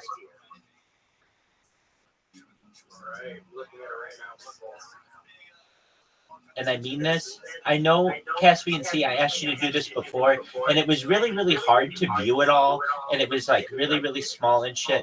This should be easier, and it's just one fucking page, and you can grab the little thing on the side and scroll all the way down, and you see when you start scrolling, you're like, oh, damn, that fucking little scroll bar doesn't move. There's so much fucking content in here.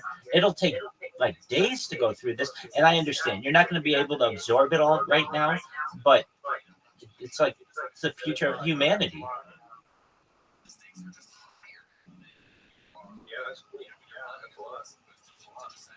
It is. So excellent. So what I'm going to do now, so I was able to at least, because of you, Caspian Sea, and your comment, I was able to get like most of the questions that I asked myself in that AMA. So I should be able to just go through and like regenerate the essays. And I was able to get all the, like, I'll be able to get most of it back. But plus all this, I mean, just read through this. I'm going to shut the fuck up. I really mean this, Caspian Sea, as my friend. It would mean a lot to me. If you don't have this time to do it right now, that's fine. I'm going to shut the fuck up. I want you to take 5 minutes and just absorb yourself in this fucking document. I'll never ask you to do it again. Excellent. Thank you so much. It means the world to me. It really does. Thank you so much.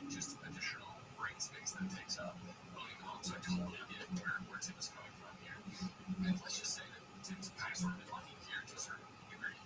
The market over the past couple of years has been on itself. Into an 2-year stretch, you're probably going to find that the transaction costs eat into whatever meager profit you might have enjoyed. Meaning, the renting would have clearly been a better move. And sometimes it's just better to look at smart right now. Where Tim has ended up, and not that Tim's not smart, Tim promise I'm not pushing your intelligence, but I'm just saying that because the market has been solidly in the favor of buyers over the past few years, if you've owned a home, even on a trading timeline, traditionally would have historically. I know someone who's bought his home in the state of Florida. There are times that we typically recommend over the past 5 or so years, but the insane housing market went up into the right trajectory of prices in there, and it's finally starting to correct, I think. But it's been those who have reasonable.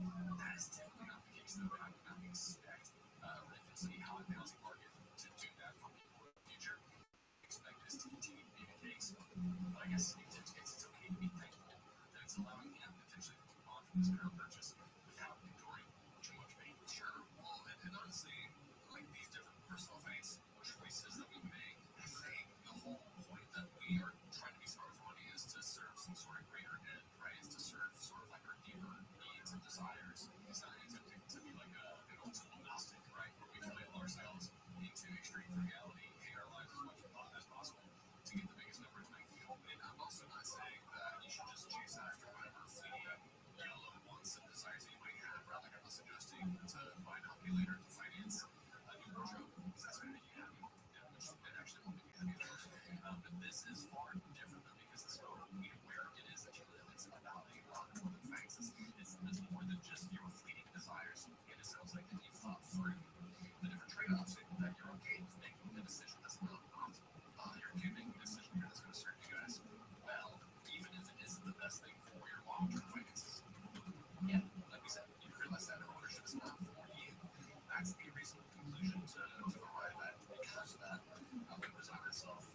I would shack myself in things for years more, just because you're looking for, Matt and Joel to get to the state where we're really at for you to have abided by our rule of oftentimes they say 7 years, right? I mean, yeah, 5 to 7 years.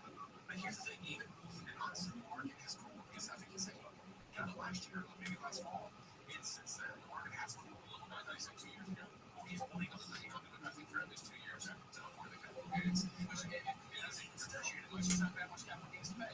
There you go. But on top of that, it's like, is that enough to offset the transaction costs?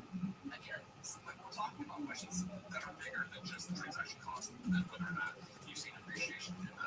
It's not ideal, certainly.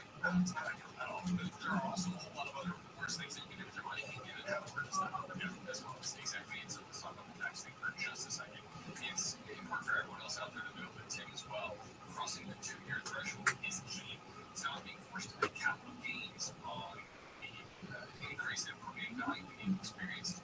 So if you hit that hurdle, you're not going to be triggering that tax consequence. But the other side of the equation again is that if your house doesn't appreciate much, we're talking about 15% on Guinness. So you still have to worry about how much you weigh. So you're hopefully, if that's the case, you're maybe a little overly focused on the principle as opposed to like the reality of the average man. And it still stinks because you're making transaction costs on the front end and the back end. Those costs have come down a little bit recently, but not much. And so it's still, it's going to feel like a financial face punch to a certain extent. It doesn't mean that it's not worth it. And it's also important to mention that they went 10% down on home, which does mean you should walk away from the closing table with some money back in your pocket.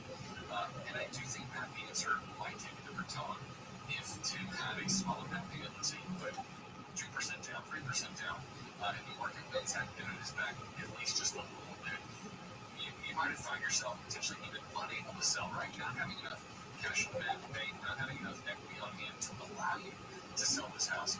Fortunately, that's not the case. Other people might find themselves in that position back in the years to come, especially with what's happened with the rise of home prices and the potential moderation and even a potential decline in some parts of the country in home prices.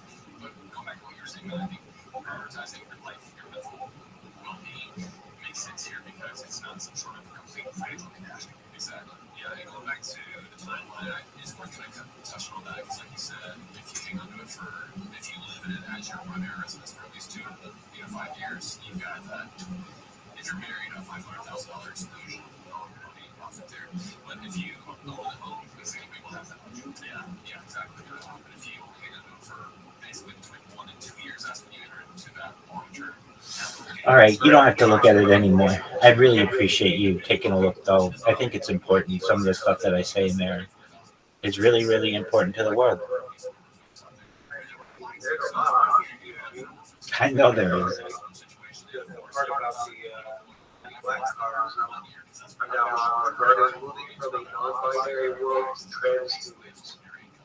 Word, dog. I mean, exactly. And you see, it's exciting shit.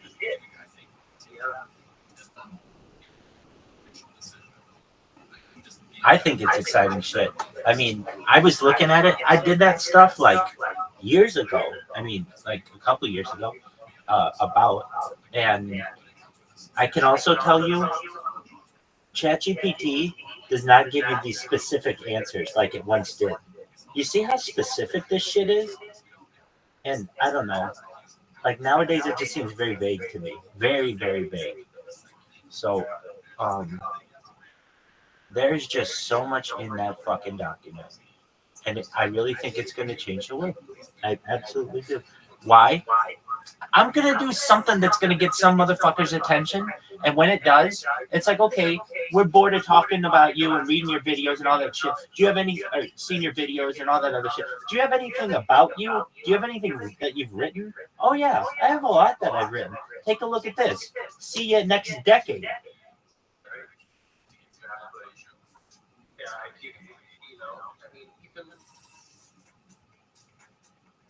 Talking about that woman who was like, oh, important that lady who worked for Apple Computer. The one who did a lot of the like archiving. Yep. There's other people who do archiving, but you know, like your making sure that there's a single repository of knowledge of certain things, and that's building an archive. There's really nothing more important than archive. That's what I think. There's a question or there's an argument to be made. I really mean this. In the future, people won't believe, quote unquote, that it even happened in history if it wasn't on camera. Meaning, so I don't even have to say anymore, but really getting into it. Yeah.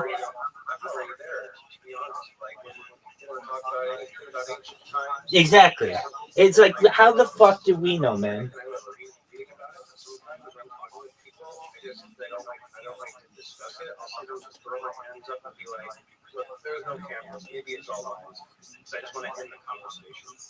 Right. So here's an important thing. Or something that I think is important in this discussion of archiving and all that other shit.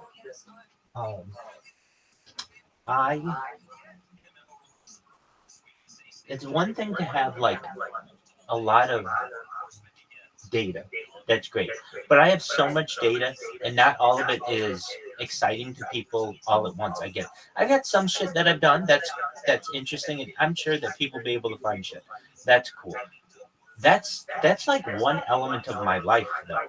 The other element is very technologically driven and scientific, and it's that document. Those are my interests. And when you start reading into it, and it's like, wow, there's like there are levels of like science that there are new words in there that like basically there's new vocabulary that this is going to teach the world. And like what? Like the word de-extinction.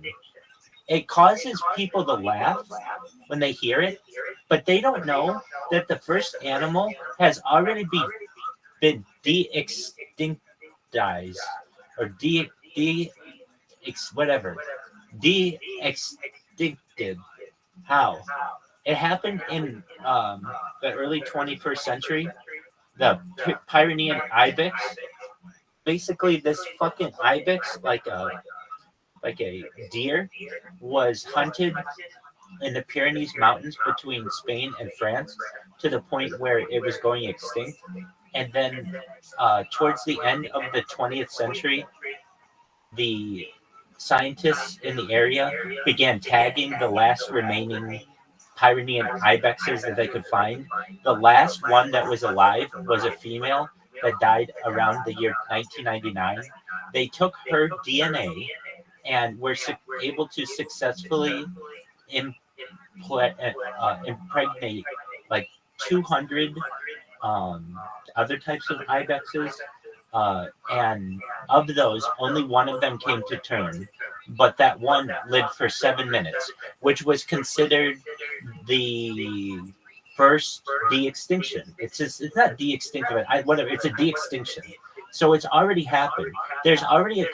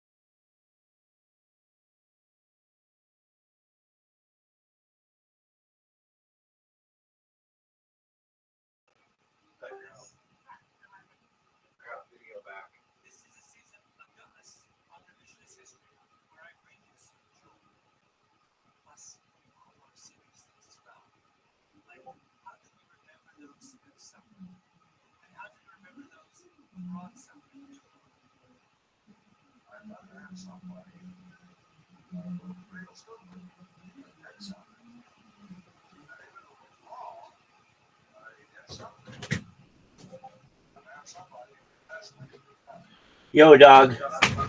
Can you hear me? Yes. Apologies. Dude, I'm doing everything I can to improve my internet, and I'm thinking in the next couple days it may improve. I've just been having these weird hiccups. For like 5 minutes, it'll go down just unexpectedly. If I never had these internet issues, I would be up there for the world's longest stream. But the thing is, that's really, really hard to do. And it's not something that I currently have interest in. It's too much stress. Can you imagine the stress of doing one continuous stream and like having to have generators and all kinds of backups and shit? That to me would be very stressful. And then it goes down. So anyway, I don't want that record. Okay, we were discussing, apologies for all of that. We were discussing the Pioneer ibex. And so there's a company, I believe it's called Colossus. I believe it's based. I'm sorry, what'd you say? Like Jurassic Park, 100%. Exactly. And that's going to be the next generation, basically. So what's this company doing?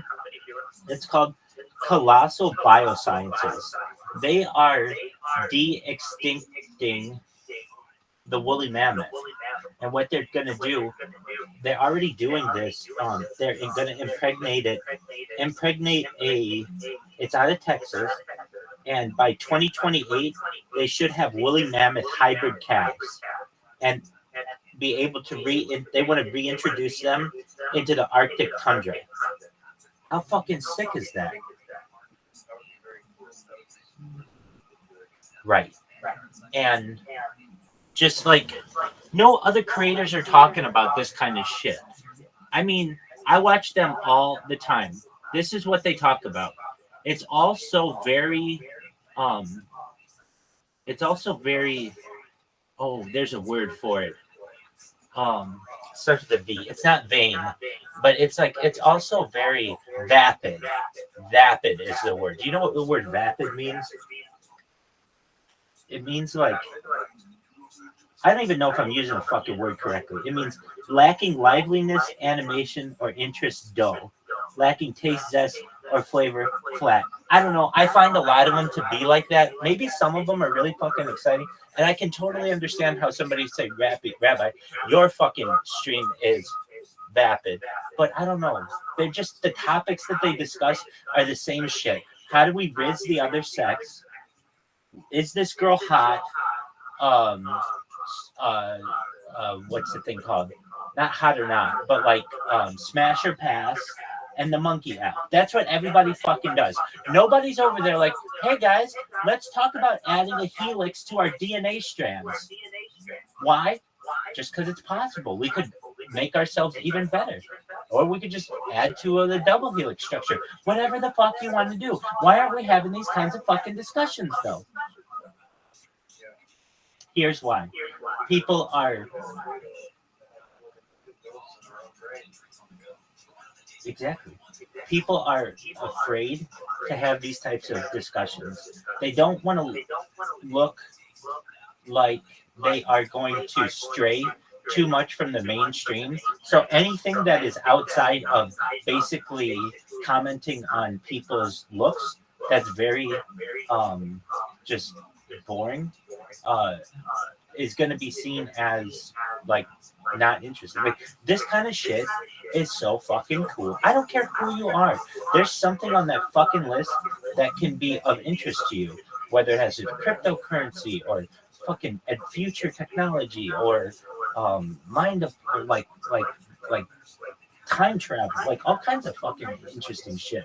And I think honestly people are scared too, because we raise a lot of questions here. Look, there's this whole fucking world of like literally magic. Technology that's magic. There's one of my favorite quotes of all time is by Arthur C. Clarke. That is this.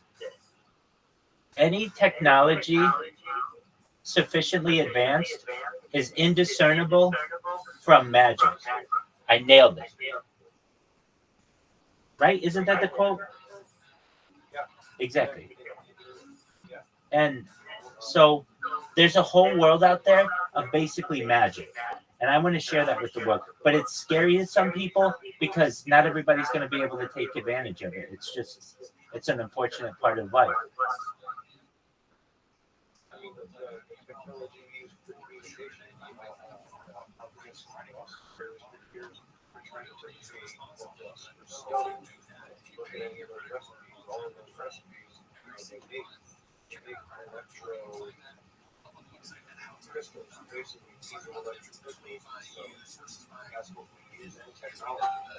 Yo, hey, welcome. Hey, guys, I just published something, and I want you to look at it. It's very important to me that you look at this. I want you to go to rabbirothschild.blogspot.com. I'm going to repeat that. Rabbi Rothschild, just like my name, .blogspot.com. Why? That's going to tell you a lot more about me and a lot more about my interests.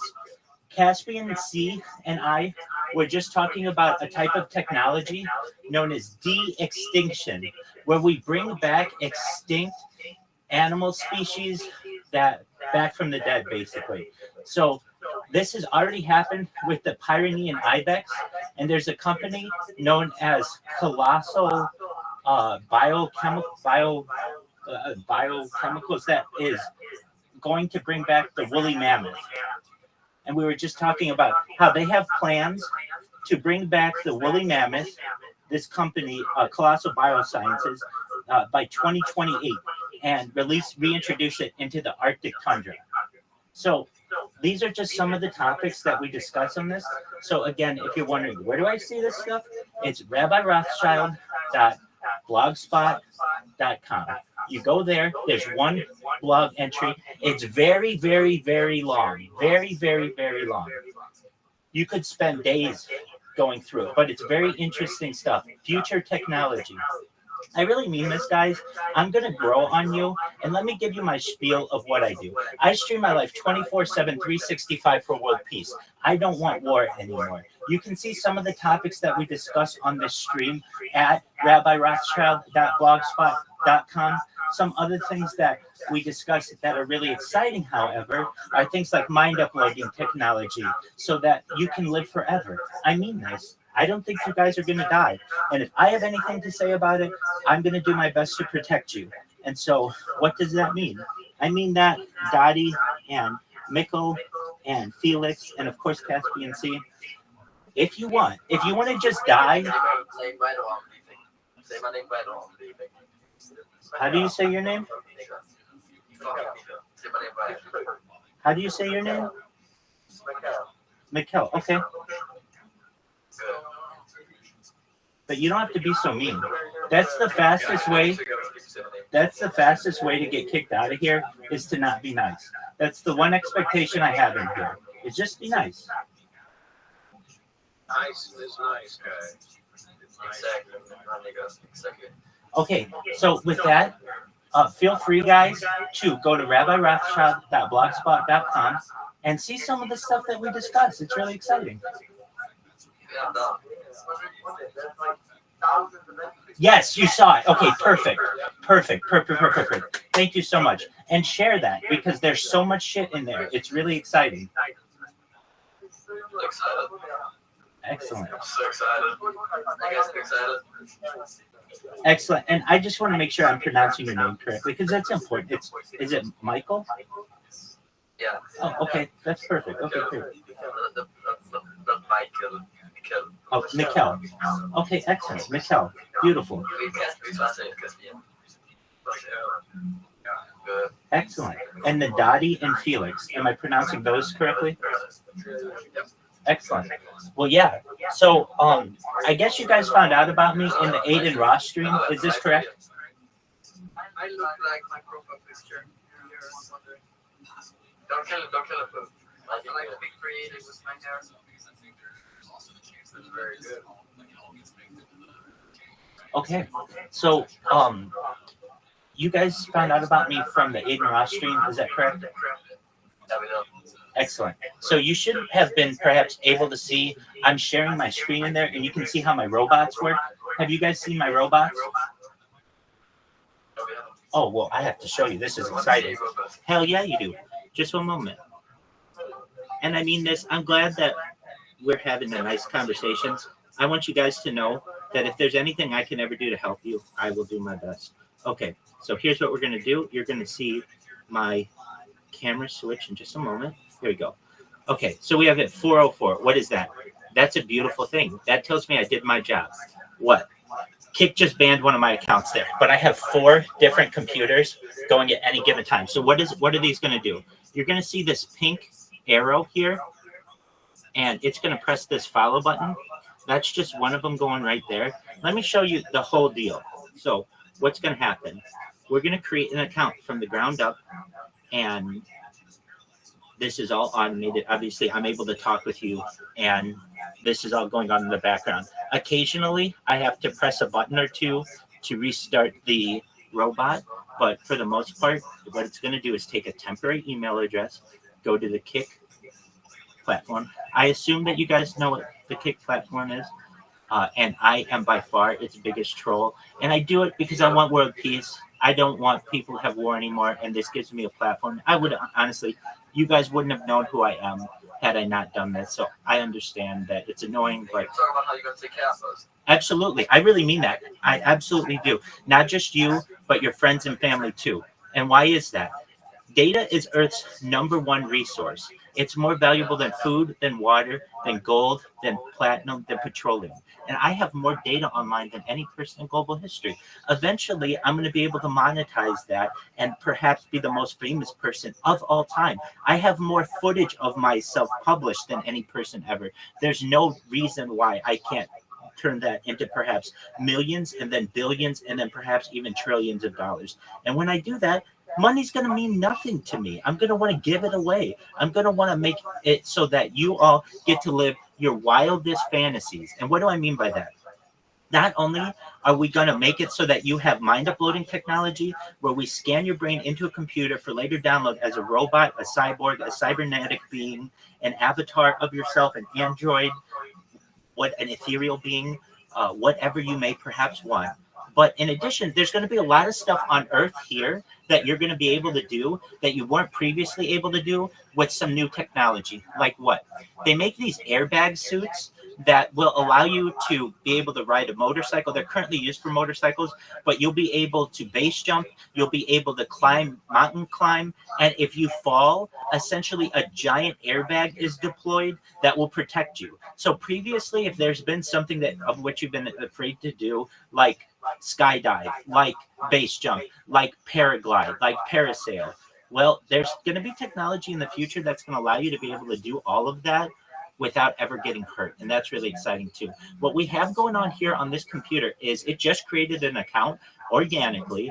I now just needed to get my message that I spam to everyone. I'm going to tweak this message slightly to make everybody go to this new blog that I just created.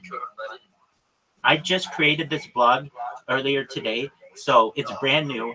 We're going to spam it all over Kick. Everybody on Kick's going to know about it. And what we're going to do is show you now what happens.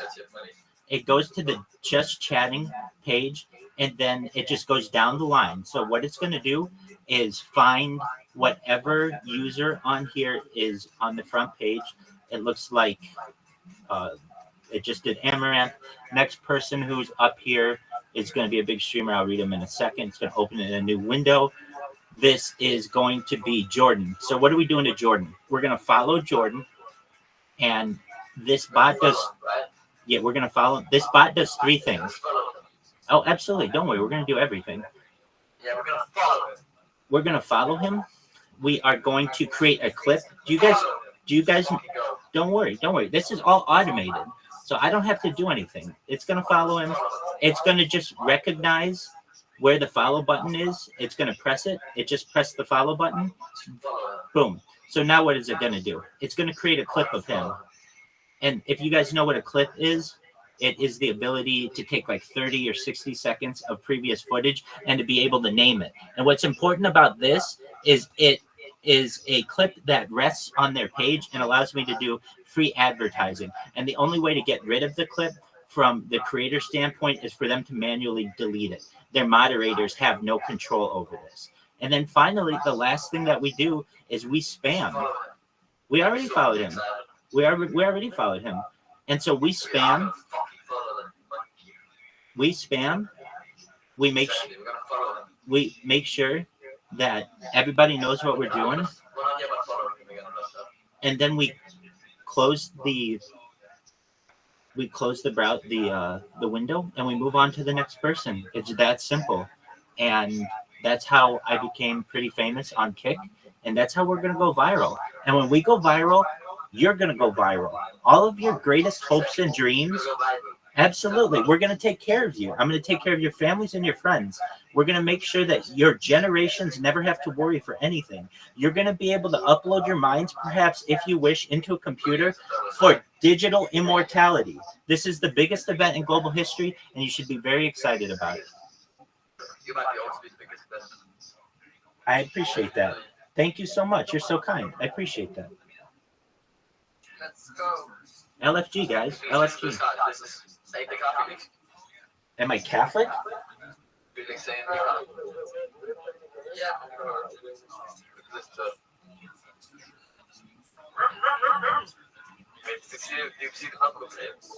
Oh, let me see.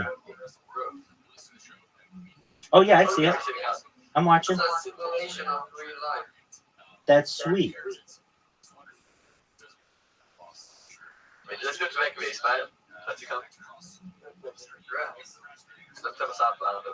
Okay.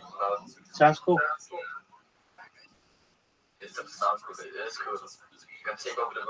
Yes, we are. We absolutely are. 100%. This is ground zero for world domination. This is the inner sanctum of world domination. You're a genius. Thank you so much. I very much appreciate that.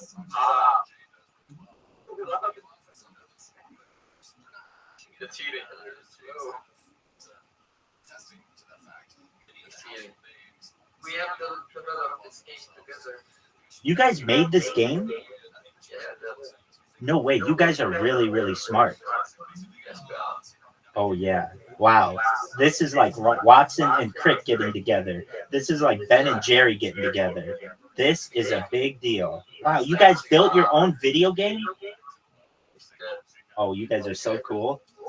We have about 10,000 users daily. Oh, my word. Caspian C, do you see this? Oh, he's not in the call. Oh, okay. He'll be back soon. No, he's a nice guy. Wow. This is amazing. I could watch this game all day. Yeah, I could watch this game all day. Dog, I'll stream this on my streams. So you guys should know, you're live on 8 different YouTube channels right now. You're live on like 33 different platforms, including you're live on Rumble, you're live on YouTube, you're live on Twitter, you're live on Twitch, you're live on I can read them all to you. There's like, sure, absolutely. Just one moment. And if you're like, where do I get this list? It's below under platforms. So we're live on 8 different YouTubes, 8 different Twitches, 8 different Rumbles. I'm live on 4 different Kicks, but not the video portion. I just have my bots going. But we do have a Kick footprint. We're live on 8 Twitters, at 8 Africa TVs. Africa TV is really interesting. You would think that would be big in Africa, but it's not. It's big in South Korea. Interesting. We're live on... Excellent. Shout out to South Korea. We're live on like 11 different Instagrams, perhaps. We're live on multiple Discords. I don't know. However many in here. 4 or 5 different in here. And a bunch of other people's, including 2 in Aiden Ross's. We're live on Billy Billy. We're live on Billy Billy. We're live on Vaughn Live. We're live on multiple Telegrams. We're live on Facebook. We're live on Locals. We're live on Camfrog. We're live on Bigo. We're live on Loco.tv. We're live on Nemo.tv. We're live on Nono Live. I have a Spotify podcast. We're live on DLive. We're live on YouNow. We're live on Breakers TV. We're live on Trovo. We're live on Vault. We're live on Odyssey. We're live on FC2 Live. And we're live on Arena.tv. Dog, if you had the ability for me to stream under there, I'd put a camera there, my man.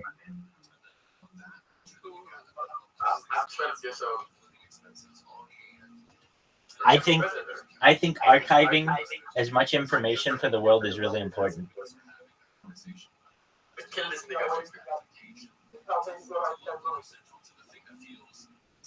All right. Are you not sharing your game anymore?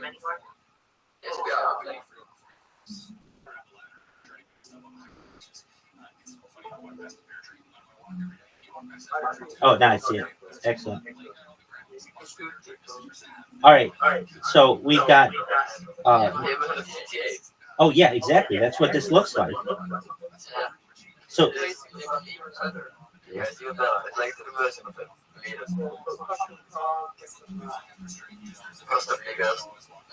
They could go to your house and kill you. That's amazing. So we have Mikhail and Mikhail and Felix, and then Dottie. Are you guys all three programmers?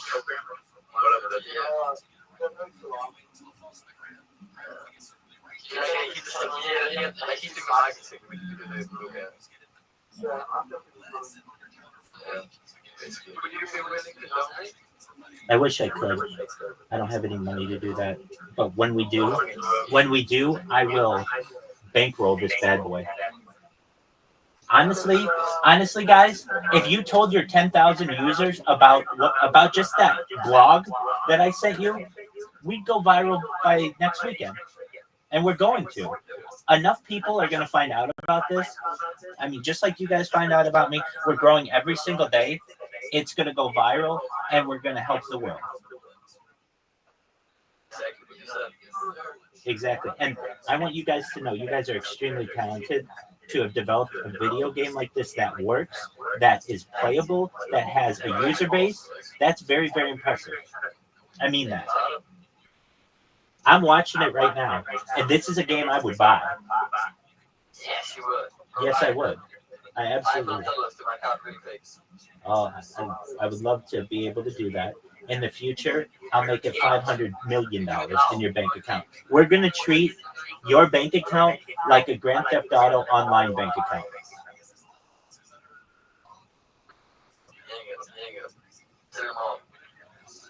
Well, absolutely. How? Well, that list alone of the things that I have there, there's enough information in there for the next millennium. Like what? Absolutely. Absolutely. Just when it comes to energy, let's talk about energy, okay? So traditionally, we've had fossil fuels, but Rabbi has a list of energy. Just one moment, let me speak. Rabbi has a list. You don't have to be mean. Rabbi has a list of technology that can help the world. Like what? Instead, if you'd like to talk, you can go ahead. You don't have to be mean. That's okay, guys. But you should just know that there are technologies like geothermal power, fission power, fusion power, turbine power, tidal power, geothermal that we aren't currently utilizing. So there's a lot of ways to make money off of this. Do you guys know what Kill Tony is? Kill Tony is the biggest live podcast in the world. And so what it is, it's a comedy podcast, and we're just watching it. I'm going to turn it on, and I'm going to watch your guys' stream, and let's just chill. I appreciate you guys being here. Also, it's like it's hard because it's like it is taking up a lot of time, you know. So it's hard with the like all of my other things that I want to do, I'm not able to. Right. You run your own show, a very, very good show in this town. I've done it multiple times, and I don't do a lot of other people's types of shows, but I love yours. It's always good, always sold out, not easy to do. It's what I recommend every comedian does, is start their own weekly show. Thank you. Yeah, it sucks that working at this comedy club is getting in the way of pursuing your dreams of being a comedian. Yeah. Yeah. I feel really bad for you, Lucas. I mean, right now you could be, somewhere else, having an opportunity in front Well, it's of. getting in the way of the music too that I do. You do music? Yeah, I do. I have a band. Well, we haven't been playing as much because of like comedy's thankfully been fucking kicking off. But Yeah. What? I did not know this about you. No one knows this about you. What type of band are you in? You play the fucking ukulele for sure. I play the heartstrings. Quit wasting the A material in the interview. Tell us about this band. What's the name of the band? It's called Dumpster Fire. It was some friends from Tennessee, and only one of them has come down here. So I did the drums, he did the bass. We lost our. You play the drums? I did the drums. You play the drums? I don't know if you know this, Lucas, but we have a little tradition here on the show. We've never done this at the Comedy Mothership before. We've done it all around the world. Oh, wait. Are you fucking with me? You play the drums? All right. Well, that means there's only one thing to do here, and that's a Mexican drum off. So here's how it goes. Here's what happens. Is that you do a drum solo and our resident drummer, Michael Gonzalez, does a drum solo. If the audience decides at the end who wins, and if you win, you become the full-time drummer on Kill Tony. And Michael has to be a door guy at the Comedy Mothership. Yeah, Michael has to live your nightmare. Yeah. So, ladies and gentlemen, I mean, this is history because not only have we never done this at the Mothership, we've also never had a door guy at a club perhaps trade jobs with Michael Gonzalez in front of our very own eyes. Now, I must warn you, in the history of Mexican drum-offs, a tradition that started many years ago with our only other drummer we've ever had, the great Joel Jimenez. R.I.P.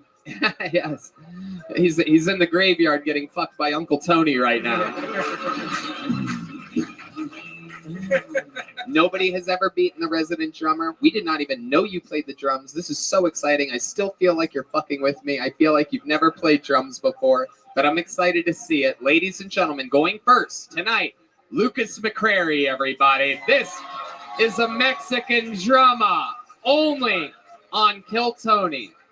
Hell yeah, Yoni, get all the way in there. You can block these people's views. They can watch it on YouTube in a couple weeks.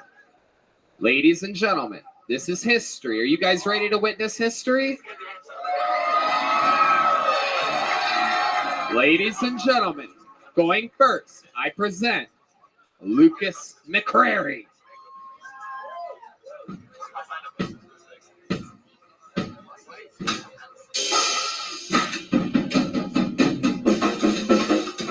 All right. Very bold, creative decision for Lucas to lie about his drum skills. Very interesting. So you don't play the drums after all. Again, interesting decision. Just for the fun of it, let's have Michael Gonzalez do a drum solo.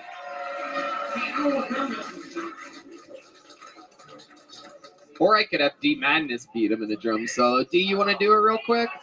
Yeah, let's fucking go. Let's go. Let's go. Why have Michael do it when you could have literally one of the greatest musicians in the world, a man who's played with Stevie Wonder, a man who's played with everybody in Austin, Texas, one of the great local musicians, blind as a blind man could be, on the drums. Ladies and gentlemen, this is D Madness.